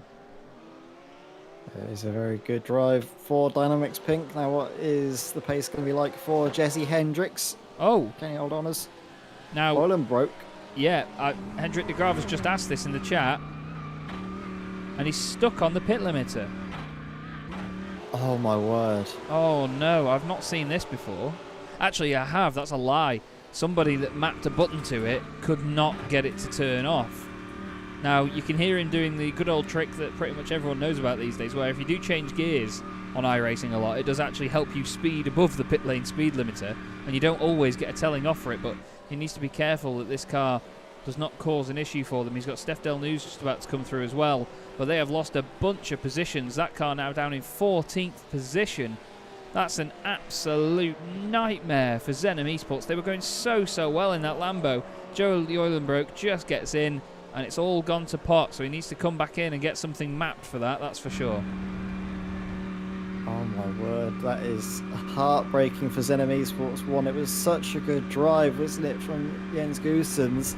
Real statement before he came into the pits, extending his advantage to 3 seconds before he handed over to Joel Eulenbroek, and then it's all just gone, like you mentioned, to pot, to hell in a handbasket for Zenom Esports 1, and unfortunately, coming into the pits now, he's going to have to come out. Someone else will have to hop in. Will it be Jens Goossens just to come back in for another stint that maybe he was not expecting to have to do? Yeah, indeed, and you'd hope that this would be very, very quick. And, oh, he's getting out of the car. Jens Goossens back in, so yeah, he's got to hand over. If it's an issue that you can't fix like that, he has to hand over to Jens Goossens. Wow. So, Jens Goossens sits in the car. Does he get going straight away? They'll, of course, have a minimum amount of time where the driver change will go on. Now, this is a battle, actually, for position that's just going through. Kimber Haight and Paul Rieger, Paul Ankers Rieger, as he's known, looking down the inside of the Flemish SimSports Lamborghini. Possibly the most beautiful car in the field. Sorry, boys. But right now, Rieger all over the back of him. Let's see what the slipstream's like down here then, as we look at the back of the Lamborghini Huracan. Look at the speed of that thing in a straight line. It's like it's got a rocket in the back of it. Yeah, and also, I think it's down to the difference in fuel. Kimber Haight came in on lap 38. So we expected to see him in the pits any minute now. Paul Rieger, lap 71. So that's the difference between a full tank and an empty tank of fuel, it seems. Even with slipstream, Paul Rieger cannot close the gap to Kimber Haight at this moment in time. But Kim, we expect to see come into the pits any moment now. So Paul Rieger won't be getting frustrated for too much longer, you'd imagine. No, that's it. He just needs to make sure that he's at least putting some solid pace in on these laps where he's come out and he is stuck behind the Lamborghini in front. But as expected now, we'll probably get Paul in for 2 hours and then Ryan Parkins in for the final 2 hours. So Peter Mackay has done his bit. He can chill now and have a whiskey or have a delirium or something. I'm sure he's probably all done with racing for this weekend. But then again, when is Peter done with racing? He's probably either going to stick this broadcast on or he's going to watch something else back. We do have the Le Mans Virtual going on as well this weekend, let's not forget. I've got a number of friends racing in that and a number of friends working on it as well. My teammate at Zanshow, Lewis McGlade, is on the commentary with my good mate Chris McCarthy, and I'm actually going to be involved later on with the Ferrari Driver Academy esports team. I'm going to be doing their Ferrari live show. Nothing about Ferraris here though. Paul Rieger down the inside of Kimber Haight, nice move. I think Kim knows that they're at a different sort of stage of their race, stage of their stint. Doesn't need to fight it too hard other than to just maybe hold Paul up a bit, but he's closing back in on him now. Maybe he knows that he's not got enough time to save another lap's worth of fuel, but certainly still putting the pressure on. He's not backing down from this one, is he? No, he definitely isn't. Keeping close enough, but probably knows this is his in lap, so isn't thinking of closing in. Up ahead though, we have got I think some close fighting for third place, if I'm not too much mistaken. Stephen Wolf yet to pit, however, so not sure if that is going to be the case or not. Challenged by DB right up behind him though. Very close fighting between third and fourth. Yeah, indeed, we do have Stephen DeWolf 13 places gained at the moment for the X-Swift Racing Events white car. They came in on lap 47. Olivier Bultink, fastest lap of the race as well, is just awesome. Absolutely awesome. 1:37.59. Nobody else on the last lap was even in the 38s. Everybody's doing... Oh, no, that's a lie. Sorry, Sandro Marsani did a 38.6, 38.9 for Jeremy DeBover and 38.9 for Paul Rieger. So apologies to everyone that I just completely discredited there, but even still, a 1:37.59 is absolutely unbelievable pace by Olivier Bultink. We've got Jesse Hendricks in the Dynamics pink car, number 88 machine. Another very good looking car. I don't know if I could actually pick a best looking car of the field. The Flemish car's up there, this car's up there as well. We have really been treated this season to a good looking grid, haven't we?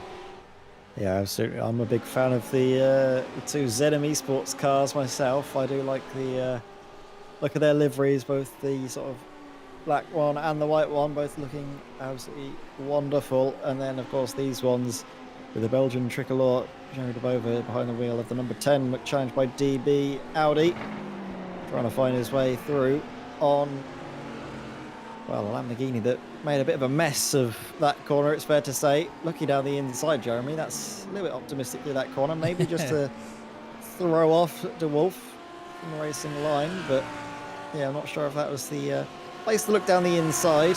That was from the Dover, but still both of them going strong. And actually, we're not expecting, at least I'm not expecting to see that Lamborghini of Stephen De Wolf in the pits for another 5 or so laps. Yeah, there should be a few of them out of sync that we need to try and keep an eye on. Laps, I think. Yeah, we need to keep an eye on the out of sync cars, because all of a sudden people are going to just appear up the order, aren't they, as this race goes on. But we've had 3 retirements so far. The amazing Belgium car is still going, by the way. Keen Cowell's still pushing that thing around at the moment. Another driver that needs adding to the software, as it seems. But still, he is another one that is very, very determined to get this car to the end. And you can't blame them, really, because there are championship points available for it. May not be all the championship points in the world, but they're at least trying what they can to make sure that they get some, because at least if you score 1, you've scored more than the teams that didn't score any, haven't you? Yeah, I mean, how many times have we seen championships decided by just 1 or 2 points? It's thin margins here in the racing world, so any advantage you can get, you might as well take it. So, amazing Belgium out in force for the remainder of this race. You would expect us to try and at least finish this race and get something out of it, because they've put in, you'd imagine, a lot of work preparing for this race, and for it all to go away when the actual event is on will be thoroughly disappointing. Yeah, that's it. You need to just push, push, push as long as you can. Just trying to see if there's anybody that's really sort of outpacing the cars around them right now, but it's quite evenly spaced with all of them. It looks like Ronnie Heyman's going quite well in the mid-pack as well. That's the Duct Tape Racing car in 11th position. He's going quicker than the Sim District BMW just in front of him. And Scott McFall in the chat, good to see you, mate. Well done on that first stint. He said it's a tough opening stint. 18% left on the rear tyres. Wow. So you can double stint them, but only just. Wow. That's more than just tough. I don't know what that'd be. That's 18% left on your rear tyres. Well, I suppose if you think about it in the long run, that's what, 40% per stint? Yeah, about that. That is. So that is going to. An effort. Yeah, they are going to feel pretty awful after just one stint. So I think really double stinting is. I don't know if it depends on how the car feels. Let's just put it that way. You know, we can speculate all we want, but it is the way that you can make the car feel and the way you can balance it and get performance out of it. And thank you very much, Scott, for the kind words as well, saying great stream. Hope you are all well. Yes, we are very good, thank you. Ed's recovering from his booster, and I'm trying to remain awake after what is a very long weekend for me. I've already done a lot of voiceover and recording stuff this morning. I've got this broadcast till about 9 p.m. Then at 1 a.m. and UK time, I'm joining Ferrari on their virtual Le Mans Series show, where I will be until 5 a.m. UK time, and then at 1 p.m. tomorrow I'm working with Williams Esports on the 6 hours of Red Bull Ring. So it's going to be a very, very long weekend for me, but a very fun one indeed, working with some phenomenal names and some phenomenal people. So this is probably the most. This is the most relaxing stage of it, I must say. You're all probably thinking I'm bonkers for thinking that doing the broadcasting and commentary at the same time is relaxing, but I know the series, I know the drivers, I know this thing very well by now, and it's certainly a lot of fun to continue to broadcast this on iRacing and of course on Sim Racers World TV. But so, mate, by the end of the weekend, your blood is going to be what, 50% Monster Energy, I think, to get through all of that. I'm not having one. I'm very proud of myself. I'm not having a single one. Well, that's a lie. I might have one later, but I'll have to go out and get it, and I don't think I can be bothered. But either way, mate, that is a mood. That is a fat old mood. I want an energy drink to keep me awake, but can I be bothered to go get one? No. No. It just sums it up, doesn't it? Absolutely sums it up. But either way, phenomenal weekend to be a part of, and I mean, I'm not the only one that's having a good weekend either. I mean, look at Peter Mackay.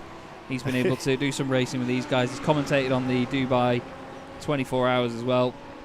He continues to be an absolute legend, bless him, the Scottish legend that is. We have the joy of working with him from time to time as well, Ed, and it's been another example of people like ourselves that commentate in esports and then make it through to the real world as well. It's a wonderful thing. Oh, it really is. Pete Mackay is having fun in our Discord as well, so he's definitely in good spirits after his stint behind the wheel. Still haven't found out what name it is, though, Peter. If you can tell us what you've called your car. In fact, he's actually waiting in the interview waiting room, Chaz. So, why don't we bring him in? We can have a chat to him, and we can get the lowdown, get the inside scoop on Porsche Sports Race. He sent us about 48 different Alan Partridge gifts that I've just seen. But Peter joins us in the box. Mate, you must be absolutely shattered after the weekend you've had so far, but what an effort, give you that. Well, I'm still in my Scooby-Doo pyjamas. Oh, yeah. At the moment, yeah. Yes, I'm pretty tired. Finished at the Dubai 24 at 8 o'clock this morning. Wow. And I managed to get a Dynamics Simulators plug into the Dubai 24-hour broadcast. You know what? I was a bit naughty before. I was on my phone and I did scroll down and that came up as a recommended thing on my Facebook because a couple of guys have shared it as well. So fair play to you, mate. Still repping the sim world and the real world. How was the race? Without spoilers, because I've not watched it yet. How was the race? There was it was quite a lot of code 60s, quite a lot of interruptions there was a lot of cars, 80 cars on the Dubai Autodrome 2-minute lap. So yeah, it's pretty busy, but it was a fantastic race. Audi really were pretty strong throughout the whole day. They were chased down by Mercedes. Porsche had a disaster, unfortunately. Poor old Matteo Cairoli, a KTM crossbow span in front of him and he couldn't slow down at all, and bang, and when you're flat out in a GT3 car, it's a fast accident. So yeah, luckily he's all right after that one. But the dynamic Porsche, Italian Porsche team, they had two GT3 cars, both of them very badly damaged. So not so good for Porsche, but yeah, it was fantastic, thoroughly enjoyable race, and a good way to kick off 2022. Yeah, definitely. And I mean, I'm sure you've probably seen about what I've been doing for my weekend, but I was going to ask if you have a busy plan for tomorrow as well, or is it a nice chilled Sunday for you?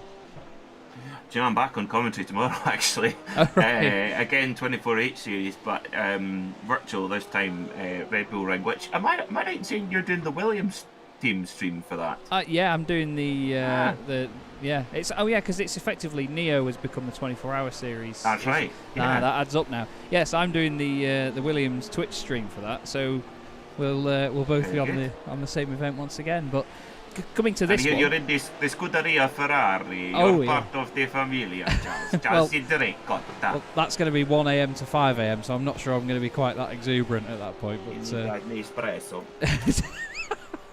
Maybe. But what about this race? How have you found wrangling this GT3 Porsche around Hockenheim? It's a hell of a combo.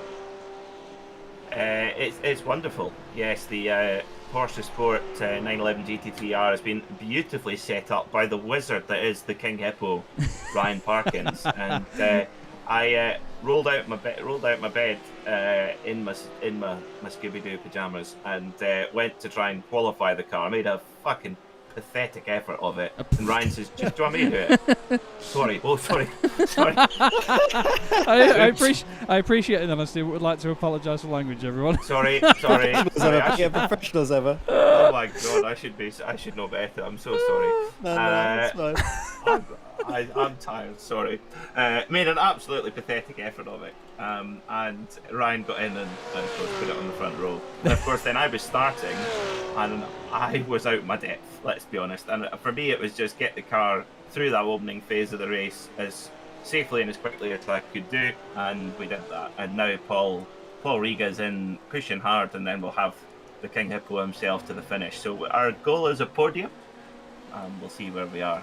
Apologies for that. That's shocking behaviour. I'm sorry, Ian. Sorry, the North Koreans will be on us again. Sorry. Oh god. Well, it's been great to watch so far, and it's obviously been interesting to see the change from the GT Cup class to the GT3s. And it's been good to see you guys actually battling for position rather than just annoying some of the GT3 cars down the straights. But hats off to you, Peter. We were in the way, that's for sure. we felt we were being a bit annoying. That's all. So we thought, well, we'll come and be annoying in a GT3 car instead. Well, why not? Stuff it, it's part of the fun. But honestly, Peter, hats off to you for this weekend, mate. Well done on the Dubai gig, and we hope it all goes well tomorrow as well. Anyone you want to give a quick shout out to while we've got you? Definitely want to say Lucy's lasagna has powered me through this 24-hour Oh, I saw that on weekend. Instagram. Yeah. Game changer. Just divvy it up into portions, and then in between stints, chuck it in the microwave, and brilliant stuff. I'd like to thank the monks in the St. Bernardus Monastery for the wonderful beer that they make. It definitely enhances my life, I would say. I'd like to thank Porsche for making this great car, even though it's in the virtual form, it's obviously mapped on the real things. I'd like to thank Porsche. Thanks to all the boffins at Weissach. Who else can we thank? Hankook. What have you named your car, Peter? Oh yeah, what's it called? Well, I was thinking what we could call it, because of course the Nürburgring car was Derek, named after Derek Bell. Mm-hmm. I think we'll call this one Hans. Gruber? Okay. Hans Stuck. Hans Stuck. Yes. Who I'm gonna flex here. Who I've actually commentated on at the Hockenheim ring. In a GT2 car. It was, yeah, and the roof fell off. Which won its class. The Audi GT2 won its class at Dubai. GTX. Did it? Yes, it did. Nice. It's a cool looking machine. Oh yeah. Also, I should mention our team mascot Neville as well. Luke's dog. He's been listening in on his walk as well, and also Luke's driver coach Romy as well. It's important. Fair play, mate. Well, thank you very much as ever for a very entertaining time, Peter. Well done again for a great weekend, and we look forward to seeing you on track next time round, buddy. Thank you very much. Cheers, guys. Cheers.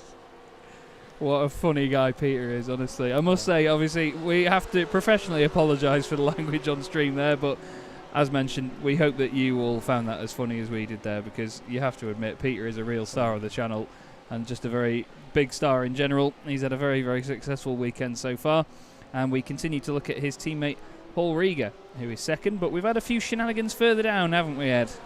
Yeah, you can't blame Peter for that. He's running tired. I did that once and it felt like my stomach fell out my ass, so I fully understand Peter. Doing a knockout, oh my word. Oh, hello. Oh, I tell you what, his stomach's probably doing the same thing there as he rejoined just ahead of Fredericks. That was very scary stuff. And then coming through all of that stuff, Sandro Marsani thinks, what on earth are you folks doing? Let me get through this. Let me just keep me in one piece, please. I'm trying to race for 4th, 5th place. Yeah, that certainly wasn't kosher between those guys. Jens Goosens has had a problem, so this Zenom Lamborghini's had a nightmare of a day. And again, that was the same car, wasn't it? That was the Decimo BE car that actually made contact with the BMW that spun there earlier. They're going to be fed up of going around that corner and finding cars in their face. Oh, King Cowles has had an issue. Apologies, this is the wrong car. In the 55 machine, he's had another spin. Oh, this amazing Belgian car is having a very, very tough season, isn't it? But I tell you what, they're so determined. They do carry on. Yeah, that car doesn't seem to be set up in the best way, and of course with the damage it makes it that much harder to control. So I'll tell you what, Keane is doing a very good job just to keep it going. And speaking of keeping it going, S.D. Hendricks keeping it in second place. We were going to wonder what his pace was like relative to his teammate. And I mean, looking at it, it seems pretty on pace with Yagizoglu, who, let's not forget, put that car well up the order for the start of this race. Started in third place, currently up into second. And they don't seem likely to give it up just yet. Half a minute to Olivier Baltink up ahead and half a minute to Jeremy DeBow behind. They're in their own little bubble, but I don't think they'll be too upset about that. No, definitely not. You know, they're in the rhythm right now, and that's one thing that's so important about this. And like you said before about this circuit, you know, as soon as you come round a corner, the next one is just there. The corners get flung at you in very quick succession, so you need to get into a rhythm here of not letting yourself get a bit complacent. You know, you have to be ready for the next corner while you're already coming out of the next one, or the previous one I should say. At Monza it was a different story because you've got a long time down any of the straights, you've got a long time before any of the corners, you've got a lot of time to think about everything that you're going to be doing when you get there. Here it is not really the case other than this hairpin, and you just get in your own head about it and maybe make a mistake. Stefan Kalbrecht here in the BMW is trying to overtake Ronnie Hayman in the duct tape racing Porsche. BMW now back inside the top 10, trying to make some advances further up the pack. A few of these cars, a little few dings and dents on them, maybe just a tiny bit of damage here and there, but nothing too untoward. Kobe Class is the next car back from these guys in the X-Swift Racing Events white Lamborghini, but the car right behind these guys is Evold van der Meren in the number 3 Porsche, currently the tri-racing car in 17th place. Pushing on. And, issue for the BMW there for just a second. That was Stefan Kalbrecht going off the road. Did he just catch the curb there, Ed? Oh, yeah, easy to do. Very, very easy to do. Just spits the back end out, but again, it was only a tiny, tiny showing of weakness there from the BMW, wasn't it?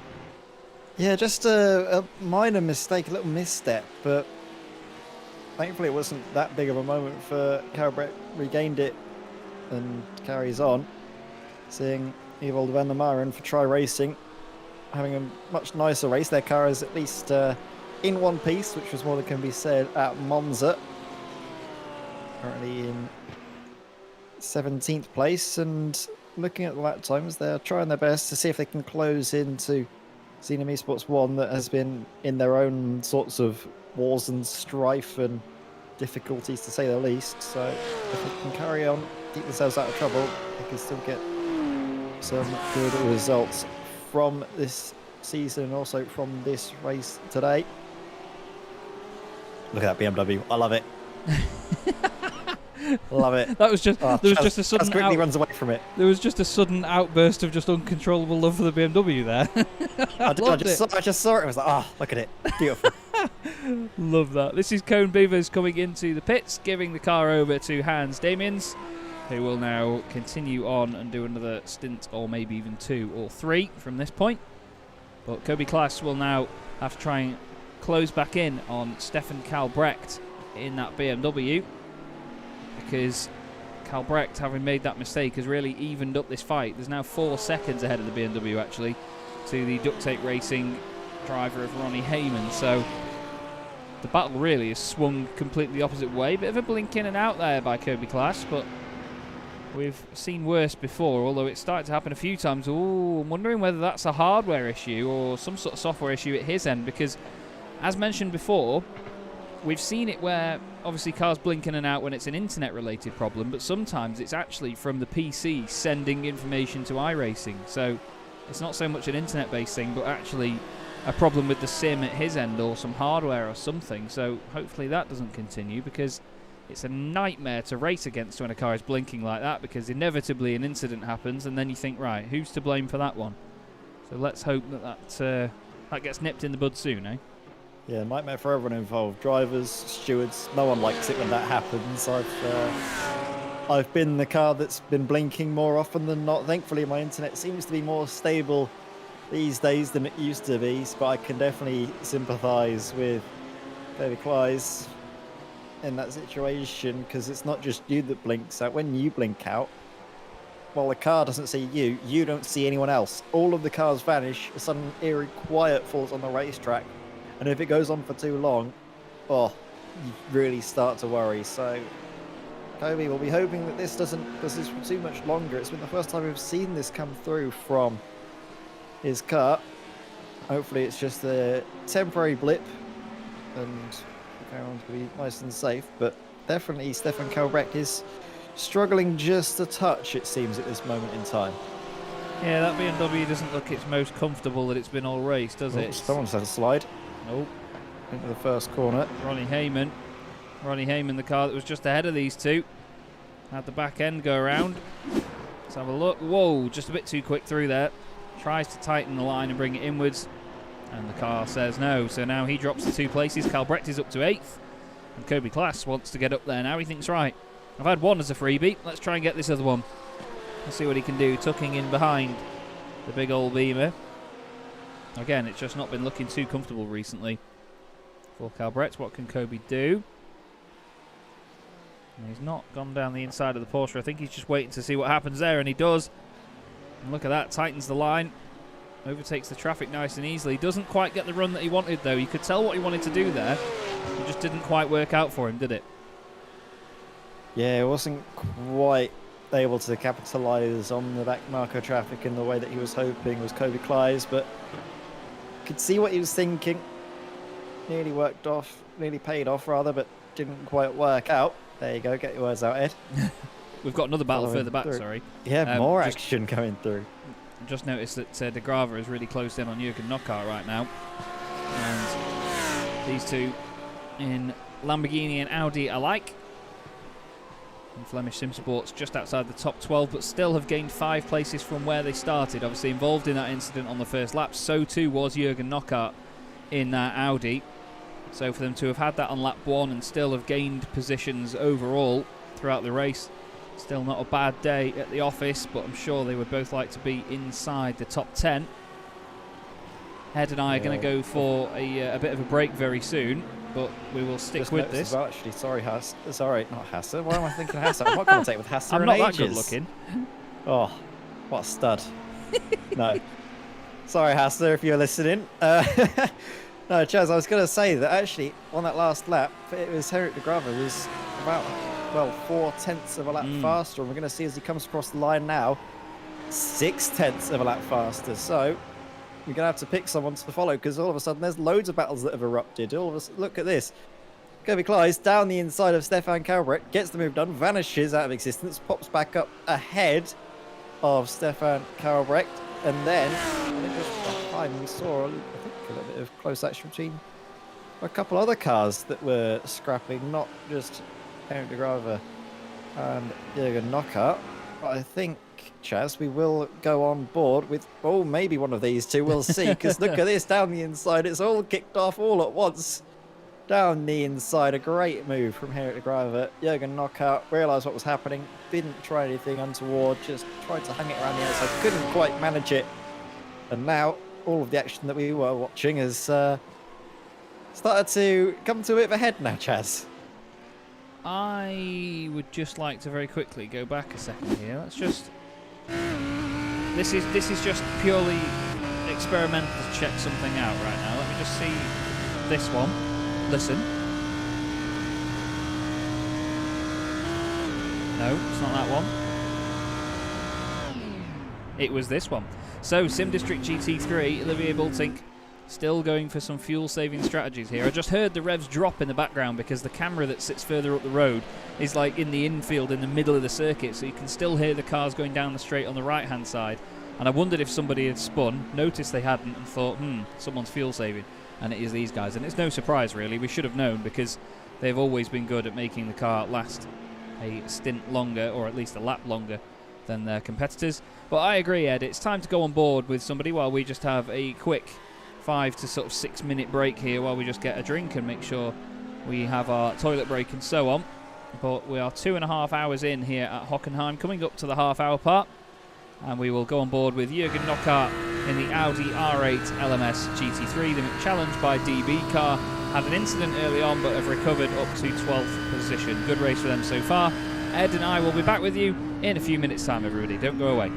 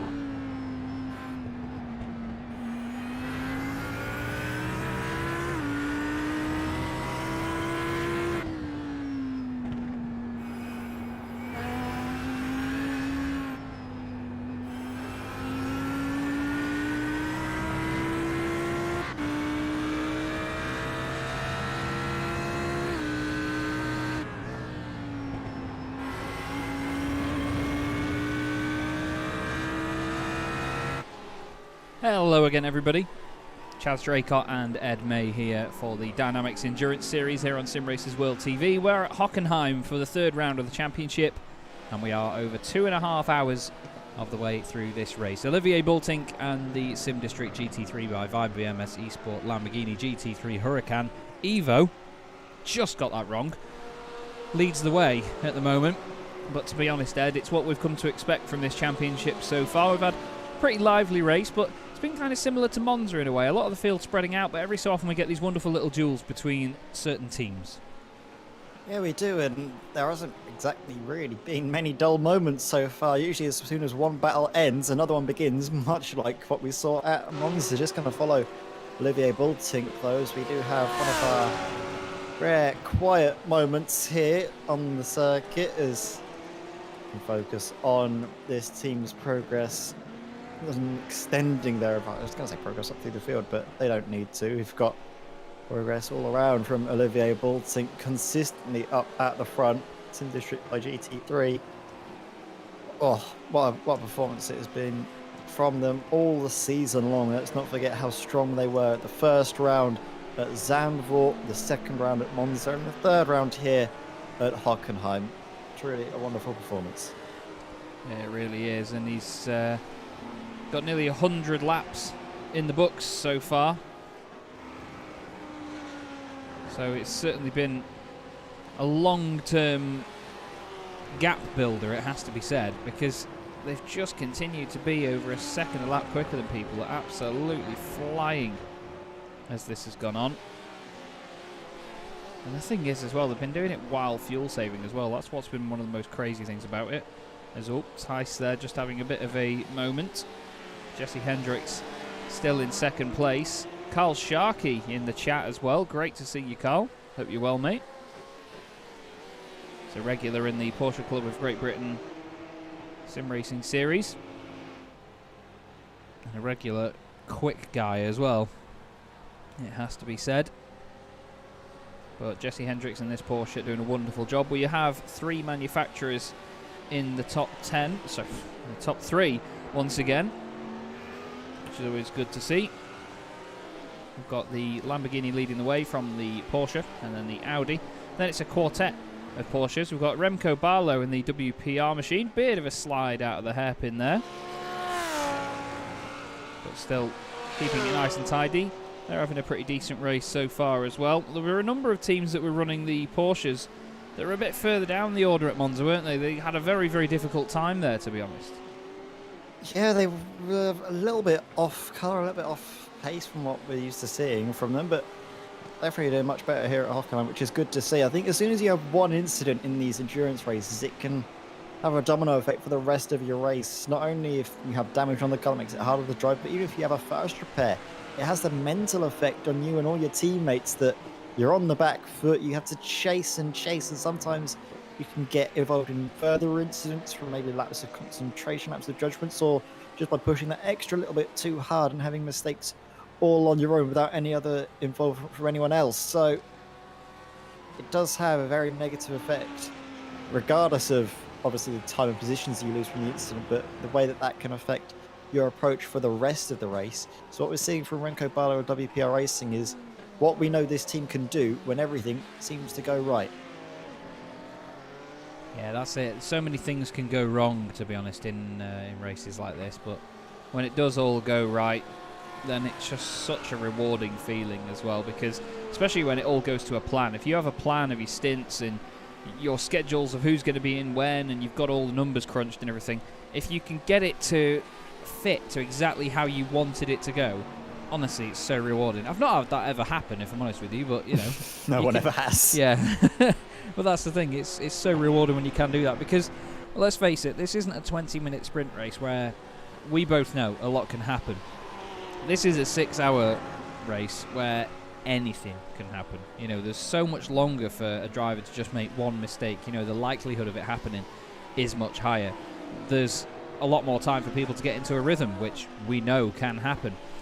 It can go one way or the other so often, and it always does in endurance racing. There are always teams that have a tough time of it, and there are always teams that seem to just have a really, really smooth run.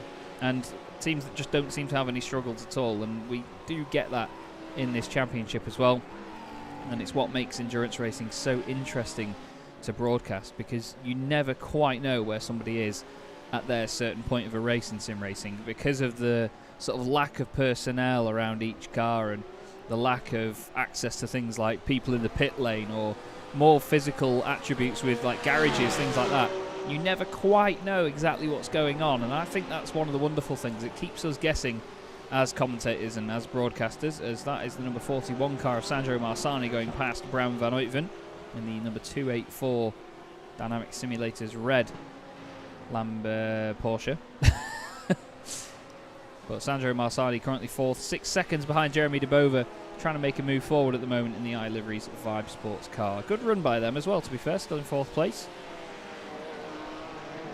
Yeah, definitely off to a good run for the iLiveries Vibe Sports car. Currently, like you said, 4th place, probably get up into 5th.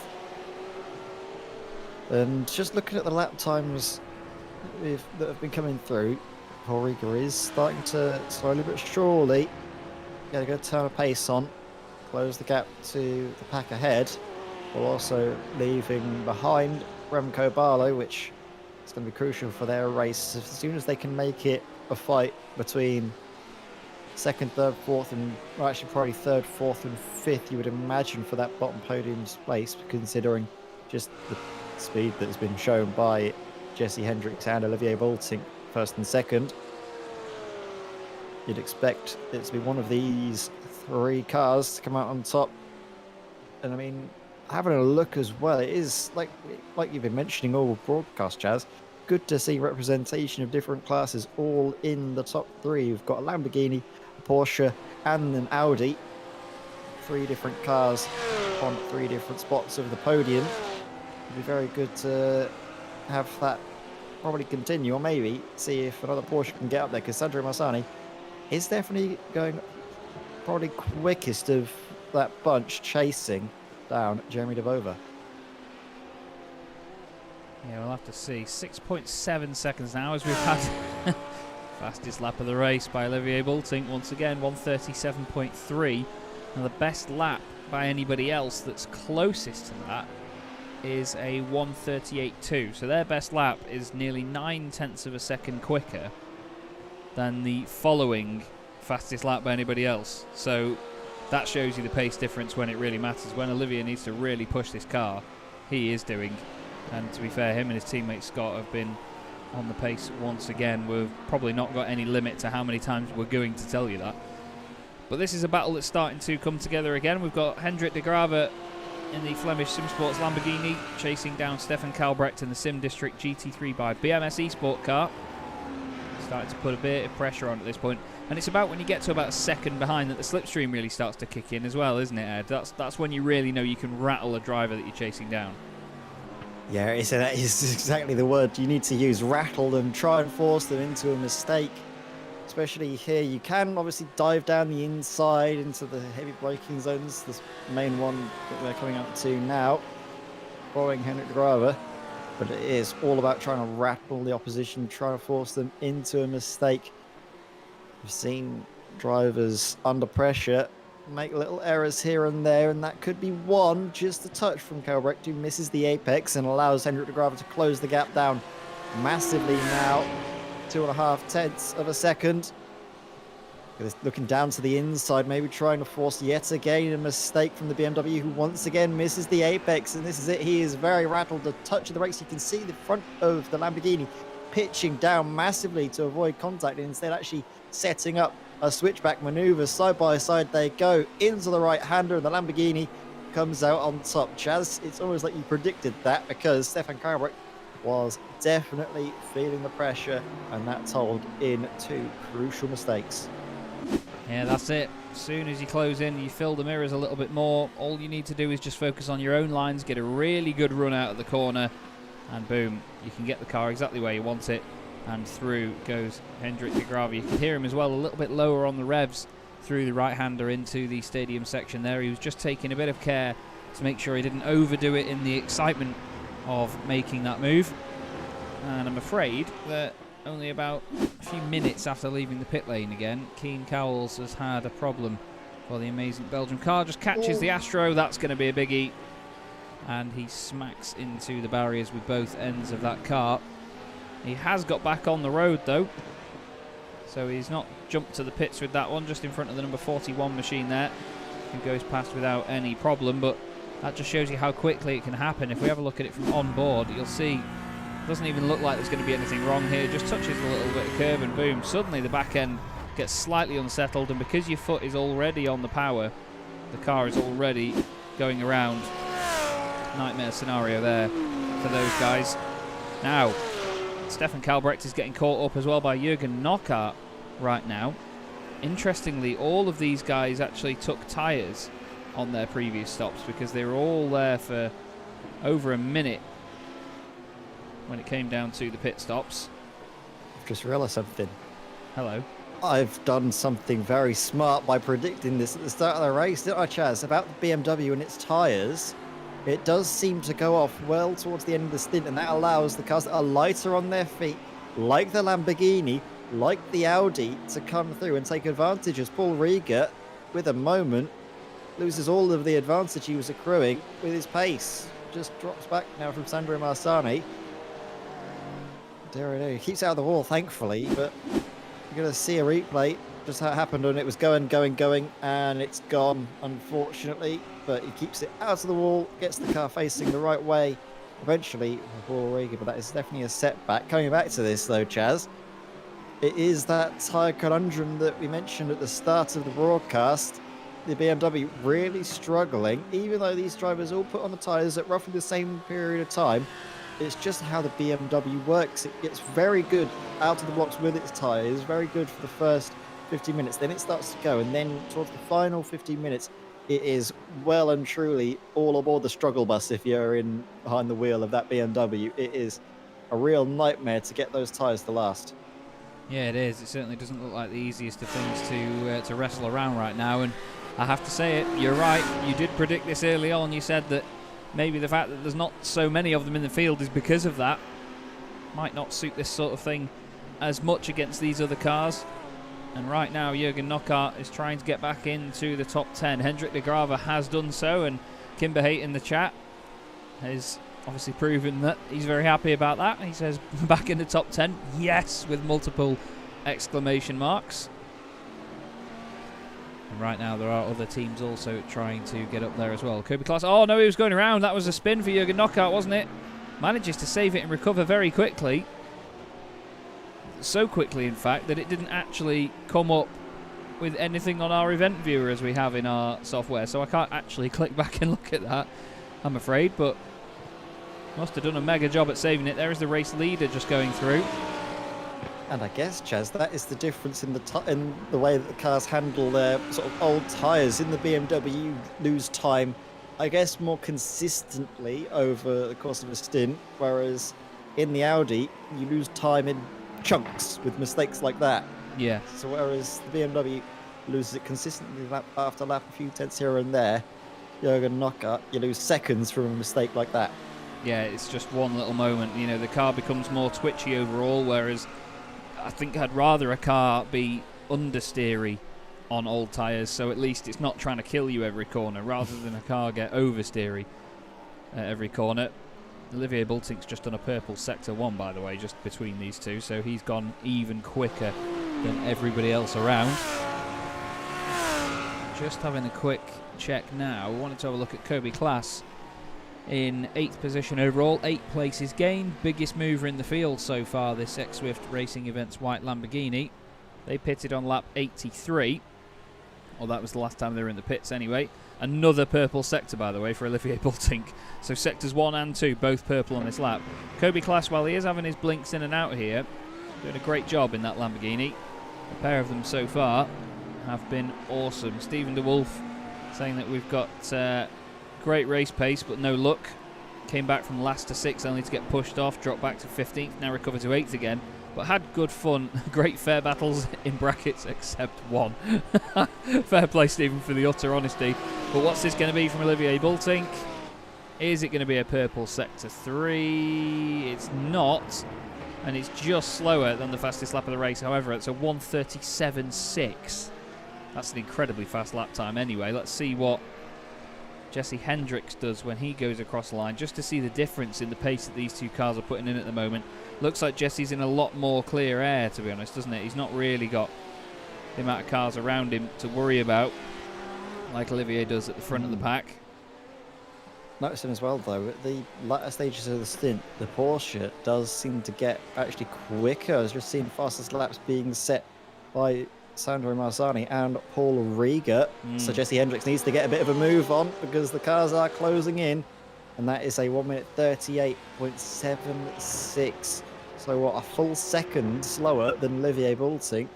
And a few tenths, maybe about half a second actually, at points slower than the chasing pack behind. So the other cars are closing the gap, but I think the advantage that was accrued by this Dynamics Racing Pink car at the start of this race and the start of Jesse Hendricks' stint, let's not forget Cameron Yagazoglu as well, the shift he put in is proving enough for the moment to hold on to second place. And there has been a correction in the chat. Kimber Haight said, actually, no, we were the car that fell back to last because of your spin. So, yeah, I think, I'm not sure teams boasting about who was last is something you normally see, but either way, we've got it now. What else we've got now is Jürgen Knockaert right behind Stefan Kalbrecht. These two glued together in this battle. Jürgen Knockaert, of course, had that half spin earlier, cost him quite a bit of time.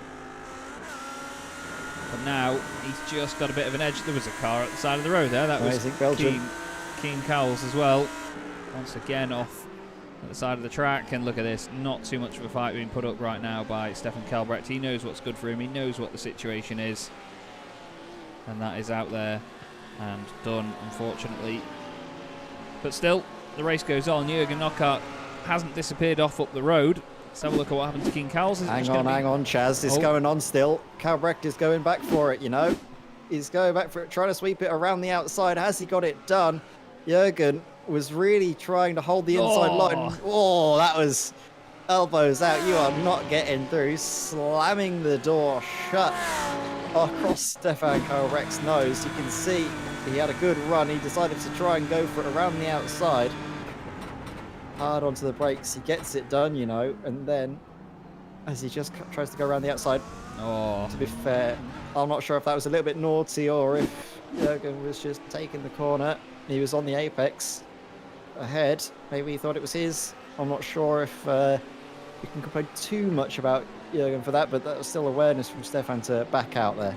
Yeah, I think maybe just pushing as hard as he can on the exits, try and get a good run. Just didn't expect there to still be an overlap, and there was just this tiny kiss of the two corners of the two cars, and he's straight into the pits actually off that, as well as Jürgen Knockaert. So back in again, pitted on lap 70 last time, so yeah, about 36 laps difference. So we're into another pit window here just before the 3-hour mark, and of course the halfway point of this race here in the DynamiXX Endurance Series. We can now have a look at what happened to Keen Cowles through turn 1. I think it was already going, and then the curb didn't help matters, and then a kiss into the wall as well with both sides. He's careful about the rejoin at least, which is good. You can see he wanted to get reversing straight away, but had to wait for just a second. Jürgen Knockaert now in 12th place after coming into the pits. That's the number 3 car behind him of Christoph Willems, who is a few laps down on them. He's currently on his 102nd lap of the race. Jürgen Knockaert and his team on their 104th lap of the race. Now, one driver I did want to look at is Sandro Marzani. With Jeremy De Bover in front, the gap's actually gone up by a second. So that's always developing as well. Sandro Marzani is coming into the pits now, actually. So, first of the front runners to come into the pits, but actually Jeremy De Bover as well into the pits. So they're all coming in all at once while Olivier Baltink and Jesse Hendricks continue on for at least one more lap. Now, Paul Rieger for Porsche Sport has been putting in a brilliant shift as well. Had a little error earlier on. Carries on though. Stays out for the moment. That will help Porsche Sport come the end of the race. If they can extend their stint long enough, if Paul Rieger's been able to save that fuel, that might mean that the splash and dash we were thinking they might have to do could be completely erased by the end of Paul Rieger's first stop.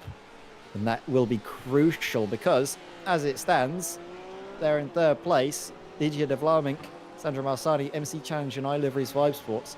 They're expected to make one extra pit stop, and that one extra pit stop will put them where they are currently, 5th and 6th. Paul Rieger and Porsche Sport could snatch a podium if they're able to get the strategy to work in their favour. That'd be a hell of a debut in the GT3 category as well, wouldn't it? Coming from the Porsche Cup class straight into the now only class in the field to then get an overall podium and, of course, a class podium. That would be absolutely phenomenal stuff from these guys. They're not going to be in the championship fight, of course, because they have only started this at round 3 out of 6 for this season. But I suppose if they can be consistent enough, they might end up there. We'll have to wait and see. Kobe Clash, as you can see on the left, still having his little blinks in and out there, still disappearing up and down the timing screen. But right now we only have 2 cars on the lead lap. Paul Rieger is a lap down on our overall race leader, Olivier Bultink. Jesse Hendricks only one of 2 cars on the lead lap. That's pretty incredible, isn't it, really? Both of these 2 cars, Sim District GT3 Vibe BMS Esports, the Lamborghini, and then of course this car, Dynamics Pink in the Porsche. They have been absolutely wonderful so far tonight, or this afternoon rather. I say tonight because it gets dark very quickly here in the in the UK at this time of year. But Jesse Hendricks, is he going to come in this lap? Came in on lap 71. Remco Barlow for WPR Racing comes into the pits with Jürgen Knockart as well coming in with a lot of smoke being kicked up. Had to get stopped just in time. Oh, that was what happened. Made a hash of pit entry just to wheel onto. Oh, and then there's a car that goes past, sees a car facing the wrong way and pit entry. Not what WPR Racing were hoping to see. No, Remco Barlow thankful that Jürgen got out of the way. And now it's Navarro de Bova behind the wheel. There's actually Jesse Hendricks, Paul Rieger, second and third stay out, as does race leader Olivier Bultink. And let's not forget about Porsche Sport. They've been able to extend their stint. They'll make it to the 3-hour mark, so no splash and dash expected. And of course, they have their ace up the sleeve, Ryan Parkins, Kin Hippo, to come into the pits for probably what will be the final 2 stints, you would imagine. Yeah, indeed. And Ryan, incredibly fast. Double champion of the Porsche Club of Great Britain Sim Series. Unfortunately not able to compete in further runnings of the championship. And in comes Paul Rieger now. So Paul probably have another hour. We've just hit the halfway point, everybody. So 3 hours in the books. And we can officially say less than 3 hours to go now until the end of this race, but technically it has hit evening here in the UK now. We're just past 6 o'clock local time, so it's very much dark here now and very much light in the sim. It's always a bit of an interesting scenario, isn't it, when you do a 24-hour race. One of the best things that iRacing did recently, though, is the fact that they stick to GMT on their timings. So when we do have things like the Daytona 24, it goes dark when it goes dark in the UK.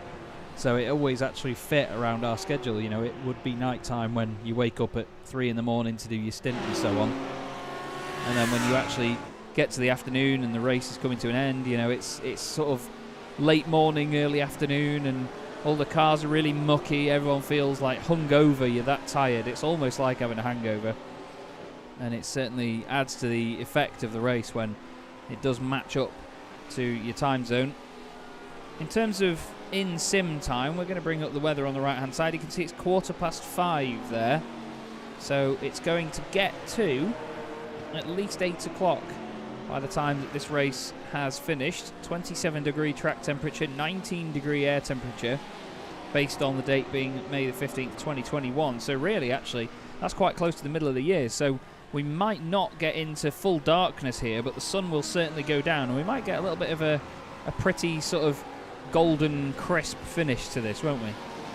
Lovely screenshots to be had then come the end of the race, Chaz. I know you're excited, you're bothered about the prospect of some lovely screenshots coming through here. I mean, To be fair, I don't think Sim District GT3 will be too unhappy because they're going to have two of their cars together. They can get some photo opportunities now as upcoming Olivier Bolting in behind Robin van Gogh, who's just come in and out of the pits. He's just actually been able to get a move done on Bram van Uytven while we were talking about screenshots how pretty we can make iRacing. It was actually a very pretty move pulled off by the BMW. Yeah, it was indeed. We'll have another look at it. He just put his nose down the inside out of turn one. Big bump over the curbs there for Bram van Uytven. And Robin van Gogh just really sort of slowly moved the car to the right-hand side. Just nice and tidy. Made his intentions very clear. And through he went. Now, Bram van Uytven dropping back a bit more there. That's Remco Barlow just behind in the WPR Racing Porsche. Kobe Klaas has just been off the track, by the way. There's Kobe Crash right now. Just lights it up on the hairpin, clips that curb. I've seen a number of cars do that. He's not going to hit anything from over there, so he's all right. But still having those little blinks in and out here, so clearly his connection hasn't stabilised by this point. But it's not to the point where it's ruining anybody's races, is it? It's only happening for about half a second at a time every 20 seconds or so. Yeah, but all it takes is for that to happen at one unfortunate moment and all of a sudden someone's race could be ruined. So hopefully Kobe's internet holds on, and as well, don't forget that could ruin his own race if it blinks for any extended period of time, even if it's only a blink for, say, 10 seconds or so. iRacing can be very unforgiving with how it deems you've disconnected from the server or not. You can have internet drop out for just the briefest of periods, but you can get kicked out the server and all of a sudden your race has gone out the window. Yeah, that's it. We've all had an unfortunately timed disconnect on iRacing, I'm sure, at some point.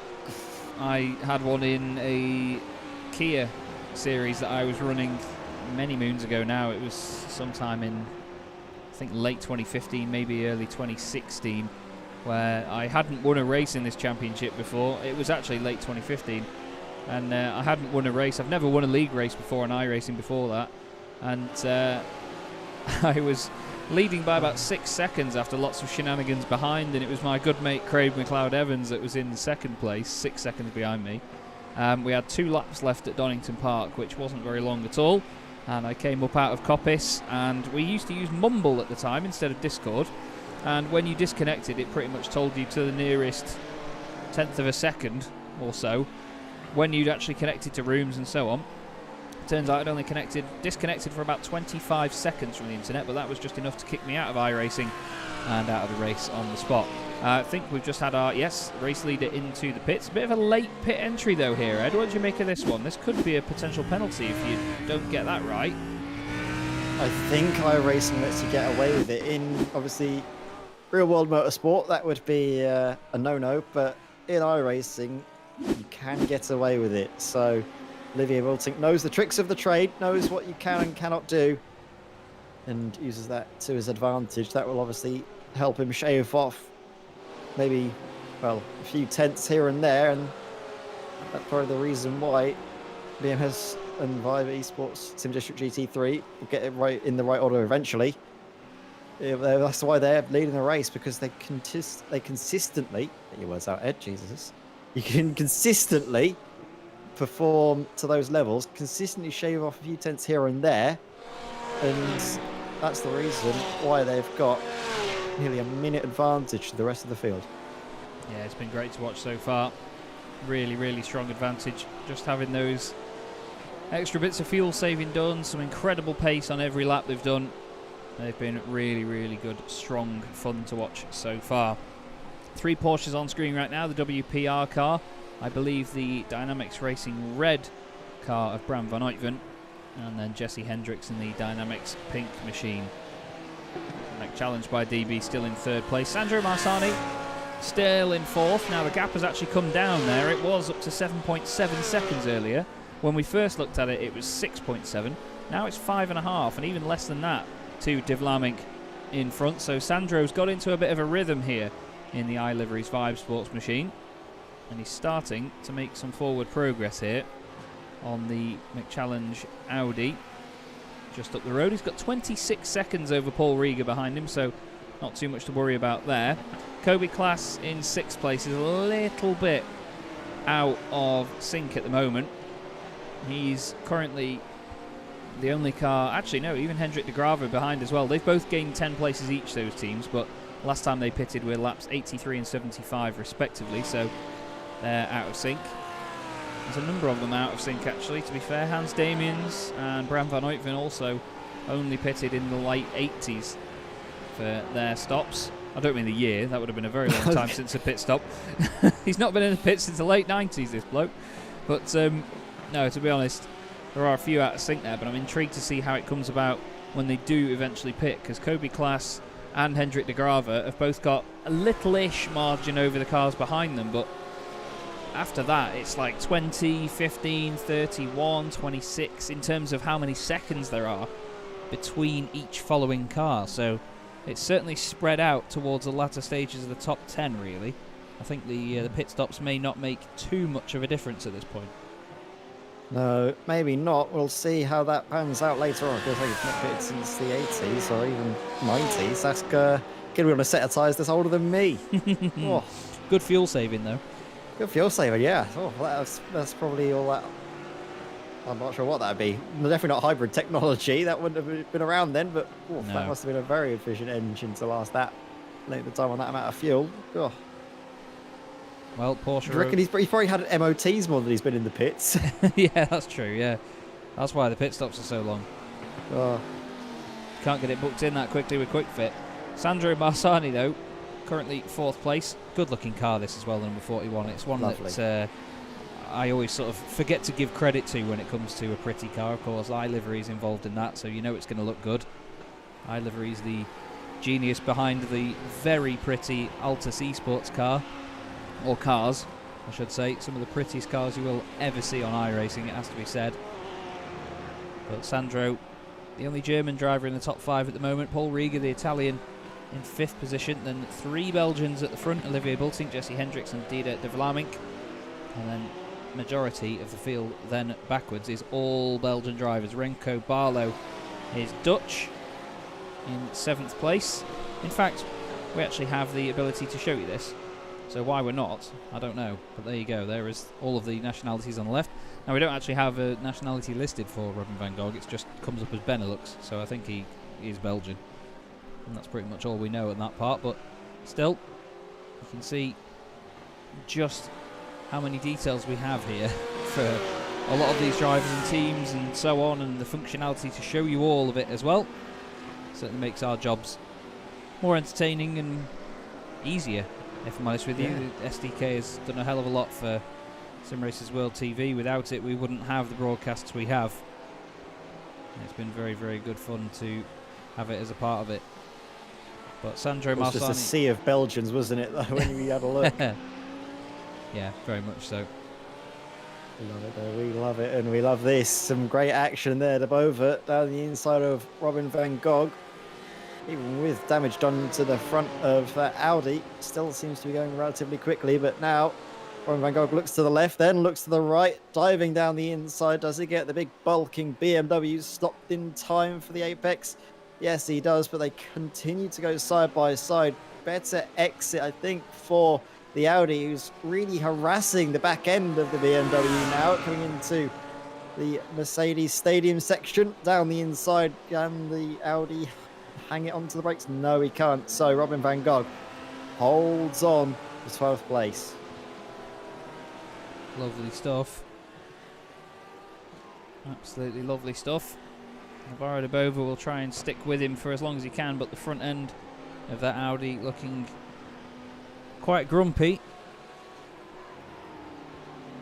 Now, I've been sent a post about something that's going on in the Le Mans Virtual at the moment. Now, our very beloved Jimmy Broadbent has apparently done an interview on stream with a green screened background behind him, which was a Minecraft version of the first chicane at Le Mans. Apparently, just as an ultimate meme. You know, Jimmy's always that entertaining. But yeah, there's some information for you to take with you for the rest of your day. But we're not going to go on too much about it here because we don't want, of course, anyone to bring us spoilers or any information like that. We want to try and catch up with that later on, and I have no option but to catch up with that later on because, well, it's my job. Later on, and later on being 1 a.m. until 5 a.m. UK time. I've got the graveyard shift with Ferrari working on their virtual Le Mans show. They have the studio over in Italy at the moment with good mate of mine Paul Jeffries as well working out there with Brendan Lee and a number of others, David Perrell out there. They've even got Charles Leclerc and Giancarlo Fisichella as guests on the show, which would be very, very exciting to be a part of. But right now, the podium battle is one that's exciting to be a part of because Didier de Vlaeminck is not getting away from Sandro Marsani, but at the same time, they're just sort of... He's got the fishing rod out, hasn't he, Sandro? But he just can't quite get a hook on that slippery little Audi. Yeah, it's a tricky little blower, is it, that Audi? It's so slidey, so slippery, and I mean, like you mentioned, Chaz, it's a really fun car when it gets hooked up, but to get it hooked up is something that requires a lot of work, a lot of encouragement to let it listen to you. And I mean, I'm just watching at the moment Sandro Marsani's times, pretty much identical, aren't they, to the Vlaeminck? Let's see what they're like this time by, but battle for the podium is still very much on between the pair of them. It has been essentially either iLivery's Vibe Sports or the Vlaeminck swapping around, changing places left, right and centre. But which is it going to be? Is it going to be the Audi to hold on to third place? Is it going to be a Porsche? Which Porsche will it be? Will it be Porsche Sport to come through for a late charge when they put in, of course, their not so secret weapon? Who knows? I think only really time can tell us, Chaz. Yeah, that's it. We need to wait and see with some of these situations. Sometimes, I mean, it's always good fun speculating as a commentator because we all want to think that we know exactly what's going to go on, but you never know in motorsport. Anything can happen. This is Yves Fredericks having a moment. Just running nice and wide out of the hairpin. Maybe in a loosely done attempt at letting some of the lap traffic through. Not lap traffic, sorry, letting some of the leaders through. That was the number 4 car of Sandro Marsani. The P4 car of Sandro Marsani, not the number 4. Kobe Class now up into 6th position. Pitted on lap 83 last time. Sounded like a big hit for somebody there, and that is Philip Vliegen for the Duct Tape Racing Machine. And he has gone hard into the wall there. Gets going again, and that's not something that duct tape can fix. See how he did it. Oh, too much gravel. Well, you don't want any gravel there, but he was quite lucky in a way. This is going to sound like a silly comment at first, but he was going to sound... he was a bit lucky there, because only the front end hit the wall. Does that make sense? Because the wing just goes over the barrier, you see. It just skims it, so I don't think it did any damage to the back of the car. So it's gone in nose first where the engine isn't in the Porsche. However, it could still knock a hell of a lot out of shape when it comes to the handling side, couldn't it? I mean, the big thing as well is that it hasn't hit the wheels. It wasn't the suspension that was knocked out of shape. We don't know what that's done to the performance. See, the car's a little bit squirrely on the brakes. Isn't able to turn in. I think that's mostly just down to a lack of front downforce. So you don't have anything keeping the front of the car stable. It's all done by the rear wing, and that means that the car is more likely to swap ends. All that downforce pushing at the rear of the car, nothing pushing at the front of the car. Makes it very easy for the car just to step out on you. Yeah, it's a bit of a nightmare when you're trying to guide the car back to the pits as well. You can see it's not quite reacting to the curbs as they would have liked it to. Now Remco Barlow in the middle of the field at the moment, 7th place. Trying to avoid any trouble really, but he's got 26 seconds to Kobe Klaas in front and then 19 seconds to Hans Damians behind. So staying out of trouble right now is not the most challenging of tasks, I imagine, for Remco. You just got to put the laps in at this stage. You know, we're at the halfway point now. Everyone's had enough time to sort of acclimatise to what's going on, get used to each other, who they're around on the track, and know your enemies. You know, you've got to know who you're fighting against as this race has gone on. And typically, for me, I've just had an iRacing crash, I'm afraid, Ed. So, oh dear, it is. So it's time for Radio Sim Racers World. It is, yeah. Apologies, everybody. That's the second time it's happened in like 2 weeks. So apologies for that. We'll get some music on quietly in the background, and I will get back into the sim ASAP while Ed brings you Radio Sim Racers World. Radio Sim Racers World here, courtesy of our very own Ed May here, and just following some of the pace of the cars on the field, just going to be able to run you down through the order. Unsurprisingly, Olivier Boltink has set yet another very quick lap. This time not as quick as his previous best, so 1 minute 38.4.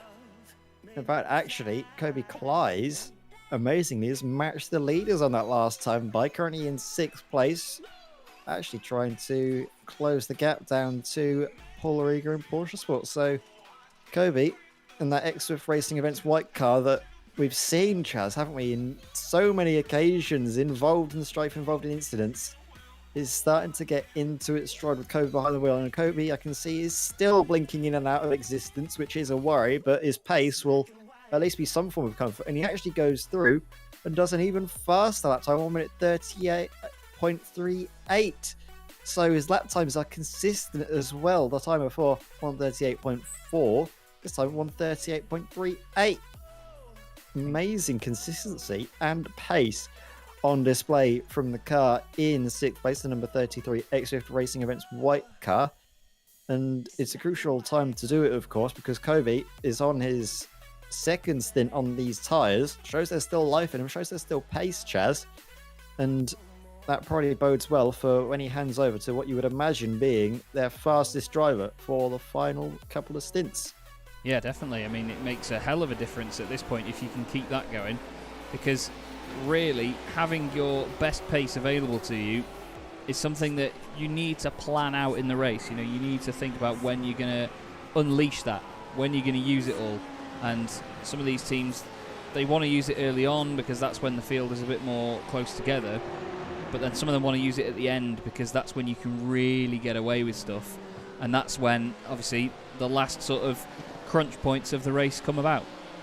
Yeah, and I think we've timed it back. I think everything seems to be back. I've just checked the stream and everything seems to be up and running again. So I think that's Radio Sim Racers World over and done with. A very quick one. That was courtesy of Chaz's lightning fast reactions to get us back with all of the pictures for you here on Sim Racers World TV. You can see Sandro Marsani trying to close the gap down to that pesky little Audi up in 3rd place.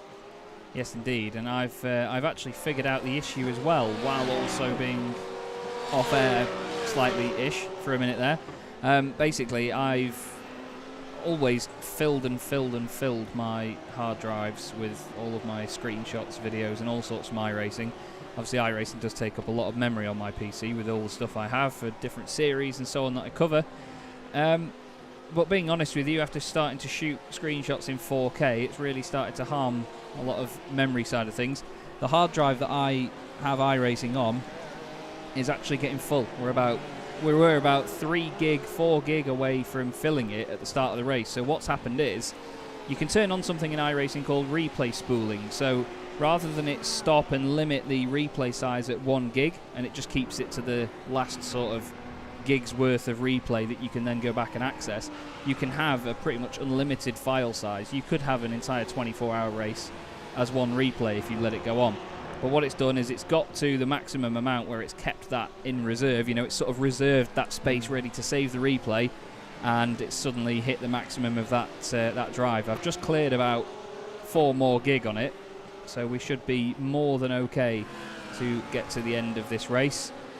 So sorry about that, everybody. I should have probably picked up on that last time it happened at the Nürburgring. It was actually on the Christmas special, was it not, that we had that? But yeah, that's my mistake, everybody. So I do apologise, but thank you for bearing with us and staying with us while this race goes on. Kobe Kleiss into the pit lane now, Ed. Still blinking in and out a bit, as you mentioned, but a solid stint, it has to be said, as, oh no, De Bova has had an off here at the hairpin. Let's have a look. Let's have a look into the hairpin he comes. Is it just too much speed? Oh, definitely gets on the throttle a little bit too early. Runs wide, gets onto the marbles, and that spits him even wider into the gravel. Rejoins onto the circuit in behind one of the Porsches that speeds on by. Not sure which one that was. Is that potentially Dynamics Pink that sped on by? I think it might have Yes, been. it was, Yes, yeah. it was. Jesse Hendricks there, who himself was having a good time, but has slightly dropped off of the pace compared to Olivier Bultink, but that could just be down to the fact that Sim District GT3 are absolutely flying, and EG de Vlaeminck isn't really making too many inroads. So Jesse Hendricks is doing all he needs to do. He might be losing a little bit of time here and there, but it's margins of tenths and hundredths rather than anything else, and he's got that buffer to work with, so it might just be down to the gap that he has. He doesn't need to push as hard, can instead look after the car, look after the gap, make sure he doesn't have any mistakes. And even if, say, the Vlaeminck closes in or MC Challenge closes in by 10 seconds, they won't be gaining any positions. They won't be close enough to actually harass and pressure Dynamics Pink.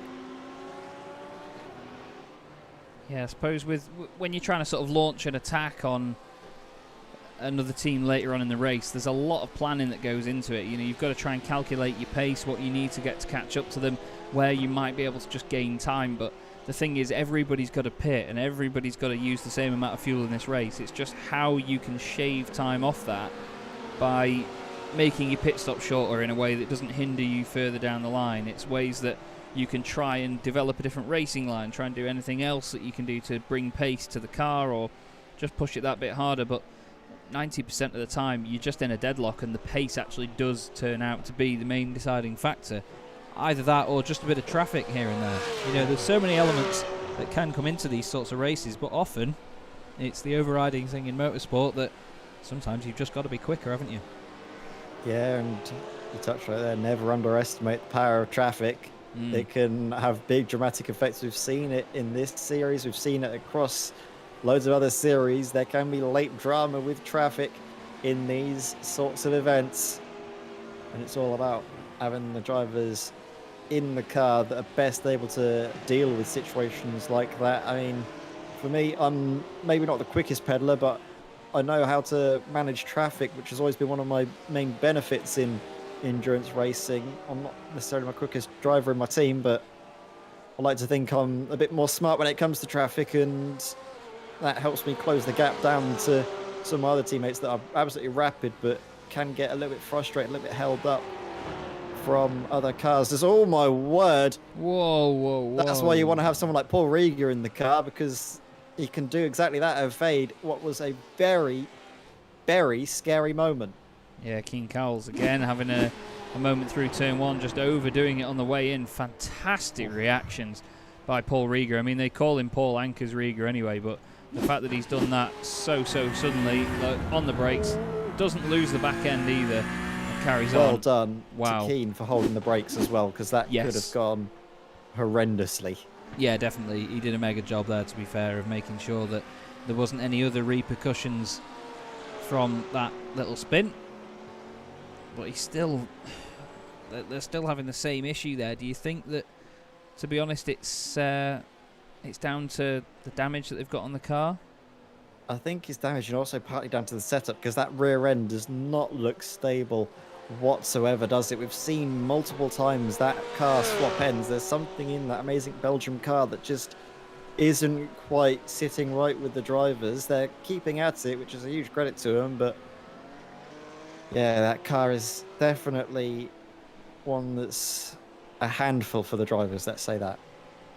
Yeah, I'd say so. I don't think the damage is helping, but they still push on. Hopefully they get to the end without any further strife. Robin van Gogh is in the BMW that's always being followed. This BMW's always got somebody chasing it down. Right now it's a car that we've not seen for a while, actually. The Decimo.BE machine of Cone Bevers is currently in 11th place, looking to get inside that top 10. Nice little pop and bang on the overrun there by the 911 GT3R.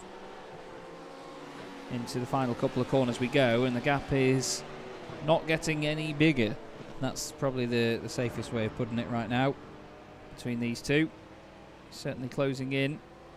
I think we're going to see a move in the next few laps maybe, because Cone's not going to want to wait around at this stage of the race, is he? This isn't all about sort of fuel saving or anything now. This is the bit of the race where people, they know their strategies. They don't try and sort of mess about and develop them and change everything. They just get their foot down and get on with it now.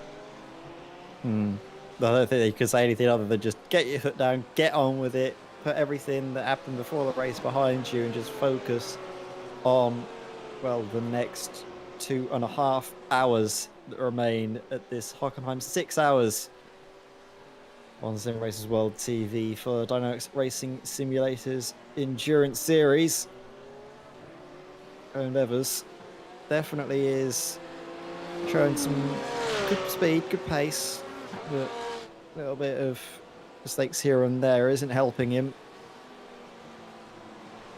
Robert Van Gogh as well, actually, has been relatively consistent, but of course, as we get to the next 15 minutes or so of this stint, the BMW will inevitably start to struggle on its tyres, and that could be the deciding factor of this fight between the pair of them. Yeah, definitely. It can only take one mistake to really throw a battle up into the air. Just trying to look at timings again, just see if there is anybody that's making any massive strides. And actually, I've made a mistake here. Oh no, sorry, it was Robin Van Gogh had overtaken Cohn, but that was just as he came out of the pits. I was going to say, I thought maybe it was the other way around and we'd looked at this wrong, but he's actually opened up the gap a bit now. It's just over a second as they come out of turn 1. So Cohn needing to just try and close back in that little bit, because he's probably on the brink of not even having any slipstream now down this back straight. It's maybe about 1.2 seconds that comes into effect.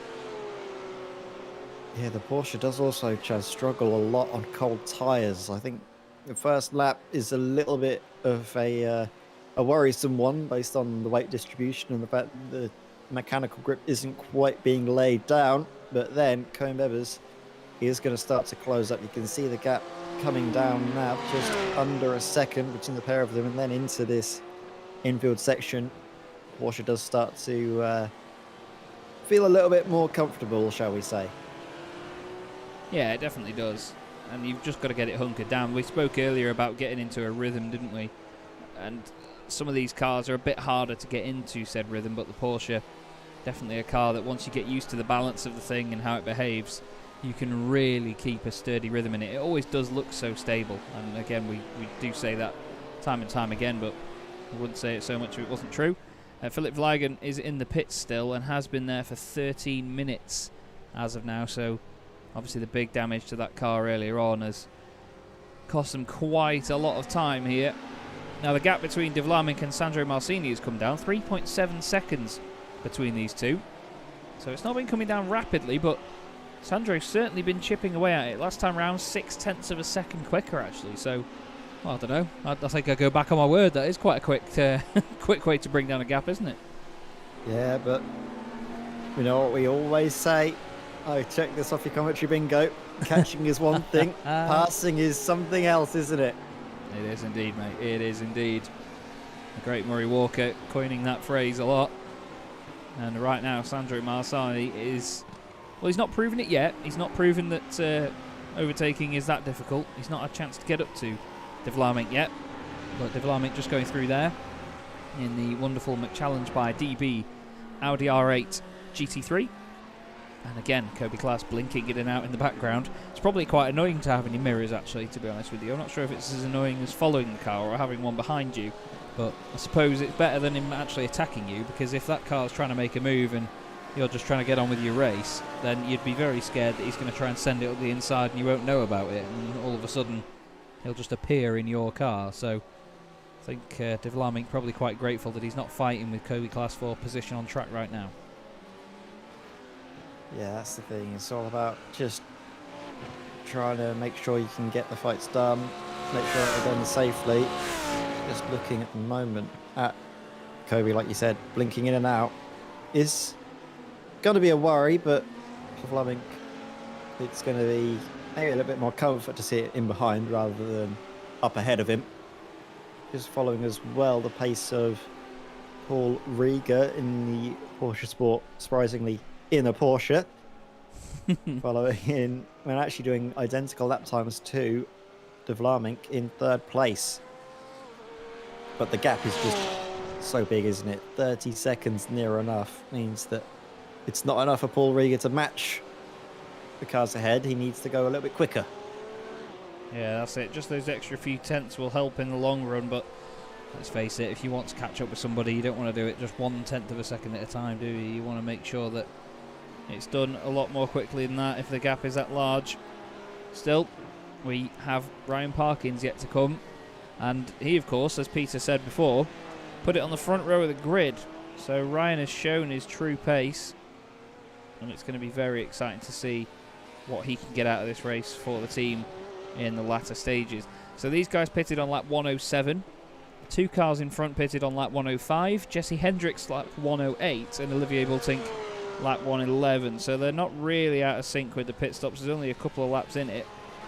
But even then, I mean, between them, you've got 6 laps difference between the McChallenge by DB car in 3rd, the iLiveries Vibe Sports car in 4th, and the Sim District GT3 leaders at the moment, because lap 111 is the latest pit stop out of anybody in that set of stints. So that really does show you how much fuel they've managed to save while keeping that pace going. That's ridiculous.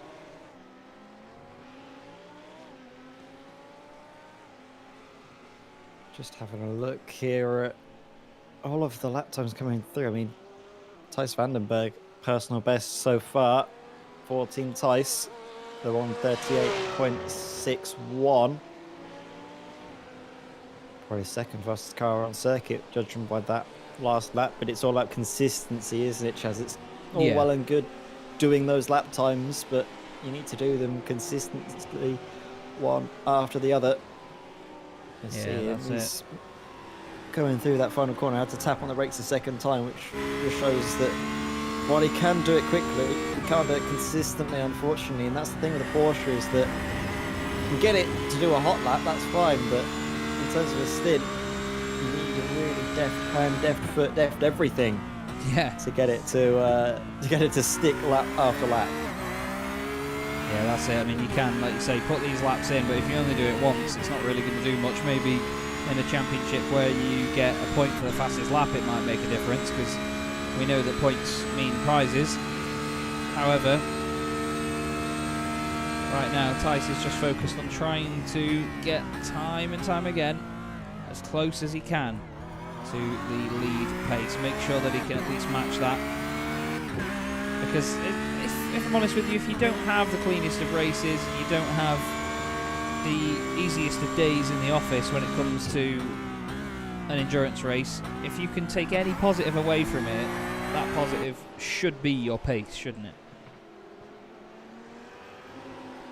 Yeah, I mean, it should be, but it's all about just thinking in terms of the stints as well. Maybe you can't always drive how you want to drive. You need to drive for how the stint needs you to drive. Drive within the length or the limits of the tyres. Drive for the fuel as well, which can upset the rhythm of a driver that is used to driving in these sprint scenarios, is used to driving the car to the limits and to their limits as well. And as soon as you have to hang back a little bit, drive at 80%, 90%, you start to make mistakes, which is a bit paradoxical. I guess driving at 100%, you would normally think that you make mistakes more by driving more to the limit, but it's more down to what you're used to, what your muscle memory is used to as well, and how you're comfortable in the car. Some drivers are comfortable doing, a little bit less, driving at 90%. Others are more happier when they are right on the ragged edge, and they can consistently do that, which I think could be what we're seeing from Thijs Vandenberg. He has to drive a little bit within himself, a little bit more a 90% range rather than 100%, and that is where maybe he's struggling for consistency. Yeah, I suppose so. We have seen a few drivers really push it over the limit, and sometimes that's where all the mistakes start creeping in, and then of course they get frustrated that they've made said mistake, and before you know it, you are off the road and you've got damage and you need to get that sorted, and that can take up valuable time in this race. Time, by the way, that Philip Vliegen and his team have now served in the pits, and the duct tape racing car is back out on track in P17. They have done 119 laps now. They're on their 120th lap, so 10 laps down on our race leader. There they are once again. Olivier Bultink and his teammate Scott McFall dominating this championship so far. They didn't have it all their own way at Monza, it must be said, but here now they've got nearly a 1 minute lead over Dynamics Pink. Olivier Wilting. Well, I was going to say a charge, but he's been on the charge all the race long, hasn't he? Consistently quick. Extended his advantage lap on lap on lap to those in behind, and every single lap he does, it seems like a qualifying lap. I mean, we look at this now into turn 1. He's going to absolutely monster this first corner, get right to the inside, right to the outside. That's something you'd expect to see from drivers doing qualifying times, but this is Olivier Wilting's just normal pace every single time. And let's not forget, when we go on board, he's going to be doing this while saving fuel. Yeah, indeed. Here we go. Let's see if he does it now. To the hairpin. Yep. There we go. You bet, yeah. Mad. Absolutely mad, isn't it? But still, he's doing what he needs to do to make this work. Just a quick one in the chat as well, actually, wondering if we can get some interaction from you guys here. We of course will be going for a break in about 20 minutes time. What we want to do is put out a quick vote, and if you could just send us only the car number of the car you would like us to go on board with for the next break, and it can't be your own team. There you go, there's one. Has to be a different team to your own, then we will go on board with them when we come to our break. It's going to be a bit of a longer one this time. Just a bit of food is needed, I think, for Ed and I, just to make sure we stay fed at this point of the race. It has gone way past what we call tea time in the UK, or at least dinner. So we're just going to get a quick bite to eat. So we may be away for about 10 minutes of this one, just to make sure, because it's this part of the race and this part of the day where it starts to get fatiguing, not just for, of course, the drivers, but us commentators as well. We have a lot to focus on up here in the box. You may all think it's a very easy job, but it's not the easiest job in the world up here. But we still appreciate all of you sticking with us so far throughout this race. 3 hours 39 minutes have been done, and we are very close to that 4-hour mark and 2/3 race completion here, Ed. That's certainly come around, hasn't it? Yeah, it really has. Very quick race here at Hockenheim. Definitely think that some drivers will be hoping the end comes quicker than others. I know Olivier Wilting will be enjoying his time in front, whereas I think other teams, maybe Amazing Belgium, maybe even Duct Tape Racing, will be hoping that at the end of the race the checkered flag greets them sooner rather than later, because they've not been having the best of races, I think it's fair to say. Just following through, though, some of the midfield battles, we are following Thijs van den Berg, because he is closing the gap down to Kobe Kleiss, a driver that we were saying was really quick at one stage of the race, was setting personal best after personal best consistently. Has started to enter a little bit of strife now, and Thijs is taking advantage based on the lap times at this moment. I mean, there was a personal best first sector from the 315, runs very wide out of the final corner, but carries the momentum through, comes up to the line. I wonder if this is going to be a quicker lap time. It is going to be a quick lap time in terms of Thijs van den Berg and Kobe Kleiss' battle is concerned.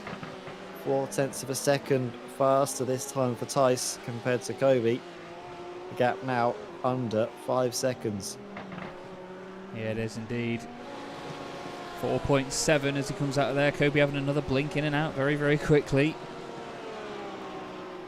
Down the straight again goes Thijs van den Berg. Remco Barlow is another half a minute ahead of that, though, and that's the thing. When you get past one car and you think, oh, I'm going to make some positions up here, you know, bit of progress, that'll be great. When you see that the next car's half a minute ahead, it's a bit demoralising, isn't it? A little bit. Maybe a little bit demoralising, but I mean, it's all down to relativity in terms of what you're expecting from the race. I know some of these drivers might not have been expecting to be as high up as they are. I mean, Kobe Kleiss, let's not forget, he started way, way down the order, I think in 16th place. He's finding himself up in 7th, so even though he might be a little bit disappointed to see the gap to Remco Barlow, maybe see that Thijs van den Berg is closing in, let's not forget as well what happened to that car at the start of this race. We thought they could have been out of the equation. They're involved in incidents and accidents in the first lap, and all of a sudden they've come through brilliantly in what is a very good 7th place. Maybe they can get a little bit more. Maybe they'll get caught up. Regardless, it's been a very good drive so far. Yeah, and this sort of event, really highlights things like this. I really do enjoy seeing how different teams react in different ways, to endurance events compared to sprint events, or even, when you do get a GT series, it's more about sprint racing, or even a touring car league. On iRacing, we have a massive array of cars to choose from, a massive different amount of array of things to do as racing. You could go for NASCAR, you could have multi-class racing, you can have just GTs, you could do open wheel stuff, anything.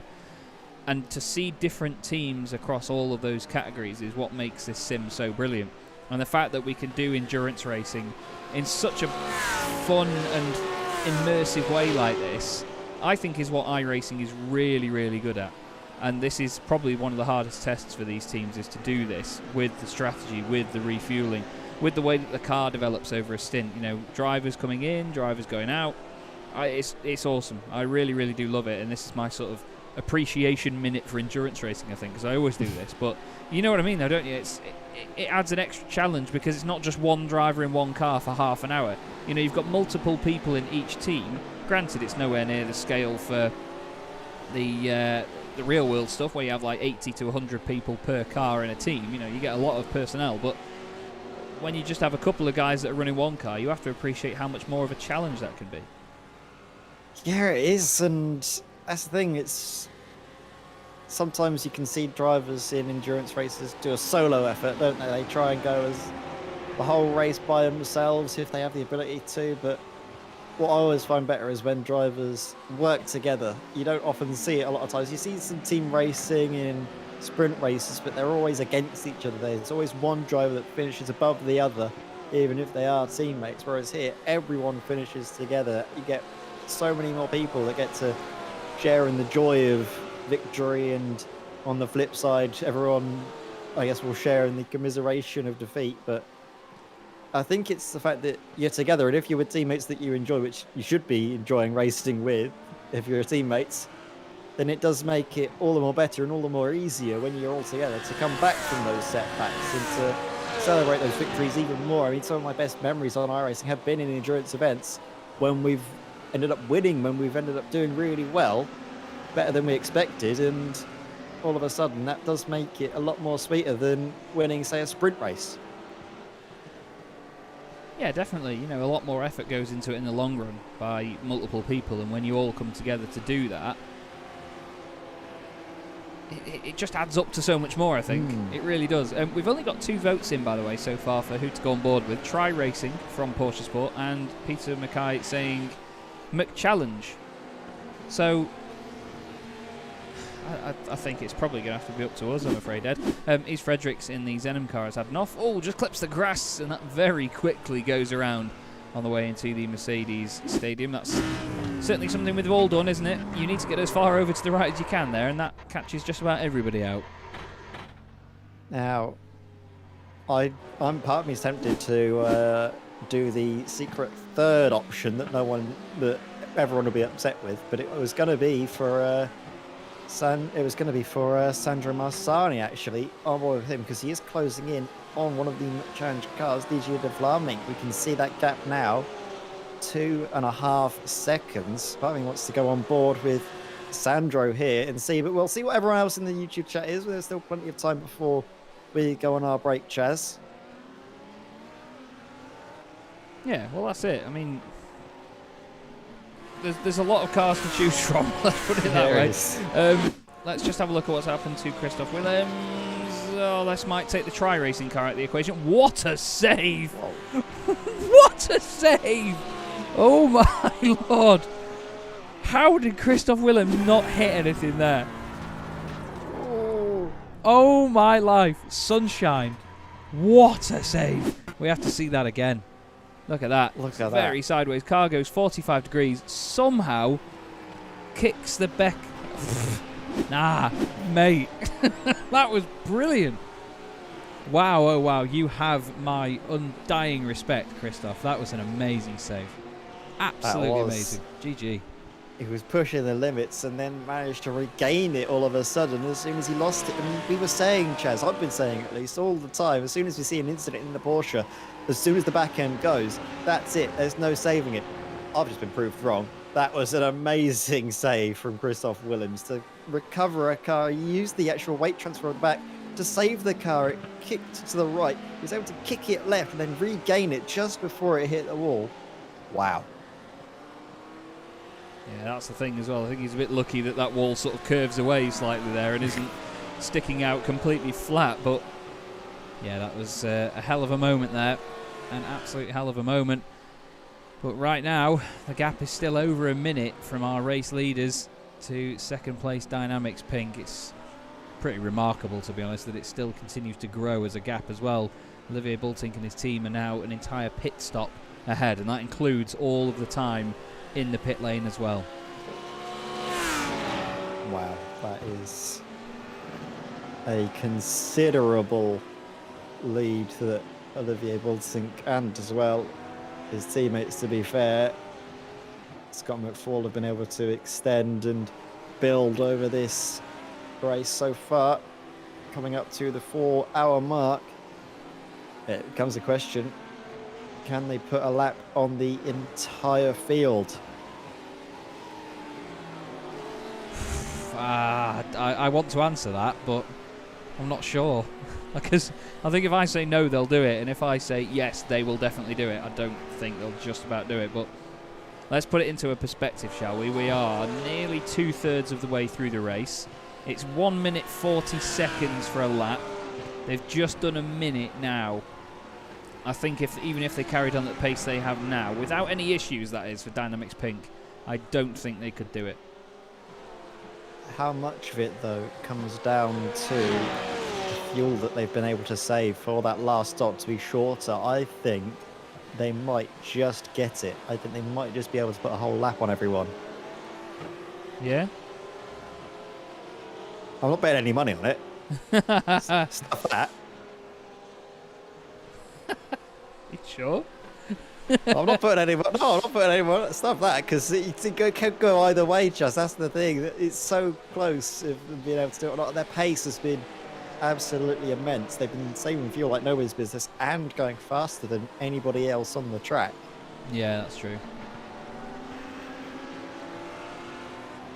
And it does come down a lot to, I think, Dynamics Pink, what they can pull off, and maybe what happens with the traffic as well. There can be some late surprises. Speaking of traffic, you can see just ahead of Sandro Marsani, a blinking Lamborghini.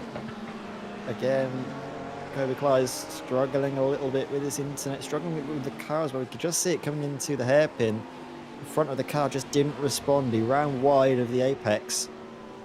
And Sandro is going to be hoping to get through him sooner rather than later, because that is not what you want to see ahead of you when you've got a car that you're racing with as well for position just a second and a half up the road. You don't want anything like this to try and scup your chances. That's very, very true. Peter Mackay has provided some very entertaining insight, by the way, in our Sim Racers World TV Discord. He says Scott McFall, apparently part of the Scottish high jump team. And he said either that or he's an Irish base jumper. Well, thank you, Peter. Thank you very much indeed. I'm not. What scares me about that is I'm not even sure if he's joking or not. But either way, something that isn't a joke right now is the way that Sandro Marsani is still reeling in Dieter de Vlaming in that challenge by DB car. How long will this chase have to go on before it changes? Because the McChallenge by DB car still doing decent laps, but if I'm honest, it's only like half a tenth here, a tenth there, that it's actually changing, isn't it? Yeah, it ebbs and flows little by little. On the balance, though, Sandro Marsani has closed the gap down. I think at the start of the stint, it was somewhere like 5-7 seconds, roughly, the gap between the pair of them, and Sandro has been on a little bit of a charge to close the gap down, but it's going to be difficult, of course, with that buffer car in the middle. The Lamborghini that itself is actually on pace, let's not forget, with this third place car. I mean, Kobe Klei's, his lap times have been on par with DJ de Vlaming, if not sometimes a little bit faster, sometimes a little bit slower. Basically going tit for tat with de Vlaming, and that does cause a little bit of concern perhaps for Sandro Marsani of what he does. How does he approach this fight with a back marker that isn't necessarily got the pace of a back marker? Yeah, I think it's interesting when you get these situations. We had it earlier in the race, didn't we, with the... Oh, who was it earlier? It was actually the Flemish SimSports Lamborghini, wasn't it? Yeah. They were right behind, I think it was Peter Mackay actually, wasn't it, in the Porsche Sport car. They've got the chance to go ahead of them and be quicker, but there's a battle happening in front of them. But they don't want to disturb that. But at the same time, they've got to think about their own race, and every second matters. So you're sort of torn between this. And especially now, if Kobe's been told that he is blinking like this, then he's got to be conscious of that as well if he does try to make any moves, because it could temporarily, well, not temporarily, it could potentially disturb this battle overall. Yeah, that's what we don't want to see really, is any disturbance to what could be a very good fight between the two front runners in this fight for third place. Sandro Marsani closing in now, the gap under a second, getting underneath the blinking rear bumper of the Lamborghini up ahead. But what else can he do, really? There isn't much you can do in that situation other than hope that the 33 car does... I'm not sure if it's right to say does the right thing, but maybe does the sensible thing. Yeah, and he just needs to let them out of the way. Look at this, by the way. Just behind. Olivier Bultink is literally seeing this battle happen in front of him right now, so he's suddenly becoming a part of it. And he's an entire lap ahead of them, and that will be one of the podium positions here covered. comes Sandro. Yep, to the right-hand side. He had to do it, he had to send it, and Kobe, very, very wise, very smart, doesn't fight it. One of the few times that Kobe doesn't blink, and that's very fortunate, I think, for Sandro on that occasion. Yes, indeed. And to be fair, well, there you go, he started doing it again. But because of the really good traction in that Porsche, Sandro has actually got his foot down on the exit of the hairpin, and he's not lost any time at all. He's actually gained more time to de Vlaming in front. And come the next lap down that Parabolica section towards the hairpin, he's going to be right with him again. And I think we could see the move potentially being lined up at the start of this next lap, considering the gap. Just need to see what Sandro can do. However, when was the last time these guys pitted? Lap 105, which was 36 laps ago. Are we going to see them both pit? Yes. Oh, no, we're not. Not both of them. De Vlaming in. Sandro Marsani does one more lap. Clear air. That's the thing. He's going to have clear air up ahead. Does that help him, or does that hamper him? In fact, he won't have any slipstream to work in his favour, but we know that Sandro Marsani would have probably gone for the move to get ahead into the pit stop phase. That's been taken away, the chance to overtake, but now he can do it in the strategy, on the time against the stopwatch with the pits strategy. Both of those drivers on old tyres, so we expect them to take one final stint of tyres, one final driver change. You would imagine, as Debova is actually, I think, staying in the car for Merc Challenge at the moment. So expect him to probably go until the end of the race, probably taking tyres right up until the final stint. Sandro Marsani then, eyes firmly locked on him as we shift over to Paul Rieger. And is this a little mistake with over rotation? Yes, it is. Does he get the car going? Oh, no. Thinks about starting, then stops in the path of the Flemish SimSport Lamborghini. Oh, no, and that's a big old hit as well.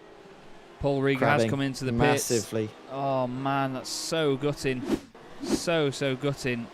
Let's have a look at how it looks from Hendrik de Grave. You can see from here that he's gone around, and then you think, right, he's there. No, it's the stopping. Yeah, I mean, I think Paul did the right thing in at least trying to stay still, but he thought, right, let's get off the racing line, and then it was that sudden doubting of the decision. I think second guessed himself. Yeah, I think in those moments you've got to just stick to your original plan. That's an absolutely devastating moment for the Porsche You have to Sport fully team. commit, yeah, unfortunately, and I'm not sure if that's going to be deemed as an unsafe rejoin with that for Porsche Sport, perhaps.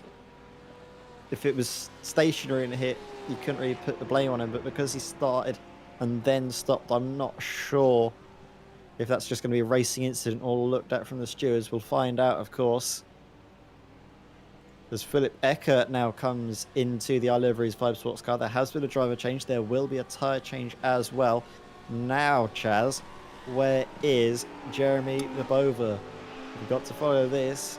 This could be one of the close fights coming out of the pit lane. Jeremy Lebova way back, but of course we have to wait for the tyres to be taken on the 41 Porsche. Coming into the stadium section now. Jerry Lebova is going to have to drive the absolute wheels off of that Audi to get up ahead, to get in front of Philip Eckert, who did have a very good in-lap. It has to be said, no mistakes, no errors. Jerry Lebova rounds out the final corner. Is that Vibe Sports car going to get moving? It's on pit exit. Is it going to be a battle? Coming out of the pits through the first corner comes the iLiveries Vibe Sports car. You can hear it running, you can see it running through now. Battle on the brakes into the second corner. Will it be the Audi to come out on top? He's got the speed, he's got his nose ahead, and he will stay ahead. Battle of the pits not working out. Philip Eckert on cold tyres. Wow, what a save. You can see that he's trying as he can, trying as he might to catch up to the Audi that he can see just up ahead. His heart is probably sank. He thought maybe his teammate did enough, but not quite. The impact was just too slow for Philip Eckert to get control, to get back ahead. And now, Chaz, we have a great fight on our hands between Jeremy Lebova and Philip Eckert on fresh tyres apiece. What are we going to see in the next 2 hours between these two? Well, I think that one of the main differences is, if we look at the gap right now, it's half a second. Jeremy Lebova was in the pits for 1 second less than Philip Eckert. Oh. So really, if they were in there for a second less, then I reckon this would have been a very even situation. Now, Ryan Parkins is in the Porsche now, in the Porsche Sport machine, so he's taking over a little bit earlier. Might have to do a bit of fuel saving, might have to have a splash and dash, because it was just before their pit window had lined up here. So he's going to do a little bit more driving than I imagine he expected to do. He was probably already prepared for his stint, so nothing too out of the ordinary there. We just need to wait and see now how it affects their race when it comes to that splash and dash at the end. Will it be one pit stop too many? Kobe Klaas, by the way, and Hendrik de Grave, fantastic race from those guys. Considering that this Lamborghini might have damage at the moment, they've gained 10 and 11 places each. Kobe Might Klaas, have damage. Oh, well, yeah, there you go. From that shot, yes, definitely has some damage there, doesn't it? And we come to the 4 hour mark, which does mean, as Henry de Grave car threatens to swap ends on him, we do have to go to a break, Chaz, and I'm not sure who are we going to go on board with, because there is close action up ahead, the battle for 3rd and 4th. Yeah, I'm not sure who YouTube has decided. Yeah, I feel that, to be fair, if these guys want to see a battle, these are the cars to go on board with. This will be a 10-minute break, by the way, guys. Ed and I just need to make sure we get some grub before we continue into the final third of the race. But thank you very much for sticking with us so far. We hope that you will stick with us here on Sim Racers World TV in the DynamiXX Endurance Series. We'll be back in a few minutes for the final 2 hours in the 6 hours of Hockenheim. See you in a few.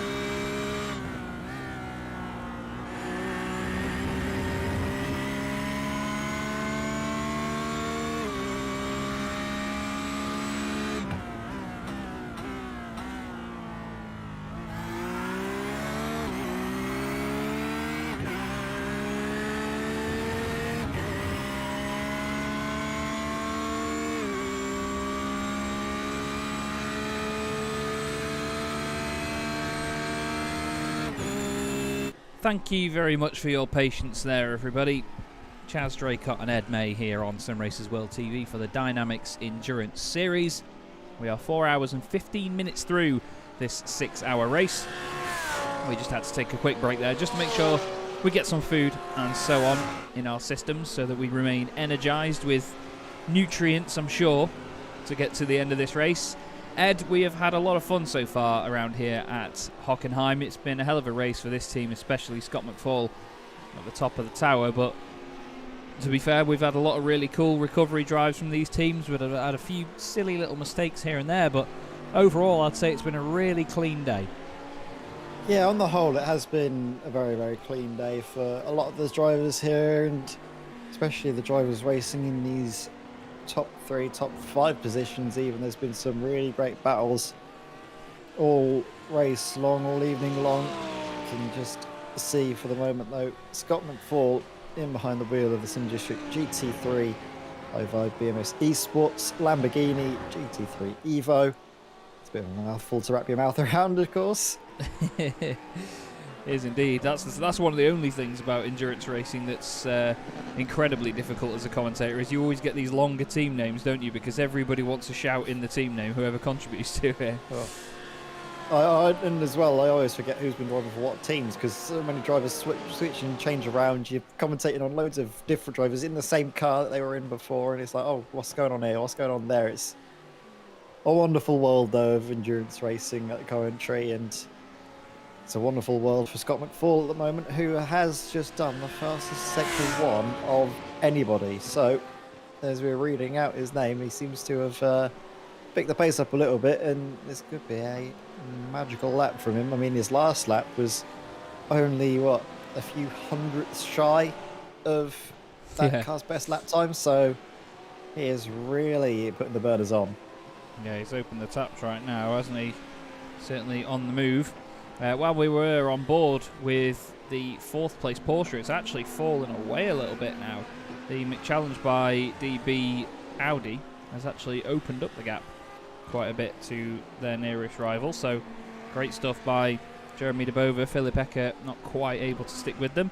While we were watching, though, there have been not many, if any, incidents, to be fair. Luke Tice had a bit of a problem, though, here, Ed. Let's have a look what's happened. I can't quite see actually what's happening to Luke Tice, unfortunately. Oh, okay. Well, he did the usual that we've seen from this Porsche. He went into the final corner and it just looped around on the brakes. Brecht Musely has... Oh! Now, Brecht has had a big moment here with the BMW of Jitse Medema, and I think Jitse might have some damage from that. We can't actually see... Yeah, there's damage to that front left, surely, on that BMW. Ooh. Not quite sure what's happened to Brecht, though, why he was going so slowly there. He's got damage. I think he's been off somewhere, and then... Yeah, he's in the middle of the road, and he's been knocked by the BMW, so... That's a strange one. I can't see the last time that car went off the road, really. It was a long time ago if it did. He does get back on eventually. He hasn't jumped to the pits or anything. Let's just have a look again, see if there's any problem with it as he goes around. The steering doesn't look too straight. I think it could just be a distraction. Maybe he was distracted going through there. That was the only thing I couldn't see, that he was sort of off the racing line going slowly, and unfortunately it was the BMW that arrived up his backside and gave the BMW some damage to the front of the car. Now, if that's affecting Medema's performance, that could be... Well, that was saying, because he has got a car just up the road, Luke Tice, who he's been trying to reel in lap on lap. Yeah, that will be absolutely gutting for that BMW if that's what decides how the rest of their race goes. We can certainly see the damage on the front left. That front left wheel certainly very disconnected. Squished. Yeah, it's very disconnected almost, isn't it, by the look of it? You can see it really sticking out of the arch there. Olivier saying maybe his wheel disconnected and he couldn't shift gears. Yeah, it's a fair point. It's a fair suggestion at least. But either way, massive shame that. I mean, that amazing Belgian car hasn't had the easiest of days at the races, but there's certainly been a couple of occasions not to bring it up too much, where their sort of mishaps have affected other cars as well, I'm afraid. I don't think we saw that at Monza. I don't think it was them. There was another car that had a couple of offs that sort of affected the cars around it, but still, the race goes on, and Medema still inside the top 10. Now the gap is 4.1 seconds to the car ahead. Now I would go on. Now we go on board, but we can't actually see the. Actually, wait there. Maybe we can. Yes, we can have a look at the steering wheel.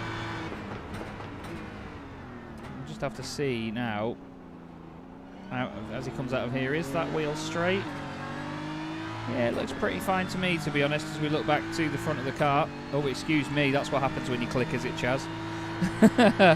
Now, that's the first time I've tried to use this via SDK, which is controlling my iRacing at the moment. So when I turn that off, it should resume to its normal position. There you go. So apologies for that not working as smoothly as I wanted it to there, everybody, but still, I tried. That was quite clever, that was actually. That was quite nice. Yeah, I didn't realise that we can turn the mouse aiming on or off here in SDKs. Whoa! Joe Medema needs more than mouse aiming to get that thing back on track. That was a big old moment. Very sudden as well. In fact, I think I'm trying to remember how the cameras work inside the BMW, but we're putting in that. Oh my word! That was. You mentioned that curve actually. You've mentioned a lot of these curves on the exit. They are sort of layered, aren't they? And as soon as you dip a wheel, it's only a millimetre off. It dips down and then all of a sudden spits you around, only dipping what, a centimetre or a few millimetres at most, but that's enough to really upset the rhythm. I'm really intrigued as well if that's partly down to the damage on that car affecting Medema's comfort in the car, comfort to just, you know, attack the corners the same way he's been used to all race. Well, that's it. You've got to lean a lot on that front left, haven't you, throughout the race? So through that corner especially. And, okay, Dominic de Klerk in the chat is saying that Brecht had to restart his screen. He had a monitor problem. So, yeah, he couldn't see where he was going at the end of the day. He just tried to stay as predictable as he could be. And it's never always that easy. Luke Tice's had another long spin into the final corner. That's the second time in a couple of laps that Luke Tice has had that problem there. So clearly the back end of that Porsche... That was on the same lap that Medema had his error. Yeah, indeed. Just a few corners apart from one another. Now, the battle between third place and fourth place hasn't changed too much at this point. It's still just over 4 seconds between the two.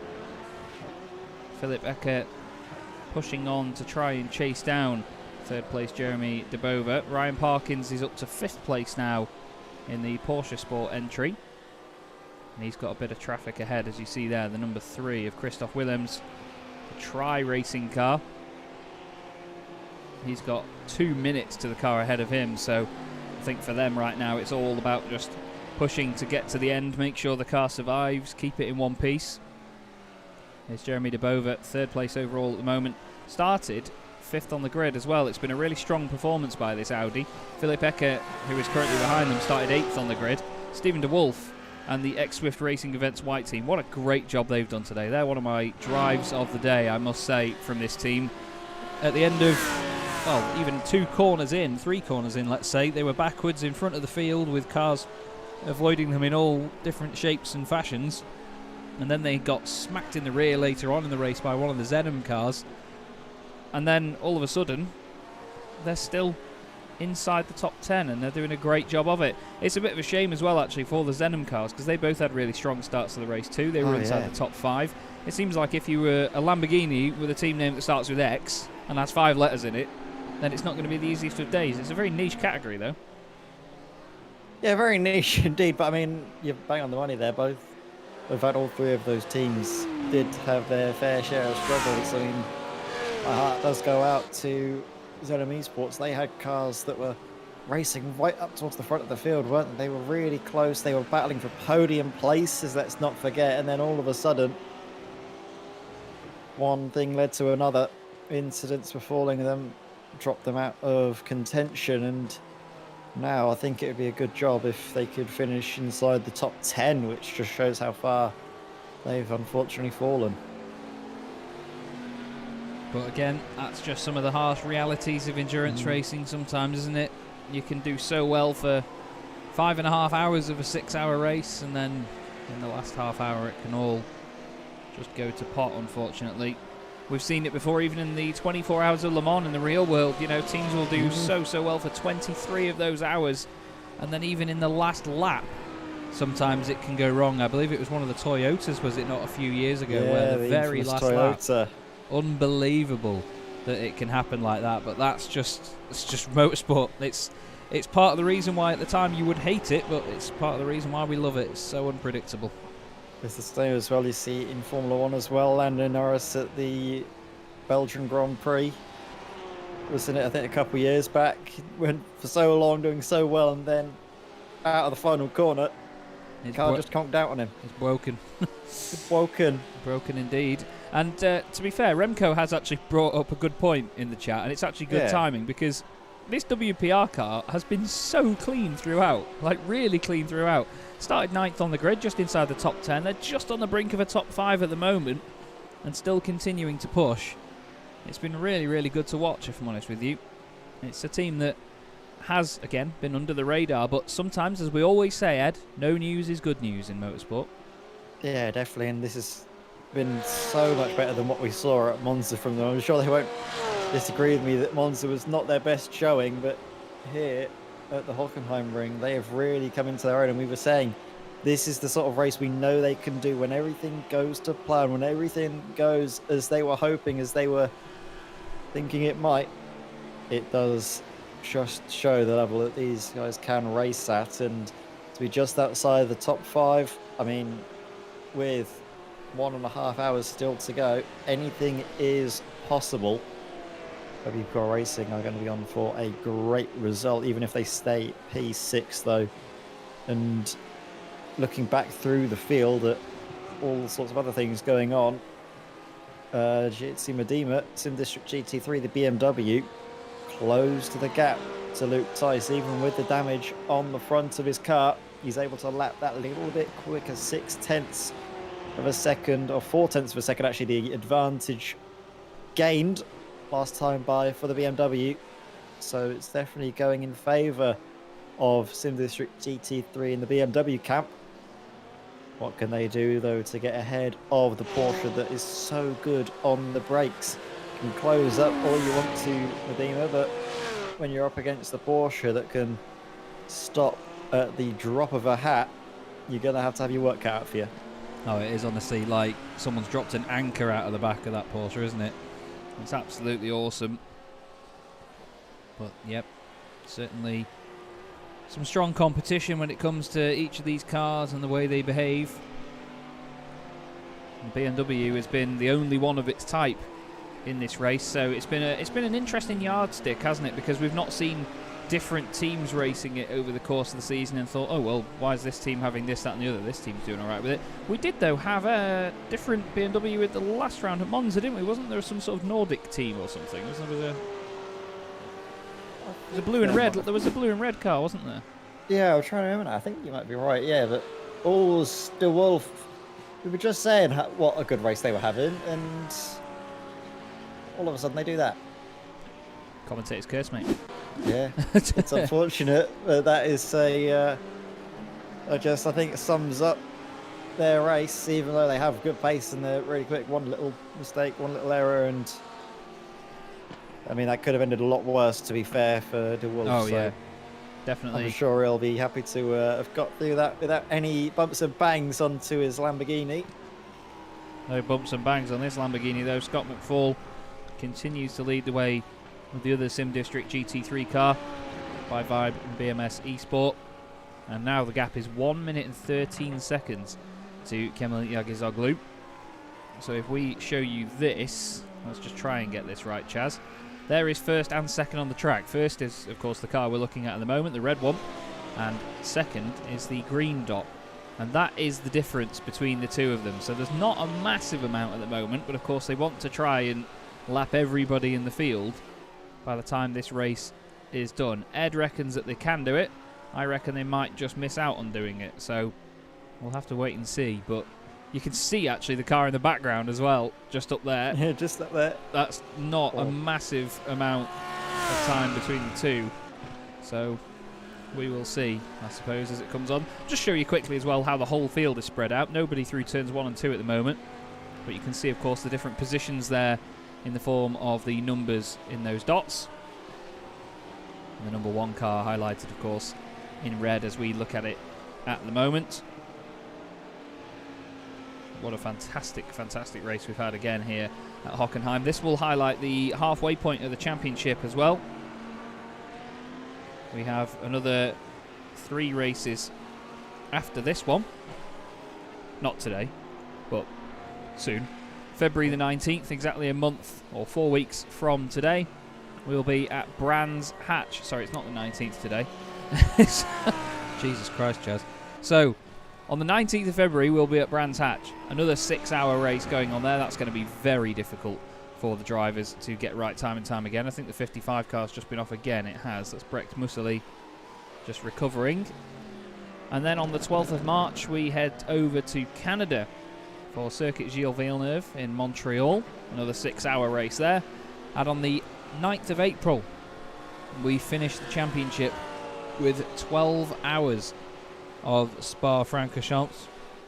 A high-scoring race there for all of these teams involved. Could still affect the championship if this number 45 Lamborghini doesn't continue to perform as it has done up to this point of the season. It's been very dominant. A Lamborghini that isn't quite performing as much as, or as well as they'd like right now, is the Flemish Sim Sports car. It's a bit sad to see, isn't it, really? Because earlier on, their mistake was tiny. I mean, they had a bit. It was just a miscommunication. I wouldn't even say it was a mistake by Flemish. You know, Paul Rieger made a decision, changed his mind very quickly, but it was just, it's part of racing. You know, he tried to get out of the way, he tried to do the right thing, and there's quite a bit of damage to the front of that Lamborghini now. I mean, there was a lot of talking in the YouTube chat, all really actually quite constructive and really actually kind between the two teams. Eric de Grave and Porsche Sport exchanging messages, both sort of apologising for it, both of them feeling that it was just one of those things that can happen, and it's good to see that there isn't any bad blood between the pair of them. It means that they can both just get their heads down and focus on the race to come. The next 1.5 hours, Kim Bahayet needs to be focusing on the car behind, Hans Damians in the Decimo.BE Porsche, the car that has been flying under the radar. We've not seen any mistakes. Look at their car, it is pristine in comparison to the Lamborghini just ahead of them. It could bode well for their ability to close up and also then try and overtake the Flemish Sim Sports Lamborghini. Yes, indeed. Certainly in the firing line now.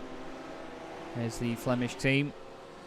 They're going to be hoping that they can at least get used to how that Lamborghini is behaving, because that's the thing. Sometimes when you do have the damage, you can overcome it by just being a little bit more careful with the car, or just approaching something a bit differently, maybe changing how much steering input you put into a corner, or getting ready to correct when you bounce over a bump. Just notice the little differences in how the car is. As whoa, Zenem car goes off there. That's Jens Goossens.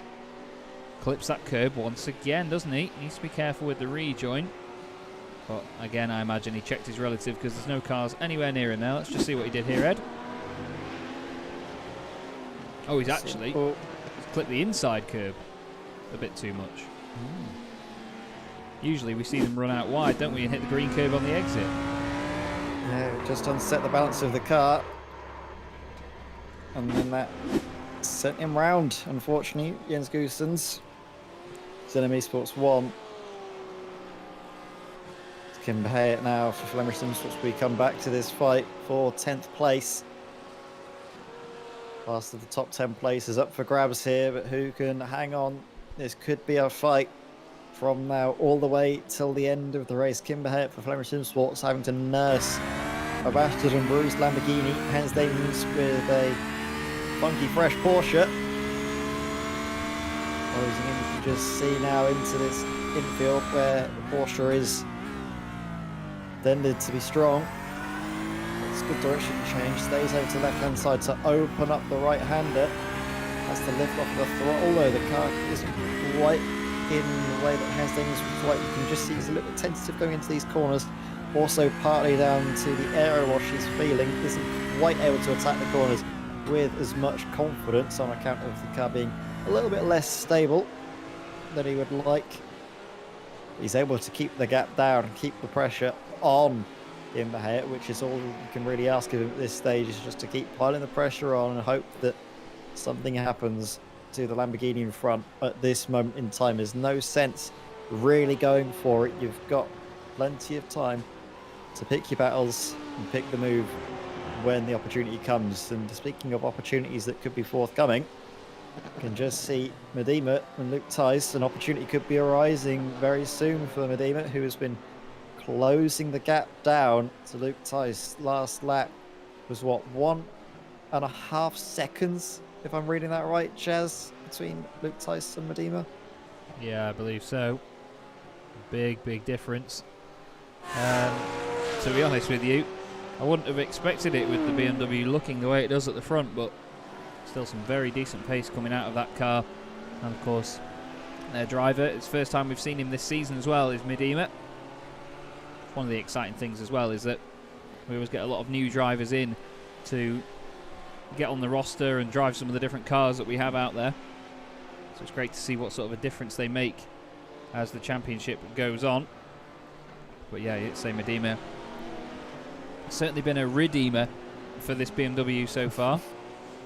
Makes his way out of the hairpin once again. Gap is down to 2.7 seconds to Luke Tice. And you can see the car is literally just in front of them there. Comes around the final corner. It's literally this Porsche here, the 315 machine. I think, wasn't that car involved in the incident early on in the race out of turn 2? Was it Team Tice or was it... I'm trying to remember now. Oh no, because I was thinking of... Dries was involved in the big incident, wasn't he? Or Dynamics Racing Simulator 77 was involved in the big incident. I don't know about the 55. Yeah. For some reason, I think it might have been them that was involved in that one. They've gained 4 places from where they started. Stephen DeWolf's team would have been... Actually, no, they would have been even further back than that, to be fair, because they've gained 9 places from where they started. So I think maybe it was one of the others that were caught up in that. But either way, they've gained 4 places from where they started. 12th on the grid, up to 8th. Is it going to stay that way, though? The gap now down to 2.1 seconds to Medema behind. Porsche versus BMW, rear-engined versus front-engined. Both 6 cylinders, just in their own different forms. One of them is the twin-scroll turbocharged BMW, the engine that actually comes out of the road-going BMW M4. And it's a very big, bulky machine, but it spreads its weight very well, does the M4. There's a reason that bigger GT3 cars with a bit more bulk to them always work like this. They're known for being very good in wet conditions as well. Things like the Bentley, the GTR, the older Lexus as well. And even going back as far as the longer, beefier Jaguar XKR GT3s, you know, they were always known for being really good in the wet because of how well they distributed their weight, with all the extra bodywork as well. Being quite bulky certainly helped them out. And this BMW obviously not getting a chance to use its wet weather expertise on iRacing, but hopefully before long we'll get there. It's just something I imagine that takes a long time to develop, especially if they want to have sort of changing weather like they do with the day-night cycles. It's crazy to think though, because I mean, iRacing obviously will take a while to develop it because they want to make sure they get it right and that they deliver it in a way that the community enjoys. But if you think about it, I've actually spent the last week or so getting the PlayStation 2 out with my wonderful girlfriend Beth, and we were playing TOCA 2 touring cars last night on split screen. And even then you can have changeable weather. Obviously it can be cloudy at the start of the race and then start raining and be a torrential downpour by the end of it. But obviously we're at a much higher level of detail and realism now when it comes to iRacing compared to TOCA 2 from back in the day. So it's quite interesting when you see people say, why does iRacing take so long to develop rain? We had it back in like 1998. But it's not quite the same, is it? No, it isn't quite the same, but I mean, I am obviously looking forward to the day when we do get the rain on iRacing, the changeable weather that will add that extra little bit to these longer endurance races. Imagine a 24-hour race with changeable conditions. Something at Spa would be amazing, wasn't it? There's always a little bit of rain in the air down in those fateful forests in Belgium, so you can expect to see plenty of excitement in those sorts of races. And then even maybe at Le Mans, a little bit of rain could spice that up as well. Although I don't think iRacing, it's called Le Mans anymore, is it? It's the the French European countryside Endurance 24 Series or something. Yeah, something to that effect. But still, it's going to make a lot of things a lot more interesting. I think one of the only problems that I've really worried about is that certain people, if there are connection issues or something, will have a differing effect of what the rain has actually done on their sim compared to somebody else's. It's not something we've had an issue with, of course, with dry tracks and the dynamic circuits that we've got now, where the circuit gets rubbered in and the grip can change and there's marbles offline and all sorts.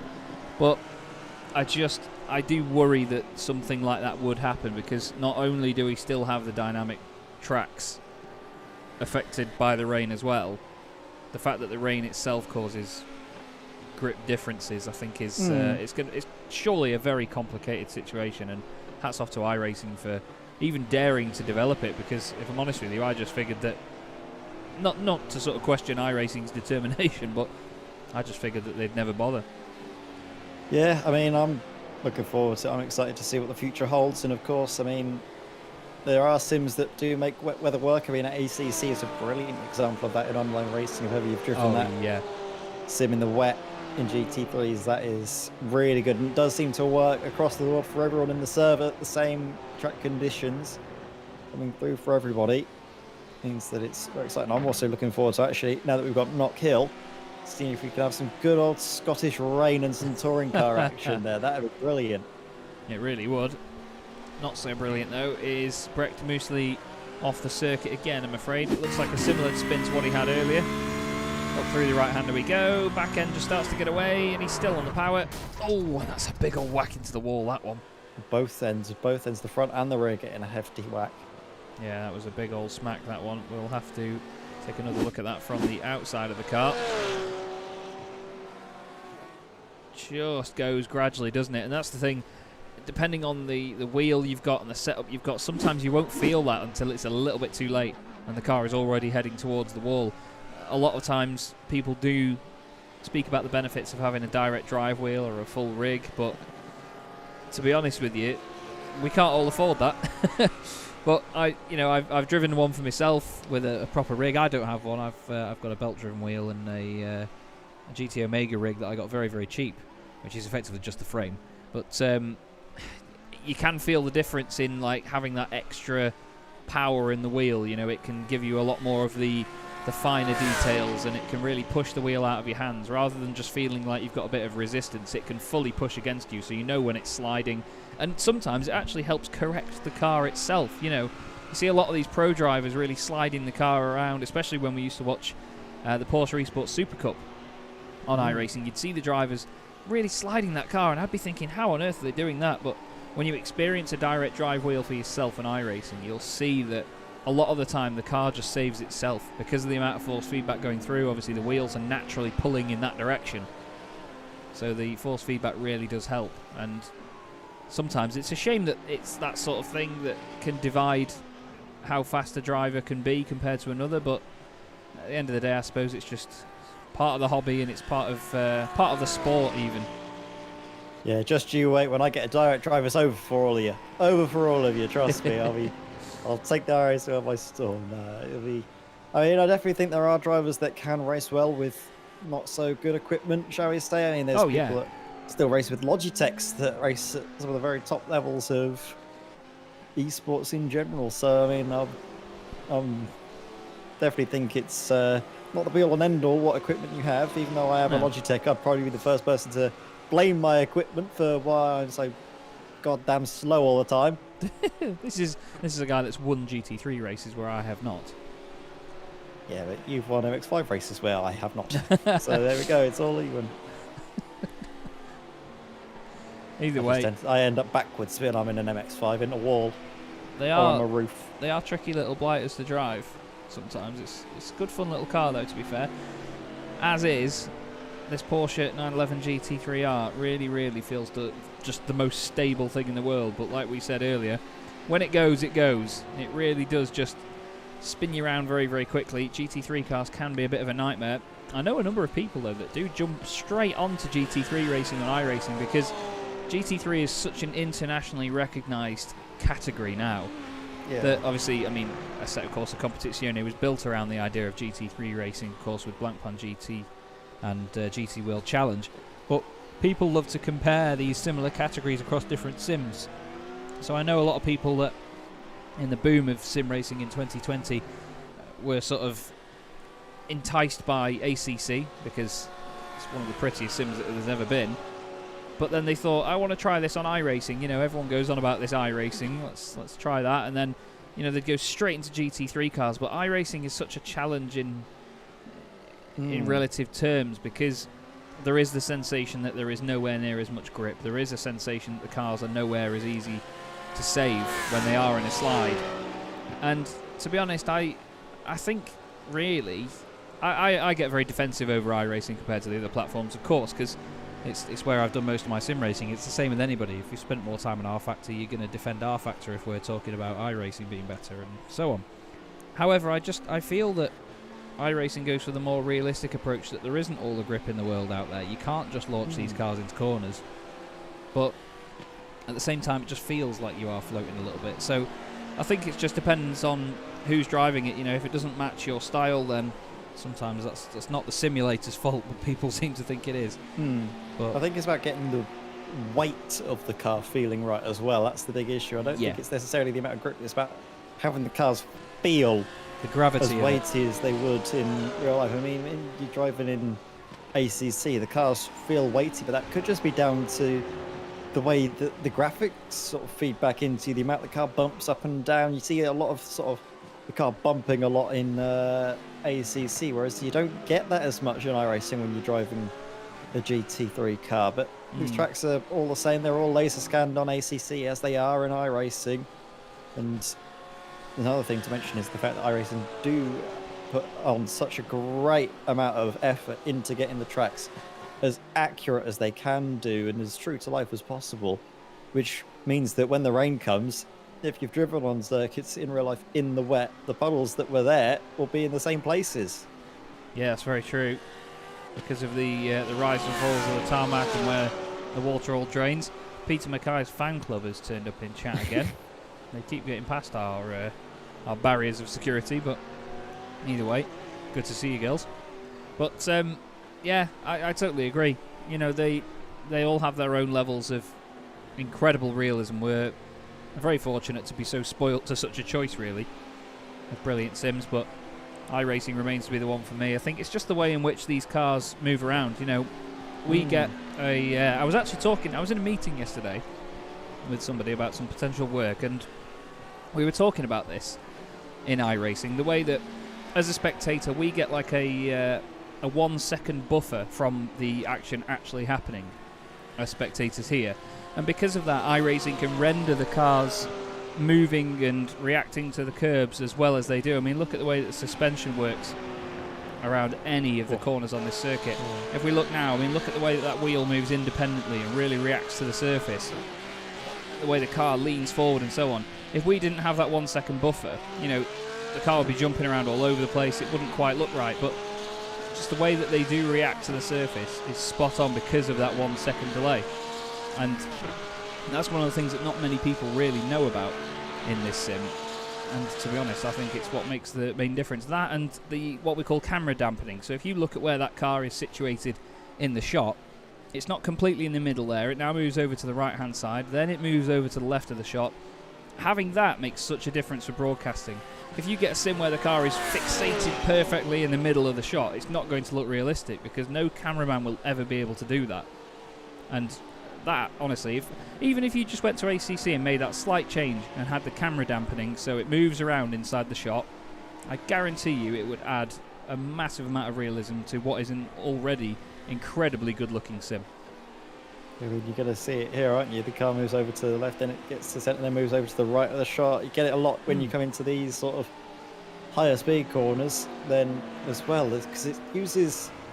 I mean, iRacing cameras have been a little bit lackluster on some of the older tracks, but on these more recent ones they put out, they are absolutely wonderful. I mean, I'm sure you don't need me to tell you, Chaz, about the horrendous cameras that they have at Zolder. Yep. On iRacing. They are an absolute nightmare. Sometimes you get it as well at Sebring, but here on these newer tracks, the tracks that we've put in the last couple of years, iRacing knocked out of the park. They are really good from us as broadcasters and commentators for our point of view and for bringing you all of the best action as well, and that is good. One thing, though, Olivier Baltink has just touched on that is very good. The sounds of the cars are so good on ACC. Yeah. iRacing, it's a little bit difficult to probably hear them, but I mean, if you drive in, say, the Lamborghini on ACC and then compare it to iRacing, it is night and day. Yeah, for sure. No, you're right about the sounds as well, Olivier. Must admit, some of the pops and bangs and so on, just a little atmospheric effects, just absolutely awesome. But you know, both sims nail it in their own rights, and it's a discussion that we will always have for a long time to come. Now, Steven de Wolf and Bram van Uytven have both been off the road here. Bram's had a spin, Steven's followed him in a little bit too hot, and that's going to be quite a whack with the wall there in the Lamborghini. I'm not quite sure if that's done any damage to the car. We'll have to have a quick look at it when he comes through the next couple of corners here, but plenty of dust being put down on the surface. It's a bit crumpled on the right hand side, but I'd say that's okay. It appears to be straight, but we'll see. Well, if he sees the incident up ahead, goes to the outside, goes with a little bit too much speed around the outside, and then has to wait for the Porsche to get out of the way, and then he can be on his merry little way. As we see, Hans Damien's looking for somewhere to get through, and as we come to him, he spins, he's off. Well, that's definitely not the way to get past, really. Let's just have a look on board. Just chucks it in a little bit hard into turn one, and that's all it takes in the Porsche, isn't it? It's that pendulum effect. Is there a bump on the inside as well that might send him round? I think potentially there is, yeah. But that's the thing, we talk about the pendulum effects. I mean, when we were commentating on GT3s just in the week, you know, we were talking about it with not just the Lamborghini and the Audi, but the Ferrari as well. Any mid-engine cars, a lot of the weight at the rear end, they have these very pointy, very useful front ends with loads of downforce on them. And unfortunately, the Porsche suffers from that even more sometimes if you run a low wing setup or a low downforce setup anyway, with the engine being so far back. If you're a little bit too harsh with it, throw it in a bit too hard, not too careful on the downshifts on your gears, then it really can punish you, this car. Now, having a look at the gap between first and second, it's nearly 1 minute and 20 seconds. Well, I'm not sure if this looking... I don't know if this looks better for Sim District GT3 to put a lap on the whole field or not so much. Yeah. They've got some of their fastest guys in, both of these two, Scott McFall and Jagirs Doglu, both drivers that qualified their cars, so you'd expect them to be fastest drivers on the circuit, and they are at the moment. What are we going to see in terms of differential and pace differential on strategy as well? We are coming up to the final hour of racing here as the sun begins to set at the Hockenheim ring. Which way will it go though? Because as the number 2 car in second place rather, comes onto the brakes into the hairpin, so McFall is getting on to back straight. Yeah, indeed, and he's got a bit of tow here from the Lamborghini in front of him. That's one of the Zenon cars. That is Jens Goossens behind the wheel. Hendrik de Graaf wants to go on board with the pace car for for our break. Not sure he'd have the most interesting view of the action, but whatever floats your boat, mate. Whatever floats your boat. But Scott McFall makes another move past. Now, Olivier Baltink has asked to go on board with the Sim District BMW, but unfortunately we've already done that one. We did that earlier. And Hendrik de Graaf is now asking us to throw a pace car. That could be interesting, because then we'd go on board with it and it would be out on track. They call that a competition caution. But, oh well. Unfortunately, I think everybody's had enough of late safety car drama for a lifetime. I think. Yes. Yes. Now you say that, yes. Yes, we have. Must admit. Jens Goosens is a good shout in the Zenem Lamborghini. It's a car that's had a... we call it a motor race. Yeah, it's called motor racing.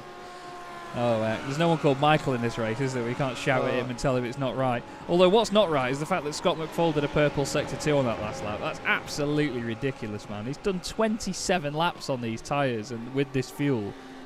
He is flying. It really shows you that the weight of the car actually sort of makes more of a difference than the life of the tyres when it comes to pace around here. As Philip Eckert from 3rd place is in the pits. De Vlaeminck was in just a lap ago, or well, actually no, 2 laps ago.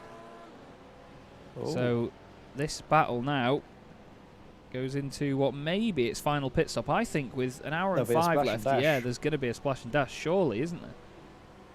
100% there is going to be a splash and dash. So Philip Eckert comes into the pits, takes on board all the fuel he can carry. The knockout goes by.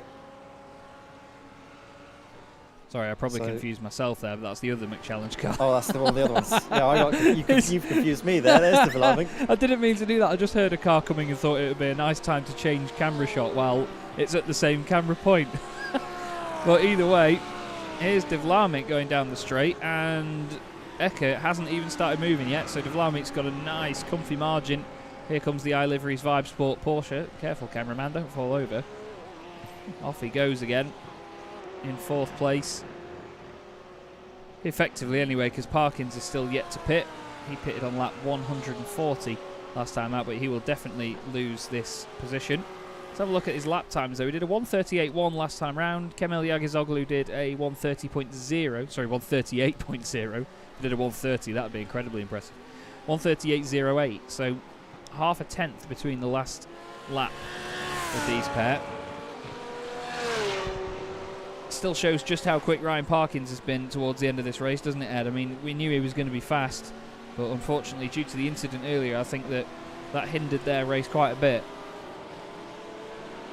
Yeah, it did just a little bit. That extra damage, that extra pit stop they had to take has really hampered them. And it's quite a shame because we were excited to see what they would do towards the last stage of the race. They were set up really well. Worked done by Pete Mackay to save the fuel in the first stint. And of course, when they handed over to their teammate, who I believe was Paul Rieger, he did a great job with the fuel as well. And then that one little mistake from Paul just before his pit stop where he got some damage, the car was crabbing, had to nurse it back to the pits. That's put them out of sync, meant that they are at risk of needing a splash and dash come the end of this race. Could be very damaging for their chances, for their hopes of getting a P3 finish. But that's the thing, if they can hold, and if Ryan Parkins can save enough fuel, then they'll be fine. They will be able to hold on and potentially snatch a P3 finish, which I'm sure they will be very pleased of in the Porsche Sport camp. Actually, Ryan Parkins has done a purple Sector 3, so he's finding a heck of a lot of pace. Even with the tyres, definitely past their best. But that's the thing with this Porsche, it seems to come alive on the final 5 minutes. When the fuel is taken out of the car, the weight of it just feels brilliantly. It feels nice and balanced. It feels basically nigh on perfect. And unfortunately, the car can't stay like that for the whole race. Ryan Harkins has got to take another full tank of fuel before he can greet the checkered flag. Does indeed. But car 101 certainly been great to watch so far. Not looking too likely that they'll get on the podium, but stranger things have happened in motorsport. We'll have to see. This is Kim Behait just having a spin at the hairpin, tries to keep it nice and tidy. The Zenem car goes past, but that's not for position. Next car behind them is quite a while back. Here comes the 101 into pit lane. Now that's close to making it till the end. Yeah, it is. That's literally going to be bang on an hour, isn't it, when they stop in the box? Maybe a few seconds. But when they leave the box, that's the thing. It's going to be in about 45 seconds from now. 58 but and then a quarter minutes. When does Scott McFall come across the line? Do we get one more lap than they're expecting? Oh, I hope not for their sake. Scott McFall is coming across the line now, so he's going to put another lap on them at least. But still, we are now into the final hour of this race. 5 hours gone here at Hockenheim. 60 minutes still to go. And I think, to be fair, what we're going to do is we're going to go on board with a Lamborghini, and it's going to be the Xenom esports car a little bit further down the order. Jens Goossens in the number 15 machine. They were right up there near the start of the race. Ed and I are going to just take a quick 5-minute break while this goes on, everybody. So please do enjoy the wonderful noise of the 5.2 litre V10 in the back of the Lamborghini, and we'll be back with you in a few minutes for the final hour here at Hockenheim.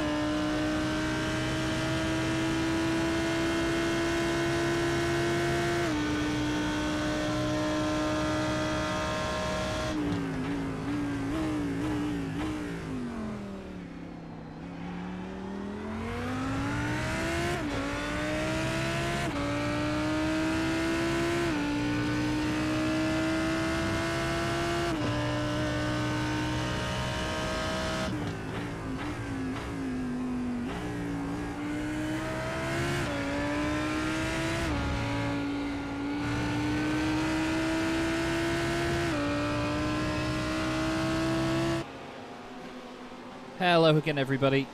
Chaz Draycott here with Ed May on Sim Racers World TV for the 6 hours of Hockenheim, round 3 of the DynamiXX Endurance Series. We are 5 hours through this race, into the 6th and final hours now. However, we've just witnessed a move, actually, Ed. It was quite the right car to go on board with, really, as Jens Goossens passed Ewald van der Maren. Apologies, think Ed. Still on his break for just a moment there. Apologies for that, but there goes Van der Maren. Oh, here he is. I'm back. Sorry, I forgot I had my mic muted and was just nattering away to myself. It's one of those days, mate. It's one of those days. It's always a long day when we do these, isn't it? Made even longer by the fact that I've had a COVID booster and it felt like it knocked me flat on my backside, but... Well, fair play to you for carrying on. I've always happy to have some great racing to talk through, of course, and watching Remco Barlow, WPR Racing, sticking out there in 7th place at the moment. Cracking stuff, all but with a slight mistake. As soon as we praise him, that's one of the few times we've seen a mistake from that WPR Racing car. It is indeed, and they can't relax too much because that there is the Flemish Sim Sports Lamborghini, which is in 8th position. Not too far behind them either. 3.4 seconds a gap. They are 5 seconds ahead of the Decimo BE Porsche, which of course we saw have a spin earlier on with Hans Damiens at the wheel of it, just coming out of turn 1, a place where we've seen a number of cars go off. But Scott McFall and his teammate Olivier Bultink have led this race from start to finish so far. They are currently just out of sync with pit stops. I think they may come in on the next lap, but they are 2 minutes 18 seconds ahead of the second car, so more than a lap as things stand. So they're over a lap ahead of second place. That's pretty balmy, isn't it, really? But we don't know whether they're going to stay there to the end, but you can see the amount of rubber and skid marks there where cars have gone over that curb and then spat off to the right hand side, can't you, Ed? It's quite a graveyard for tyre rubber down there. Yeah, it really is, but I'm having a look at this and I'm seeing Scott McFall. I mean, he's still has to come to the pits, but technically he has put a lap on the whole field. Yeah, he does need to pit, but even if he doesn't do it by the end of the race, I'll claim that I was technically right. Okay, we'll go with that. We'll go with that. But even still, can't take anything away from the amazing performance these guys have put in. They've been absolutely unreal. Again, to be honest, but to be honest, Jesse Hendricks and the DynamiXX Pink guys, they have had at least half a minute over everybody else as well for the majority of this race. This Porsche has been very, very fast. It's just with the relative performance compared to the Lamborghini, they've just had that extra sort of 1 or 2% where they've not been able to match them. But it's been awesome fight by this number 88 machine. Started 3rd, straight up to 2nd, and they've stayed there ever since, haven't they? I think we need to nerf Scott McFall and Olivier Bultink. Put him in the Ford GT and make them drive it backwards. Although actually, yeah, drive it backwards. You know, I say that Hendrik de Grave was actually talking to Olivier Bultink in the chat before, and he said, if you keep lapping everyone at every race, you'll need to do a lap in reverse one day. Yeah, that was. Hendrik de Grave was very excited to see some people drive backwards. He's frothed at the mouth for it. Hopefully, for his sake, we'll be able to see that before the end of the race. But they don't want to jeopardise their chance of putting a lap on the whole field. They can't afford to drive the race backwards. Can I just say as well, Scott McFall's just on the fastest lap of the race. Backwards. A 1:37.05 for Scott McFall. Unbelievable. Monstrous. Absolutely unbelievable. 2 seconds faster than Jesse Hendricks in 2nd place. Wow. And, looking at it, still hasn't come in for the pits. Well, no, that too. The next fastest lap by anyone else is over 6/10 slower than that. So they have the fastest lap of the race by a long shot, which is incredibly impressive. And we continue to be impressed by this team. Last of our runners currently is the number 55 car, Brecht Mussely, in the amazing Belgium car, but they have continued to push on. They've had a few incidents here and there, a few very big decisive crashes as well, but they've continued to push and push this car to get to the end. The determination from this team has actually been really, really impressive, hasn't it? Yeah, they've been, I mean, The way that Amazing Belgium have just carried on in the face of all of the adversity that's come their way is a credit, and you can see that they're just there to finish the race. They don't want to get involved in anyone else's race, getting well out of the way of third place DJ de Vlaming for MC Challenge. I mean, it's been brilliant for him, hasn't it? As we see Stefan Kalbrecht having with a bit of a moment. Yeah. Little bit of a scary situation there, as all of a sudden his teammates are fast approaching on the scene, flashing their headlights to let him know that they're coming. Good old drift though, wasn't it? Yeah, very good old drift that. Well held, well controlled to keep it out of the wall, as Bultink makes his way into the pit, stops the car for that final stop of the race. Well, of course, Bultink is in now. It was Scott McFall brought the car in, and now Bultink has jumped in, hasn't he? So in for the final stint then. Olivier will push this car to the very limit right to the end, and they will not need a splash and dash. They've saved enough over the course of this race to get to the end here. So I think actually, Ed, you might be right here, mate, because they've got 7 laps over Jesse Hendricks, because Jesse pitted on lap 181. Now that is good fuel saving. Kimber Haight finished their last stint on lap 183. Olivier Bultink and Scott McFall pitted on lap 187. So that really shows you the difference, doesn't it, to be honest? I think if there is a splash and dash needed, Jesse Hendricks and Dynamics Pink will get lapped, and that will mean that Olivier Bultink and Scott McFall have lapped everyone in the field. And to be fair, it's no less than their pace is deserved, is it, Chaz? They've been absolutely faultless. The same pace that we saw at Monza, this time without the mistakes. Just shows what formidable force these two drivers are in this championship. Scott McFall, Olivier Bultink, class above the rest, it has to be said. And again, that's the reason why they're so strong, is that they're both equally as quick as one another. You can't really choose between them of who's the faster driver, who's the more consistent, because they're both fast and they're both equally consistent. Very, very true. Which is a nightmare if you are Dynamics Pink, because what can you do to answer that other than drive faster than them? And that's seemingly nigh on impossible for anyone else to try and do at the moment.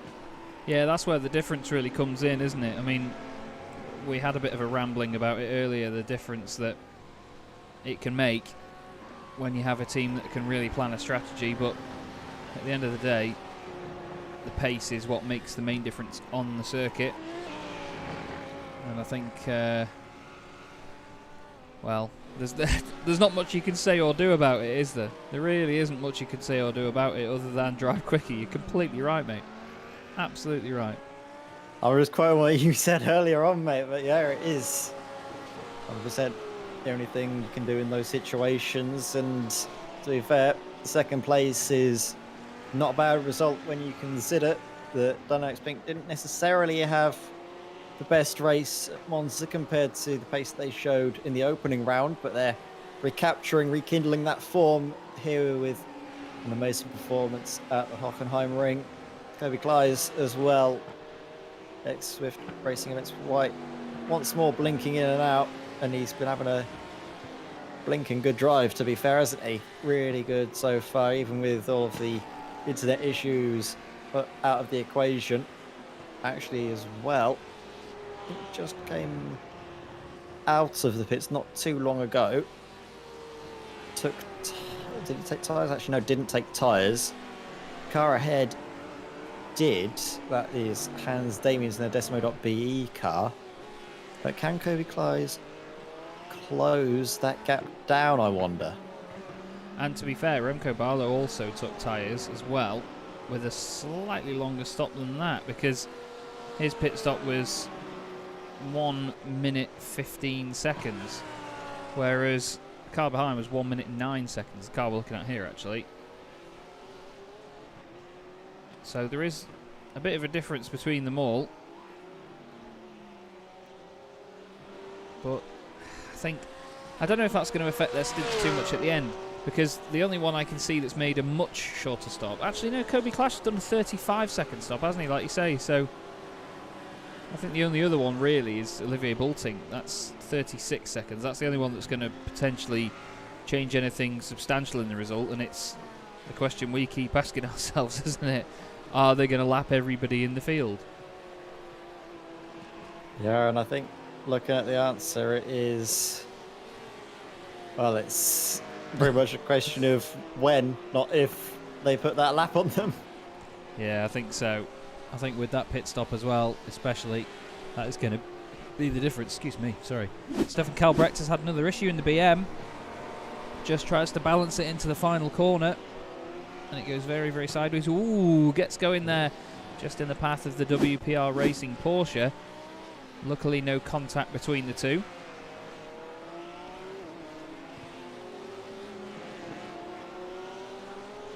But still, they carry on. Progress. Sorry, Chaz, I've just followed the progress of Porsche Sport. Ryan Parkins nearly a second quicker than Philip Eckert last time round. Intriguing. Intriguing. 38.2 to a 39.1. Not quite sure that's going to be enough, though, to get close enough at the end. They'll need something a bit more than that. And well, we said earlier, didn't we, the Porsche Sport car will probably have to have a splash and dash, because they were, what, 10 seconds, 45 seconds or something over the 5-hour mark when they came in. So will Livery's 5 Sports. They came yeah. 2 laps before. They did, yes, you're right. Good shout.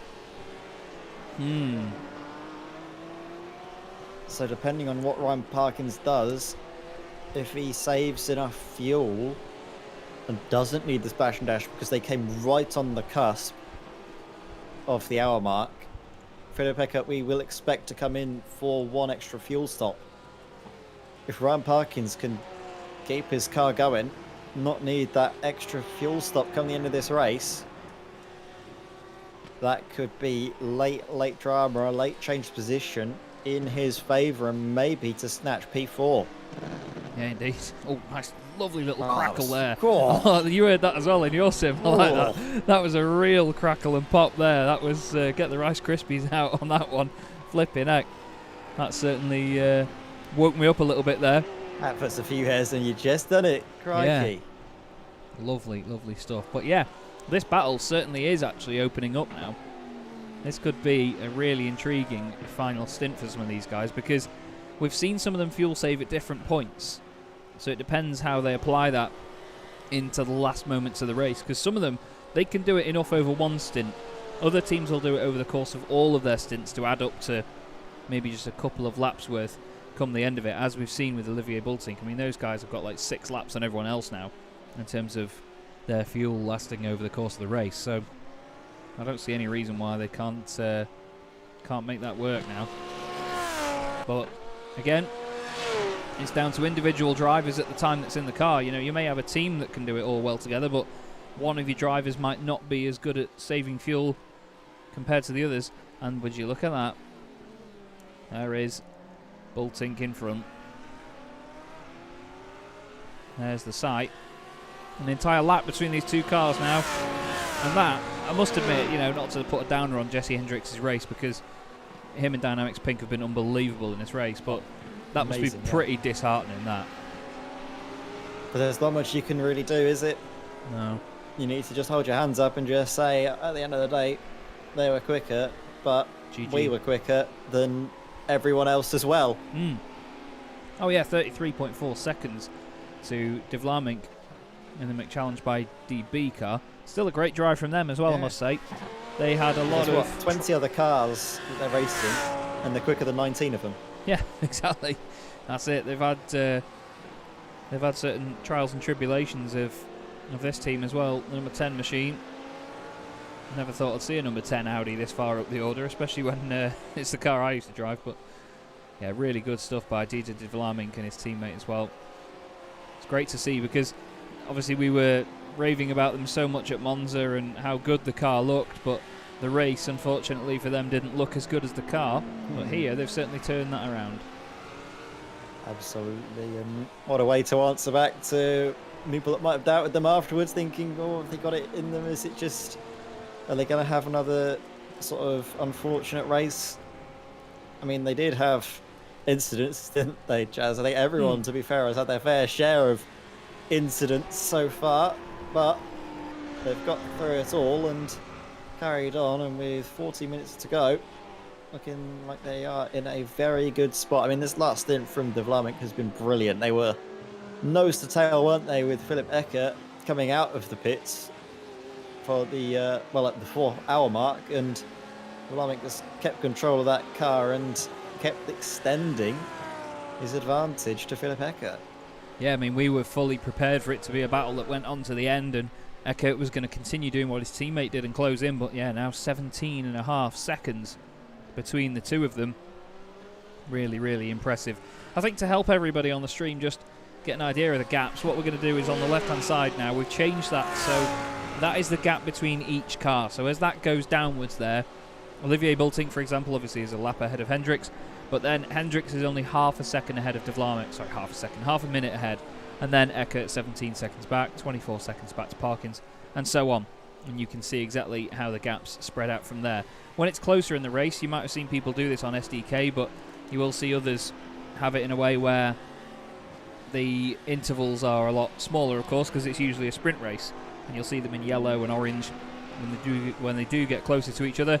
They only go yellow when they're within a second, so I wouldn't expect too many of those to go yellow anytime soon, but that's just a quick look at what the gaps are like at the moment, so you can see them between your own teams. We do have live timing as well. I know it's a bit late to mention this now, but we do have live timing if you look in the description on YouTube.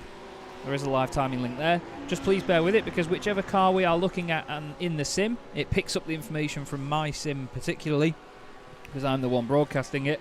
So it looks at the gap relative to the car we're looking at. So if it suddenly says that a car is, say, like half a second behind another, it's got to be flipped the other way around, basically.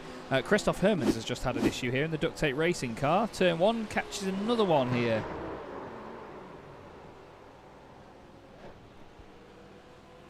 It's just another usual slide, isn't it, Ed? We've seen a number of those through turn 1.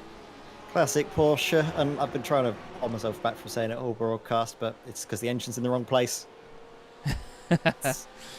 Engine's in the wrong place. Put it in the front or put it in the middle like a normal person. Oof, savage. Absolutely savage. But no, I love Porsches. They are their own things, really, aren't they? It's a wonderful bit of kit. And I mean, I am sad as well to not see any of the Porsche Cup cars race around, or the only Porsche Cup car, because it did add a little bit of variety, a little bit of extra excitement as well, just to see that car go around, because it is a properly good race car. I mean, we do of course have the what is it, the Porsche Club GB coming up. I think it's next week, isn't it, Chaz, at Monza? So we'll be able to see all of them out on circuit. Yeah, the final of the championship as well, the last round of the season. It's going to be pretty intense, to be fair. So if you are about, please do join us for that here on Sim Racers World TV. You can see Jacob Tofts, the like of him, Christian Saruta, Austin Greatorex, all fighting for the title. It's been a very, very close season. Some incredibly dominant performance by Jacob Tofts, it must be said. But Peter Mackay and I will be there with you for the final round. So if you enjoyed Peter's swearing earlier, don't worry, that's not normal. But we will certainly be providing an absolute boatload of puns for you. Keep him on a tight leash. Oh yeah, we have to. Whoa, that was a tight leash there. That was De Kuiper, and the Porsche right next to him. That's very, very close indeed. That's almost scary close, that is. Just trying to figure out which one of them that is. Is that Steph Delnews? It is Steph Delnews. Wow, that was very, very close indeed there. Incredibly close stuff between the two of them. Let's just have a quick look at that again. So if we go on the suspension here, we may get a bit of clipping here, and I'm a bit gutted about this, but we'll see. Going through the right, suddenly, hello Lamborghini. Oh, nearly got away with that. Nearly got away with no clipping there as we went in the door. But still, very close indeed. And then almost more contact there as well. Miles De Kuiper not making many friends at this point. The reason why they were fighting was because Miles De Kuiper has now put a lap on 14th place. Yes, indeed. These two racing each other for position, essentially. Even though De Kuiper is a full lap ahead now of Steph Delnews with that overtake, that was probably the reason why Steph was fighting that a little bit harder. Yeah, he's like, no chance, son. I don't want to get lapped by you boys, but At the end of the day, nothing can be done there. We're nearly 200 laps into this race now as well, Ed. Lap 196 as we are here. So we are going to hit that magical 200 mark unless Olivier Bultink and everyone else just decides to pack it in and think, oh, stuff it, we're done for the day. But brilliant, brilliant stuff to get this far through. Dominic de Klerk in the amazing Belgium car is on their 156th lap. There are, of course, 40 laps down, as you see on the left-hand side, but still more determination to carry on. Really, really impressed by these guys still pushing on, despite the issues they've had. In the middle of the pack, just near them, actually, is Hans Damians in the Decimo BE car. A car that's recovered after earlier issues as well. They started 6th on the grid and have fallen down to 8th, but considering the problems they had earlier, that's not a bad recovery at all, I'd say. Yeah, they've had their fair share of eventful happenings, haven't they, so far this race? The amount of times they've come through that stadium section to find a car completely blocking their path through no fault of Decimo B's own has been, well, happening 2 times too many, I think, for their liking. Well, that's only the times that we've seen. Who knows how many more times that's probably happened to Hans Damians and his Decimo.be teammates. But it has been a brilliant drive from the 451 Porsche. They've got a little bit of a gap to Kimber Hayet, and their pace is such that it would be a heck of a job for Kim to try and close that gap down, but they can't afford any mistakes, of course, so it will have to be a very strong drive from Hans until the end of the race. Talking of strong drives, Brian Parkins again, fast laps closing the gap down to Philip Eckert. Means that the closer he gets, and if he's saving the fuel, means that the more likely it is that the splash and dash works in his favour, that Philip Eckert will come out behind the 101 Porsche Sport car. Now I'm just trying to figure out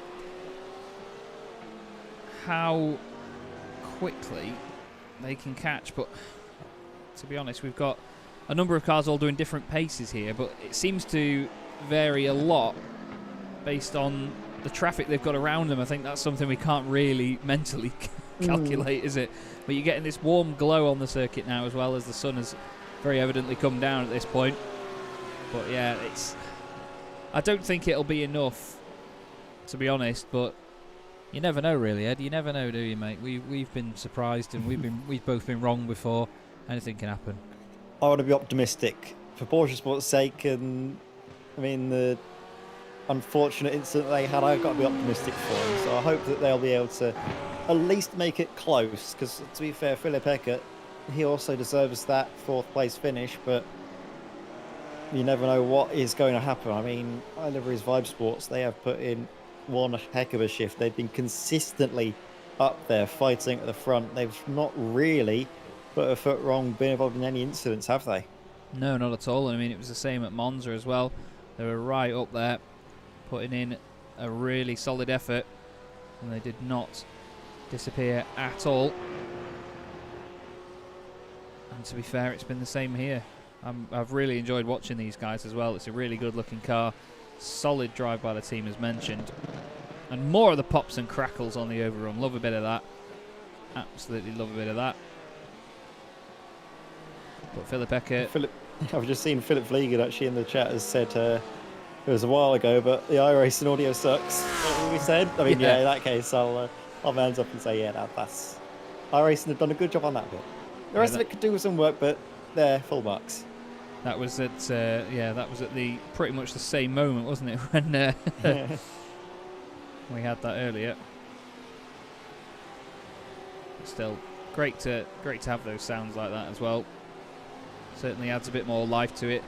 It's always something that iRacing has sort of missed a little bit. You know, like I did some commentary for Gran Turismo on their FIA certified Gran Turismo World Championships back in 2019. And honestly, the game actually had sort of backfire noises, pops and bangs, that were that loud it actually made me flinch with the headset on, with the volume level that we had it at. And that's what it should make you do, because when you're there in person at a race meeting, I mean, especially with GT3s, cars like the Bentley, the Aston Martin, every single upshift, those things do an enormous pop. And it's honestly like a gun being fired.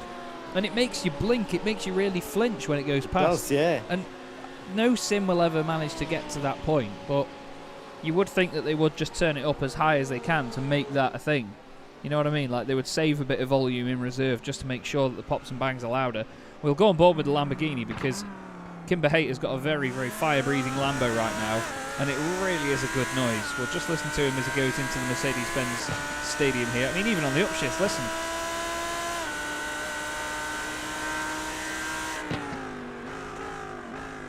That was probably the least poppy I've ever heard it. Let's have another listen. Maybe not. I've jinxed myself, haven't I? There we go, we're going to get here. There we go. Oh. A little bit. Into the hairpin, please. Kim, please. Yeah, a bit more there. Oh. But the Lambo it just sounds like popcorn. Yeah, it sounds like... yeah, in one of them weird, like, bucket pan things that you can get popcorn in. Yeah, it sounded like one of them inflating. But, you know, it's something that iRacing, I think, needs to add to a few more of the cars as well. You know, if they've got the ability to do it, then surely it can't be something that they're too precious over. But there you can hear it there. The cars they had was quite good. I think, was it the BMW M8, the GTE? Because when we were commentating on races like that, we see the fire, wasn't it, coming out the side? Yes, and you hear the Porsche do it again there. But yeah, there was a really sort of distinct crackle of the M8, but it wasn't quite loud enough to be distinct for what it was, in my opinion. But that's just me being picky. The McLaren was always a fire breather, but the McLaren always did it in a way that wasn't like a backfire. It was just like an overrun sort of thing, so it never actually made that much noise. It was just a static flame. But that's what the car did in real life. Flamethrower that was just attached to the back of it. Yeah, but that's what the car did in real life as well. It was a hell of a fire breather, but in a way that it wasn't like these, where it's a sudden pop or like a gunshot sort of thing. But it can't be efficient though for the car, right? To be burning it, you know, out the exhaust rather than, you know, in the engine. Yeah, very much so. Maybe it's balance of performance. More fire, less power. 200 laps completed now for Olivier Bultink, though. And a very, very well done indeed for those guys for putting on such a show so far. And they continue to push forward and be a lap ahead of the entire field. It's pretty amazing, to be honest. And we hope that, of course, it continues this way for them. They've had a hell of a season and a hell of a race to go with it. And that Lamborghini continues to look very determined. Jesse Hendricks still in second place for Dynamics Pink. Third place at the moment is Didi de Vlaming in the Audi, challenged by DB car. Then it's Philip Eckert in the iLivery's Vibe Sport car. And, of course, Ryan Parkins rounding out the top 5 in the Porsche Sport Machine. The gap now 20 seconds to Philip Eckert in front. So it's there or thereabouts at the minute. But to be honest, with everybody up to 6th place now, 2 laps down on the leader, I've run out of superlatives. I mean, yeah, there isn't much more you can say. And I just wanted to touch on another thing, actually, that's just come to mind. When we were talking about the level of sound that iRacing do, we can talk about how the actual car engines themselves don't quite sound right compared to other sims. But I think the one thing iRacing does brilliantly, that you have to give it credit for, is the whole, like, the soundscape. I think is the best way to put it. The way that the cars sound all around the track, you can hear the distinct sound of the V10 coming through there from the Lamborghini, and it muffles it depending on what's between you, the camera, and also sort of the cars that are making that noise. So if there's walls, if there's barriers, if there's buildings, it muffles the sound and properly immerses you as if you were there commentating on it in person. Yeah, it is very good. And I mean, the Blimpy boy, it's a little bit quieter than... I turned it down for the start of the broadcast, but if you just listen for a second, you can hear all of them just making their way around the circuit. It's nice time to catch it here as it looks at the stadium, but just listen.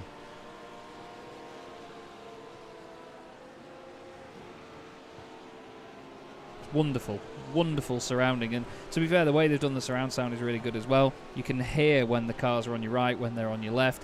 It's really, really cool the way that iRacing have done it. One thing that people might notice based on the quality of how YouTube streams this, but you can see marbles there just on the corner that we're flying over at the moment and into the next corner there. But when I actually look at the circuit here from our TV cameras, no marbles seem to be rendered unless I'm really, really far away from them. And I have no clue why they don't show up. I've tried changing all of my particle settings, I've tried changing it, just rendering the dynamic tracks in general, but for some reason the marbles just never properly show up for me, and they haven't for years. I've got no idea why. It is like really weird because I think it depends on where you're looking. You need to be really looking out for them to see. Like sometimes you can see them a little bit. If you get maybe like a closer camera angle shot, you can see it a little bit, especially when it's close to the camera, when it zooms in a little bit. Yeah. But yeah, I've noticed as well, it's definitely not as pronounced as when you're there. Like, just saw it for a moment coming into the Mercedes stadium section there. There's a little bit of marbles around the outside. There's a little bit here on the exit of this corner. Yeah. Just look to the outside. There's a little bit there, but it's so difficult to pick up a notice on from the broadcast cameras. But when you're actually in the car, it is very pronounced, especially at this time of day when there is obviously that level of light bouncing off the circuit. I was just hoping to get a shot there as well of the circuit reflecting too. We obviously have wonderful lighting here on iRacing. Some of the newer circuits as well really reflect in a beautiful way. Places like Silverstone especially, with their very shiny surfaces, look absolutely awesome. Kobe Class, oh, well, still up to his old tricks. Can't look at him for too long, still just disappear. But they've gained 9 places so far in that car. They are the biggest mover in the field, closely followed by Kimber Haight and the Flemish SimSports machine. Hendrik de Grave in that team as well. Those two doing a really, really strong job. But yeah, Hendrik pointed out you can see the marbles pretty well in the last corner though. Yeah, now I've actually mentioned it, I feel like a bit of an idiot because there are places where I can see it. I think often it's actually the motion blur that sort of gets rid of them. Yeah. Now, I can see on the right-hand side of the shot there's quite a few, and even on the exit there. But I think it's just because of the rendering size. I just expect them to be a bit more... a bit more pronounced, sorry. The word completely left my brain there. Completely. But I do get what you mean, yeah, the fact that it doesn't quite show everything in terms of how you'd expect it to on the broadcast cameras.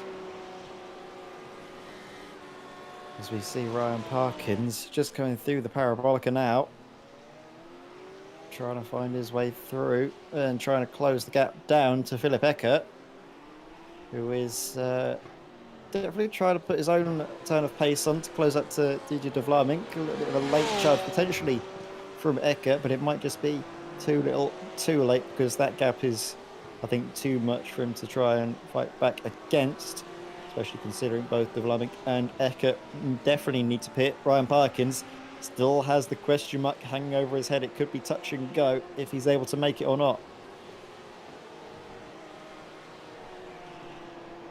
Fastest first sector of the entire race by Bulting. That is ridiculous at this stage of the race. We are just over 20 minutes away. And Dynamics putting in the chat, I'm not an R Factor 2 fan. Looks like Peter Mackay would say beep. A lot of beeping. I actually have a soundboard for that, and I can actually do a little sensor beep. Wait for it. Oh, it's loading because I've pressed it now. There you go. So you can say that Peter Mackay would say that R Factor 2 is very... There you go. I'm not sure if Ed can hear that at his end. No, I can't. But either way. It's funny. It'd be funnier if we could both hear it. But, yeah, unfortunately, I'm not clever enough to figure that out yet. There is Kobe. I can imagine it in my mind. I can imagine it in my ears. In my mind. Well, that'll do. But, yeah, Peter will never live this down. That's very, very true. After that one time you swore on broadcast. And the thing is, I'm gonna elaborate this, is that Peter is such a professional. You know, we do have a hell of a laugh on air, and sometimes some of the jokes we make are a bit close to the line in Porsche Club GB. However, it's the fact that it wasn't even like a subtle swear word. It wasn't like a word that Ed said earlier that some consider to be not kosher on stream, others don't mind. However, he just went solid for the F-bomb, like completely casual F-bomb, properly dropped it in there with full emotion, everything. You can say he was very, very upset with himself, but yeah, very entertaining all the same. And love it. Absolutely love it. Hendrik de Grave asking where the clip is of that. It was about 2 hours and 10 minutes into the race, I believe. Yeah, make sure to save it and send it to him. Yeah, well, I to be fair, I've already made a mental note that it's around that mark, and that's where I want to go back to listen back to it later. Because I told in one of the breaks I went to just check on the missus, and yeah, I told her, I was like, you'd never guess what Peter Mackay's just done. It was one of the funniest things I've ever heard on a broadcast. And yes, Hendrik, it was in this race, mate. About 2 hours 10 minutes, between 2 hours and 10 and 2 hours and 15 into the race. This was, but not that we promote that, but you know, it's all in good fun here. You know, we're not trying to be the best in the world at this. You know, we're having a lot of fun and just giving you guys a really good stream. It's entertainment, isn't it? At the end of the day, you're not all going to sit here and getting fired. If we were truly professional, we'd try and brush it away and say, what happened? No, I didn't hear anything like that. Nothing happened. Shush, shush, shush. But no, we're basically, at the end of the day, we are a group of friends having good fun, having enjoyment, commentating on something that we love to do, which is iRacing endurance races and iRacing in general. And because we're doing it with our mates, we sometimes give each other a little bit of grief, especially when it's someone who's as good as what they do as Peter. It's always quite funny to see it happen, see the professional side of him just slip a little.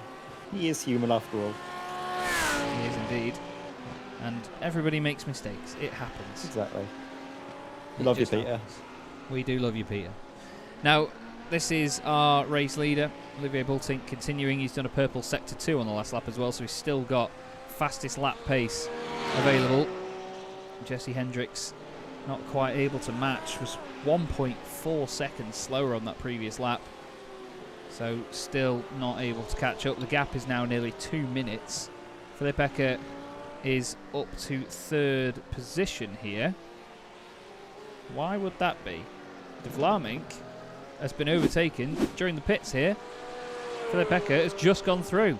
There is De Vlaeminck, and there goes Philipp Eckert. However, will Eckert now need to pit again, though? That's going to be the next question. So 3rd place has changed, but for now. Oh, and I think De Vlaeminck came in earlier than he was expecting, so maybe it could have been because there was traffic up the road. He just thought it's better to pit now, get clear air, and the traffic should also have to pit before the end of the race. It means that I'll be safe when I want you to deal with him. Indeed. Which I think is everyone's favourite thing, is when they don't have to deal with the traffic, they can find ways around it. That's basically what most of the time we do for our stints in endurance races. Think, what's the best way to avoid all of the nonsense of traffic, because it can just really wreck your race in an instant.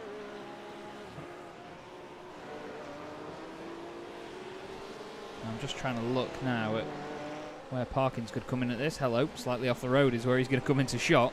10 seconds behind Dider de Vlaeminck. Not quite in touching distance right now. But still, this is the thing. These teams all inside the top 5, and even the WPR car as well, who may be almost a lap down on these guys. I mean, they're only here. Nearly a lap down, but still, they've all continued to push at a really good pace. And we keep saying it, but that is all you can do in these situations, because you never know how other people's stints are going to go. You can't take a risk and just say, oh, stuff it, you know, we're not going to catch them, let's back out. You can't give up on a chase like that. You have to push all the way through, and they're continuing to do it, and it's been a really, really entertaining drive from each of them to watch, fighting for this final podium spot, because I think it's safe to say the other two are pretty well determined. You just cannot let up at all. You have to properly attack, especially now more than ever at this late stage of the race with 15 minutes to go. You can see that the end is approaching very quickly, but then of course Ryan Parkins can't necessarily go full beans, because there's that fuel question that's, we're going to say, has been looming over his head from the start of his stint. Came in just before the 4-hour mark and has had to do a lot of fuel saving to extend it to the 5-hour mark when he came in for his most recent stop. And is that going to be the last stop that car will make in the race, or is there going to be one more for Ryan Parkins and Porsche Sport? It could be touch and go.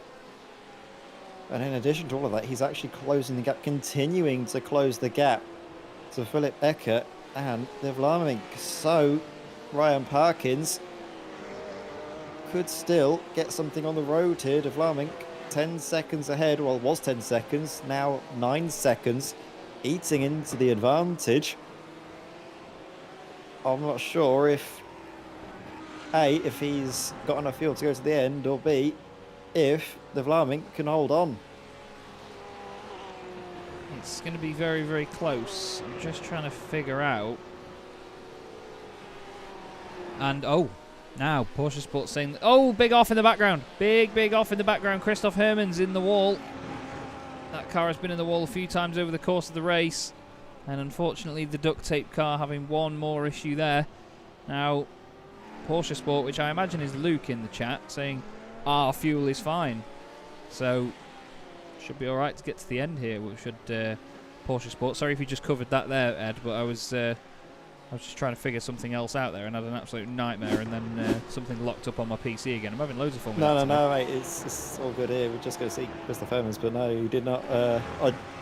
When I was talking through that message hadn't came through until you'd picked up on it. So yeah, Ryan Parkins, the fuel we are hearing is fine. And that means it's going to be full attack till the end. Now the gap 8 seconds between the Vlaming and Parkins. Eckert getting eaten up as well by the pair of them. So if Eckert stays out, he's going to be losing a lot of time just to save the fuel. I think that's probably why we're seeing his pace drop off so dramatically, because he's lifting so much to save the fuel. Losing time, but it's so much better to lose the time that way than it is to lose the time in a pit stop and be completely out of the fight. At least you're giving yourself something to fight with. Yeah, that's it. And it's easier as well when you do get a visual representation of what you're chasing. It's so difficult when you are further down the order and you cannot see the car you're chasing. As soon as you get them in your view, you know exactly what you've got to aim at. You can see it in front of you. Dominic de Klerk has just been off the road. I think he's just had an issue into the final couple of corners. Just over-rotates the car in the penultimate corner again. He gets out of the way very quickly. Good stuff.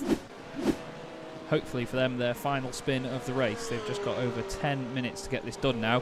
But yes, 3rd, 4th and 5th, very close together.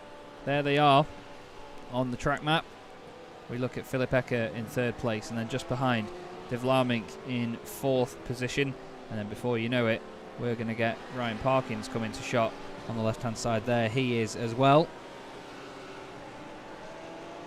So a very interesting fight between these 3 cars now. Certainly is going to come down to who needs to save the fuel and when. Because if they need to do it on the final few laps, then sometimes it can become very apparent very quickly. But for other teams, they can calculate it a long time in advance. So, you know, they can chip away at the fuel saving over the course of a lot of laps, where some teams might have to do a severe amount in like the last 2 or 3 laps, for example, or even depending on where the leader is, like you rightly pointed out earlier, Ed. They might have to wait until that happens, when the leader crosses the line, before they can do anything about it. Yeah, you never really know what situation you're in until it is right at the end, as we see the leader come across the line now. This will not be for the end of the race, but this will be signify, at least, it's the final 10 minutes of racing at the Hockenheim ring. Olivier Bultink now 2 minutes clear of 2nd place, Jesse Hendricks. Wow. Now, I've calculated that based on when they cross the line, we should have about maybe just over 6 laps left to go from when they cross the line. So I think, depending on where the other guys are, it was 6.2. Just trying to figure this out now. Philip Ecker is just about to get to 0.8 of a lap being completed. He is going to hit that about now. So it's probably going to go 0 when our leader is at about that point. So I reckon they might get away with this. They might not have to do an extra lap based on what they've planned, because the leader isn't close enough. Yeah. It goes without saying they were going to have to save the fuel. Yeah, definitely. And all the while they're doing that, look in the background, there is 4th place. De Vlaming in the MC challenge by DB Audi. Definitely reeling him in, you have to say, although Philip Eckert on that last time withstanded just a touch. Ryan Parkins closed the gap massively as well. Well, around about 8/10 of a lap faster than De Vlaming and Eckert. Well, the maths as well is, if you think about it, they pitted on lap 176. 36 laps takes them to lap 212, which is now. And that is, sorry, that's Philip Eckert's car. De Vlaming pitted on lap 204. Ryan Parkins and his team pitted on lap 178. So add 36 onto that, and you've got 214. So they're only going to be able to do 2 more laps if they haven't done enough fuel saving. Luke Tice has unfortunately had a problem here into the final corner again. That's the 3rd time we've seen them do that over the course of this race. Someone play the shark music, says Porsche Sport. What, you mean Baby Shark? We're not playing that. I do not want to get DMCA'd out of existence by the lawyers of Baby Shark. They are ruthless, Chaz. They are. Oh. Yeah, I'm not going to go down that. No. Oh, De Vlaming with a mistake, with a little moment coming out of the hairpin. Oh, and a little bit off the car as well. Stepped out massively. He's lost a decent amount of time. We're going to see the lap time when he comes across the line. It probably will be a 39, you would imagine. 39.6. Yeah, 39.6. Wow, and that is 2 seconds slower than Ryan Parkins. Ryan's absolutely leathering Here we this go. Porsche. We've got 7 minutes of the race left to go, everybody. Now, is Philip Eckert going to do some fuel saving? Let's listen. Because his last lap time was a 38.8, 8 cents quicker than De Vlaming, but a second slower than Parkins. Let's listen. No apparent sign of it whatsoever. He's probably just pushing now. He's just thinking, right, stuff it, let's get on with it, because I don't think there is any way they could possibly save that much. 176 plus 30 laps takes you on to lap 206. This is why I'm glad I've got you in the comments box, Chaz, because maths was never my strong suit. Oh, mate, this is just add 6 to me. That's just about what I can do. But to be honest, I think we can expect to see this car either in now or the end of the next lap. It doesn't look like he's doing any fuel saving to me. He's probably attacking, you can see that. That's for certain. Yeah, there's no the short attitude of shifting, the car, nothing. the way that the car just pitches into every corner, he's going absolutely for it. And he's coming into the pits. Oh, it has to Philip happen. Eckert, it has to be the quickest stop and splash and dash that he's ever been able to do, because around the final corner will come De Vlaming to take P3. Ryan Parkins will find himself up in P4 and see that podium only 3 seconds up the road now. That is the gap for P3.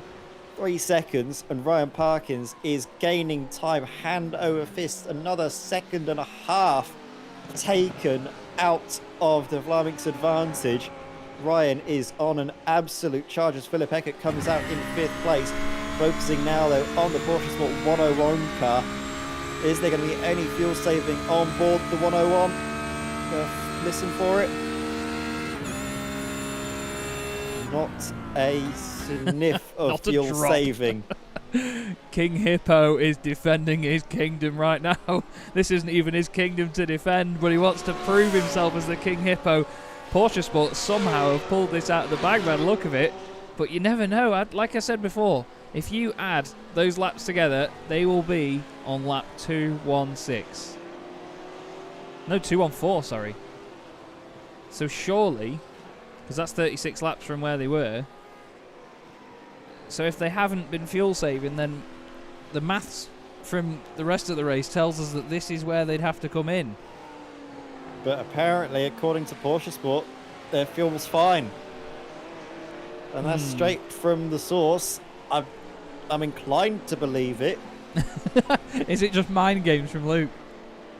I mean, I don't see what they could really gain from, trying to lead us astray. Luke would never do that to us, would he? Never. Probably not. Now lap times 0.8 of a second apart this time. The gap 2.3 seconds now between the pair of them. There is the Audi in front. If he has led us astray, I'm going to do a Peter Mackay. No one. There's just going to be a lot of cursing. Now this is actually a battle. The beat ready. Oh, it's ready, mate. This is a battle on track for position. Navarro de Bova has overtaken Luke Tice recently after Luke's little spin, but Luke is coming back at him now, so he's coming there as well. He says, we do double bluff sometimes, who knows? Love it. Absolutely love it, Luke. Still, race leader continues on, 2 minutes clear, doing purple sectors even now.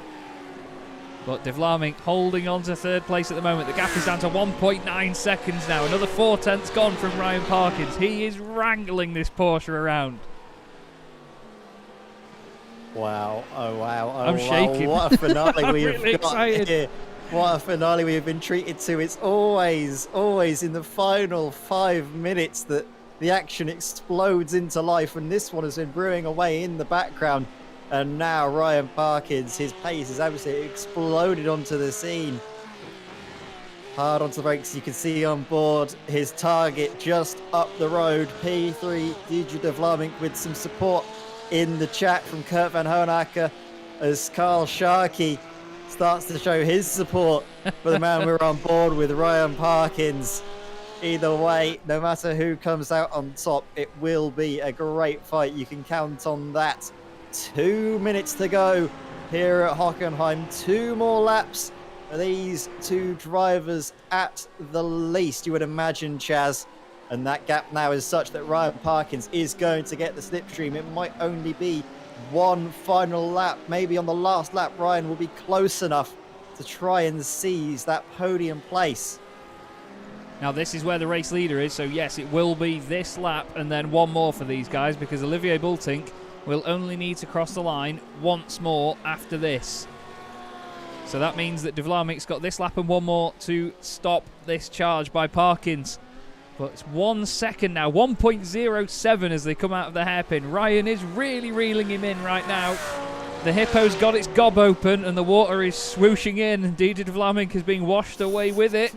That's a stupid analogy, but still, it's an entertaining race all the same. Ignore this idiot in the commentary box. Just listen to Ed. He knows what he's doing.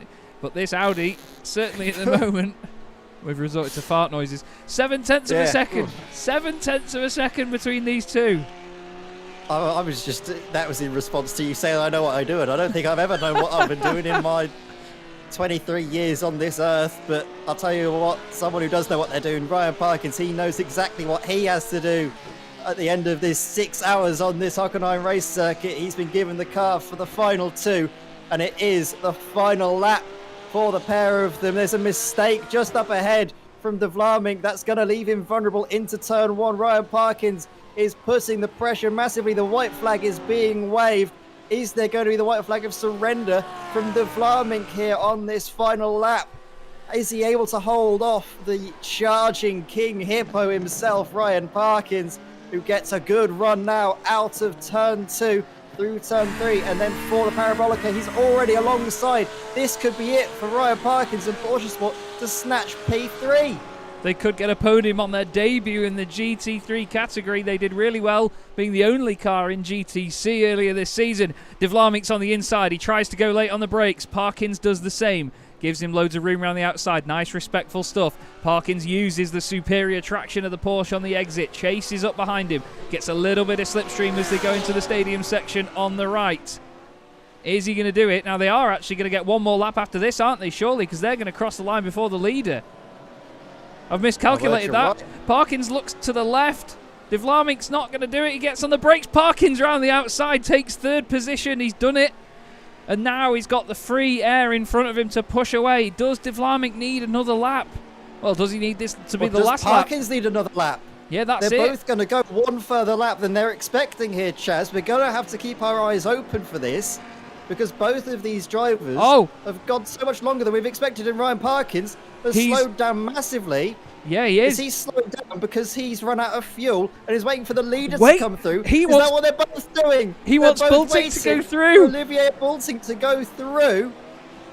But has that sealed the deal? Has De Vlaeminck come across the line ahead? He will have done. De Vlaeminck has snatched P3, but Olivier Boulting snatches the race victory. Ryan Parkins crosses the line behind him, is locked in to 4th place. So De Vlaeminck, he could conk out of fuel. That could be it for him. And he will still finish in P3. What a finish here at Hockenheim here. Wow. That was incredible, because I think what Ryan did, I'm not sure if they actually ran out of fuel or if he just slowed it down because he wanted De Vlaeminck to go an extra lap more, maybe run out of fuel and not be classified. Jesse Hendricks grabs second in the Dynamics pink car. Unbelievable. De Vlaeminck's going to be 3rd, Parkins 4th, Philip Eckert is going to be 5th for iLiveries Vibe Sports. Olivier Boulting and his team, though, what an unbelievable drive again. A lap ahead of absolutely everybody in the field. But what an incredible ending there, Ed. That was absolutely fantastic fun. That was probably one of the more dramatic finishes I've seen to a 6-hour endurance race that I've had the joy of commentating on. That was a brilliant drive. Ryan Parkins finishes P4. De Vlaeminck had just enough fuel to take it up until the end. Finishing ahead of Olivier Boulting has meant he is locked in now to finish P3. He could have conked out of fuel and towed across the line and he still would have been classified as finishing. But De Vlaeminck rounds out the final corner. Has just enough fuel in the tank to snatch and to hold on to P3. What a drive from challenged by DB, coming back from the disappointment of Monza and responding in the best way possible with a hard-fought and well-deserved podium, you have got to say, Chaz. Oh, yeah. And throughout all of that, it almost overshadowed this amazing performance by Olivier Boulting and, of course, Scott McFall in the Sim District GT3 by Vibe BMS Esports Lamborghini Huracan GT3 Evo machine. What a drive in the 45. Absolutely incredible race. Absolutely incredible. Sim District GT3 by Vibe BMS Esports take the win, a lap ahead of everyone. Dynamics Pink finish an amazing 2nd place. Great drive by Jesse Hendricks and his teammate there. McChallenge by DB get an Audi on the podium, just ahead of Porsche Sport, who are actually classified 2 laps down, but that's not a fair representation of how close they came at the end there. iLiveries Vibe Sports finished 5th after a very difficult final few minutes, but still great fun to watch those guys again. WPR Racing finished 6th, a very clean race by those guys. X-Swift Racing Events White, honestly, one of my drives of the race from those guys. 9 places gained, biggest mover in the field after trials and tribulations early on. Awesome. Decimo BE finished 8th ahead of Flemish Sim Sports in 9th. Then it's Sim District GT3 by BMS Esport that round out the top 10. A top 10 finish for the BMW. McChallenge by DB's number 6 car finishes in 11th ahead of Team Tice in 12th. Zenom Esports in their grey Lamborghini finished 13th ahead of Dynamics Simulators Red. Then it's the white Zenom Esports Lamborghini in 15th. Tri Racing are 17th. Duct Tape Racing 12 laps down in 17th place ahead of Amazing Belgium. And to be fair to them as well, despite all the spins and accidents they had, they still got the car to the end. Dynamics Racing Simulators and RP Motorsport Verde both retired on the same lap, and Dynamics Bell Speed retired early on with a lot of problems with their car. Well, to be honest, Ed, I don't really know what to say, because we've had a lot of superlatives for all the teams and drivers that have taken part in this race so far. We've had a hell of a lot of action all the way through. It's just been an unbelievable race, hasn't it? Yeah, it's beggars belief what on earth we just witnessed there. An amazing drive, especially for that final podium place. De Vlaeminck and Ryan Parkins going absolutely at each other's throat, but they were so fair to each other, weren't they? Nice and clean, respectful racing. And Chaz, I can see in the waiting room we do have Ryan Parkins, who can have a word with you now. Yes, indeed. Ryan, that was quite the way to round out that race. There were a lot of it going on. I mean, what were your feelings going into those final few minutes there, mate? Because that didn't look easy at all. Indeed, Chaz. Indeed, it was. It was quite tough. My heart was hurting towards the end. Actually, it was quite. I shouldn't have had that coffee at the start of my stint. It was. I'm not going to sleep tonight. That was great fun. It's really good fun. Yeah, like I'm only in the car last in the stint because Peter had a meal in the evening. So Peter went first. I qualified. He went first. And then Paul set in second, and then we worked out because we had a bit of an incident. He had to take a fast repair. Had to go fuel save on that first stint. Managed to get the extra lap back, and then throughout that entire run, my last stint, we were just trying to work out if we need the extra lap of fuel to save it. But then we kind of got in this predicament of where the leader was just behind us, and we couldn't save the extra litre at that point to try and catch P3. Yeah. So it was like this weird predicament. So we either have to go for it and hope they catch us as well. If we're fighting, we're going to slow down, and they can get past us, or I don't know. So we went for it. It's just a shame, wasn't it? Really good fun. Such good fun. Oh yeah, I mean, typically again after 6 hours of racing, it came down to mere tenths of a second, a litre of fuel. Ed and I absolutely exploded at the end of that, and it just really highlights that the competitive edge of this series never dies down. No matter how long a race is, the racing is always incredibly close, and it can come down to tiny margins. That's what makes these things so appealing, isn't it? Yeah, exactly. Yeah, you said it. 1 litre of fuel left, and then it gets to that solves it. Every lap we're trying to bring down 0.01 of a litre used. Every lap, just trying to lift earlier, clutch in, try and do these different things. And it's just, well done to the leaders. They were fuel saving and smashing out amazing times, and they were 2 laps ahead of us in the end. It's amazing that, the raw pace those guys have. But I love this sim. So good, such a great hobby. It's really intense, and it's endurance. 6 hours. It's a slow burner. Yeah, Brilliant. definitely. Yeah, and it portrays that sort of racing realistically as well. That's the thing. There's not any easy ways to describe why certain sims are better than others, but I think we always just find that with iRacing, it's just the racing is better. It's a realistic interpretation of how these things go, and it's a hell of a lot of fun to watch, mate. Of course, you and your teammates did a very strong job. Great first race in the GT3 class as well, as opposed to being in the Cup car previously.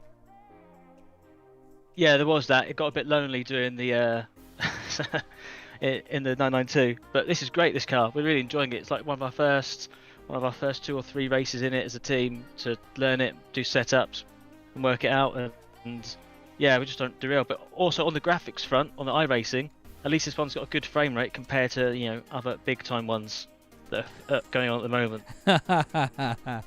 Well, I'm not going to mention any names, but I think everybody knows exactly what you mean, to be fair, and we have to agree. But it was fantastic to watch, Ryan. Thank you very much for being a part of this race and, of course, part of the series. Is there anybody that you would like to give a quick shout out to? I'd like to go and thank Lucy, Peter Mackay's fiance, for her lasagna that she made for Peter. I thought it really helped him on his stints. Really enjoy that. I'd like to also go and thank Skoda drivers in the Leeds area who block pavements for Luke and his baby pushing his pram. That really annoys him. And thanks to Paul for doing a great job, turning up, smashing out laps, testing. The team, great. Porsche Sport, all the sponsors and all that stuff. Thanks. We have to invite you guys for interviews more often. Oh, thank you, mate. Well, it was a lot of fun. We certainly enjoyed it. Ed, any final words from you while we've got Ryan as well, or are we good to throw him back into the pond? Ryan, why'd you have to do that to me? My heart is well. I've had my COVID booster. I'm feeling like a shell of myself, and then you go and put me through all that stress, straining my voice, when all I want to do is have a nice lay down in bed. Thank you, mate. That was blooming brilliant. Well, how about next time I'll drive and do comms as well, and I'll tell you what I'm doing in real time. Oh, let's do that next race. Deal. In car interview, we like that. We love that. Yeah, we'll do it Yeah, right when you're not expecting it as well. But yeah, right when you're too wide with someone. Oh yeah. Yeah. Just drag in and go boo. Oh well. Do it. We will, for entertainment purposes. Thank you. It'll be Ryan Parkins OBE before you know it. But honestly, Ryan, thank you very much for joining us, mate. It's been an absolute pleasure. Well done on 4th. Shame about not getting the podium, but still, what a race. And we'll hopefully see you again very soon. Cheers, lads. Cheers, Sim Racing World, and everyone setting up the league. Thanks, boys. Nice one, Ryan. Cheers. What an absolute legend. Very, very funny bloke, Ryan Parkins. Great to speak to him. And an amazing end to the race there. A race end that, to be honest, a team that got very, very involved in that would have witnessed. Olivier Bultink joins us in the box. Olivier, you must have been absolutely loving the end of that race there. So much going on around you. And, I mean, I'm not even sure if you knew about the battle for P3, but that was a hell of a close one. Hello, Chaz. Hello, Edwin. Yeah, I was watching a little bit on my relatives. That is all the close battle. So I was not pushing to come close to them, so they could fight their own fight. Well, I mean, but yeah, then in the last corner, I looked like, this is the battle for P4. Why is he slowing down? Sounds like he was out of fuel. Yeah, they all had their own sort of issues going on. One of them had a lot more fuel than the others, and they were trying to balance it with staying with them, but also hoping to be lapped by you as well, so they didn't have to do the extra lap, and it just didn't quite fit for them. But I mean, you guys, you lapped everybody in the field in this race, and it seemed like nobody could touch you. Did the car feel really good underneath you, or was the whole thing sort of on the edge with doing all the fuel saving and whatnot? Well, yeah, Scott started really good, but it was a bit difficult for him and the high temperatures. It was very risky to do double stint because I think he only had 18% left on tires. And then when I took over, I was like, yeah, I have to fuel save as much as I can and be as gentle and soft to the tires as I could to stay out of traction control. And it worked. I still had like, I think around 50% left after 2 stints. Wow. That's how, like, the thing that really got me and Ed over the course of the race is the fact that you had enough pace over the whole 6 hours to be a lap ahead of everybody by the end, but you still did it while looking after tyres and looking after fuel. It's just, it really is amazing to watch, to be fair, Olivier, I must say. But you guys have done a hell of a lot of work to get to that point and make sure the car's dialed in, haven't you? Yeah, we did some work, but we never had a really perfect feeling with the car because the Lambo here is, for us, a bit of pain. It's always snappy and to find the right balance, it's difficult on this track. Yeah, for sure. It's got a lot of fast sections and then, of course, a lot of start-stop bits as well. It's never an easy one, but of course, you guys looking very good right now in the championship. Next up is Brands Hatch, though. That's going to be a very difficult circuit to put an entire 6-hour race together on, isn't it? Yeah, I think so. I think this will be a hard one for everybody. I think this is Brands Hatch has like, it doesn't have any. If you make a mistake, you're off. Yeah, That's Brands Hatch. Yeah, it's very unforgiving, isn't it? But I suppose we've got the same when we go to Gilles Villeneuve after that as well. So it's going to be a tough end to the season. Are you quite grateful that it started so well now that you've got a decent points advantage? Yeah, I'm very happy that my teammate was really good every single race. We got the car okay, so that's a good thing. It's always good to go to the second half of the season in first and in second. Yeah, definitely, mate. Well, very well done from all of us here. It was very, very impressive. I can't tell you enough how good it was. Is there anybody that you'd like to give a quick shout out to while we've got you? Yeah, again, I want to thank Scott. He was amazing again. He was just on point. I want to thank Stefan again because he allows us to drive here. So I want to thank the Vibe team, the BMS team, and all the other guys involved. Also Jitse for jumping in as third driver with the BMW team. So that's really good. It's really good. Brilliant stuff. And you guys for the broadcast again. Well, thank you very much. We certainly enjoyed it up here in the box. Hell of a lot going on through that one, and again, brilliant to see you guys do so well. So thank you very much for joining us, Olivier. We look forward to the next one, mate, and enjoy the rest of your evening. Thank you, you two guys. Cheers. Bye. Well, he sounds very, very chilled, doesn't he, Olivier, for somebody that's just dominated a race like that. And fair play to him, though. I mean, what a brilliant drive. And doing that while looking after the tyres and the fuel. I know I've said it a lot, but still, incredible performance. Any final words from you, though, Ed? Because, to be fair, we need to get this puppy wrapped up now and then look forward to the next round at Brands in a few weeks' time. Yeah, nothing other than Hockenheim did not disappoint, did it, Chaz? We were excited to see what the fast straights and twisting turns of the Hockenheim ring could bring, and it brought us what a heck of a race. Probably one of the most dramatic finishes you or I have ever had the joys to commentate on in an endurance event for some time, that's for certain. And then, of course, in a month's time, on the 19th of February, the DynamiXX Endurance Series will make its way to Brands Hatch. And again, Chaz, I hope that we can share the comms box together. If not, I will certainly be here for then. You can count on that on Sim Races World TV, and I'll look forward to seeing you all then. Thank you very much, Ed. It's been an absolute pleasure once again, mate. And thank you to everybody that organises the series and everybody that got involved in the chat as well. All of our viewers, we are very grateful for each and every one of you. Well done to Sim District GT3 by Vibe BMS Esports, Dynamics Pink and McChallenge by DB on their podium. Commiserations to Porsche Sport and iLiveries Vibe Sports, who both came so close to getting it at the end. Thank you for watching, though, everybody. I've been Chaz Draycott with the wonderful Ed May. We hope to see you next time round at Brands Hatch. But for now, have a great evening, and we'll see you soon. Good night.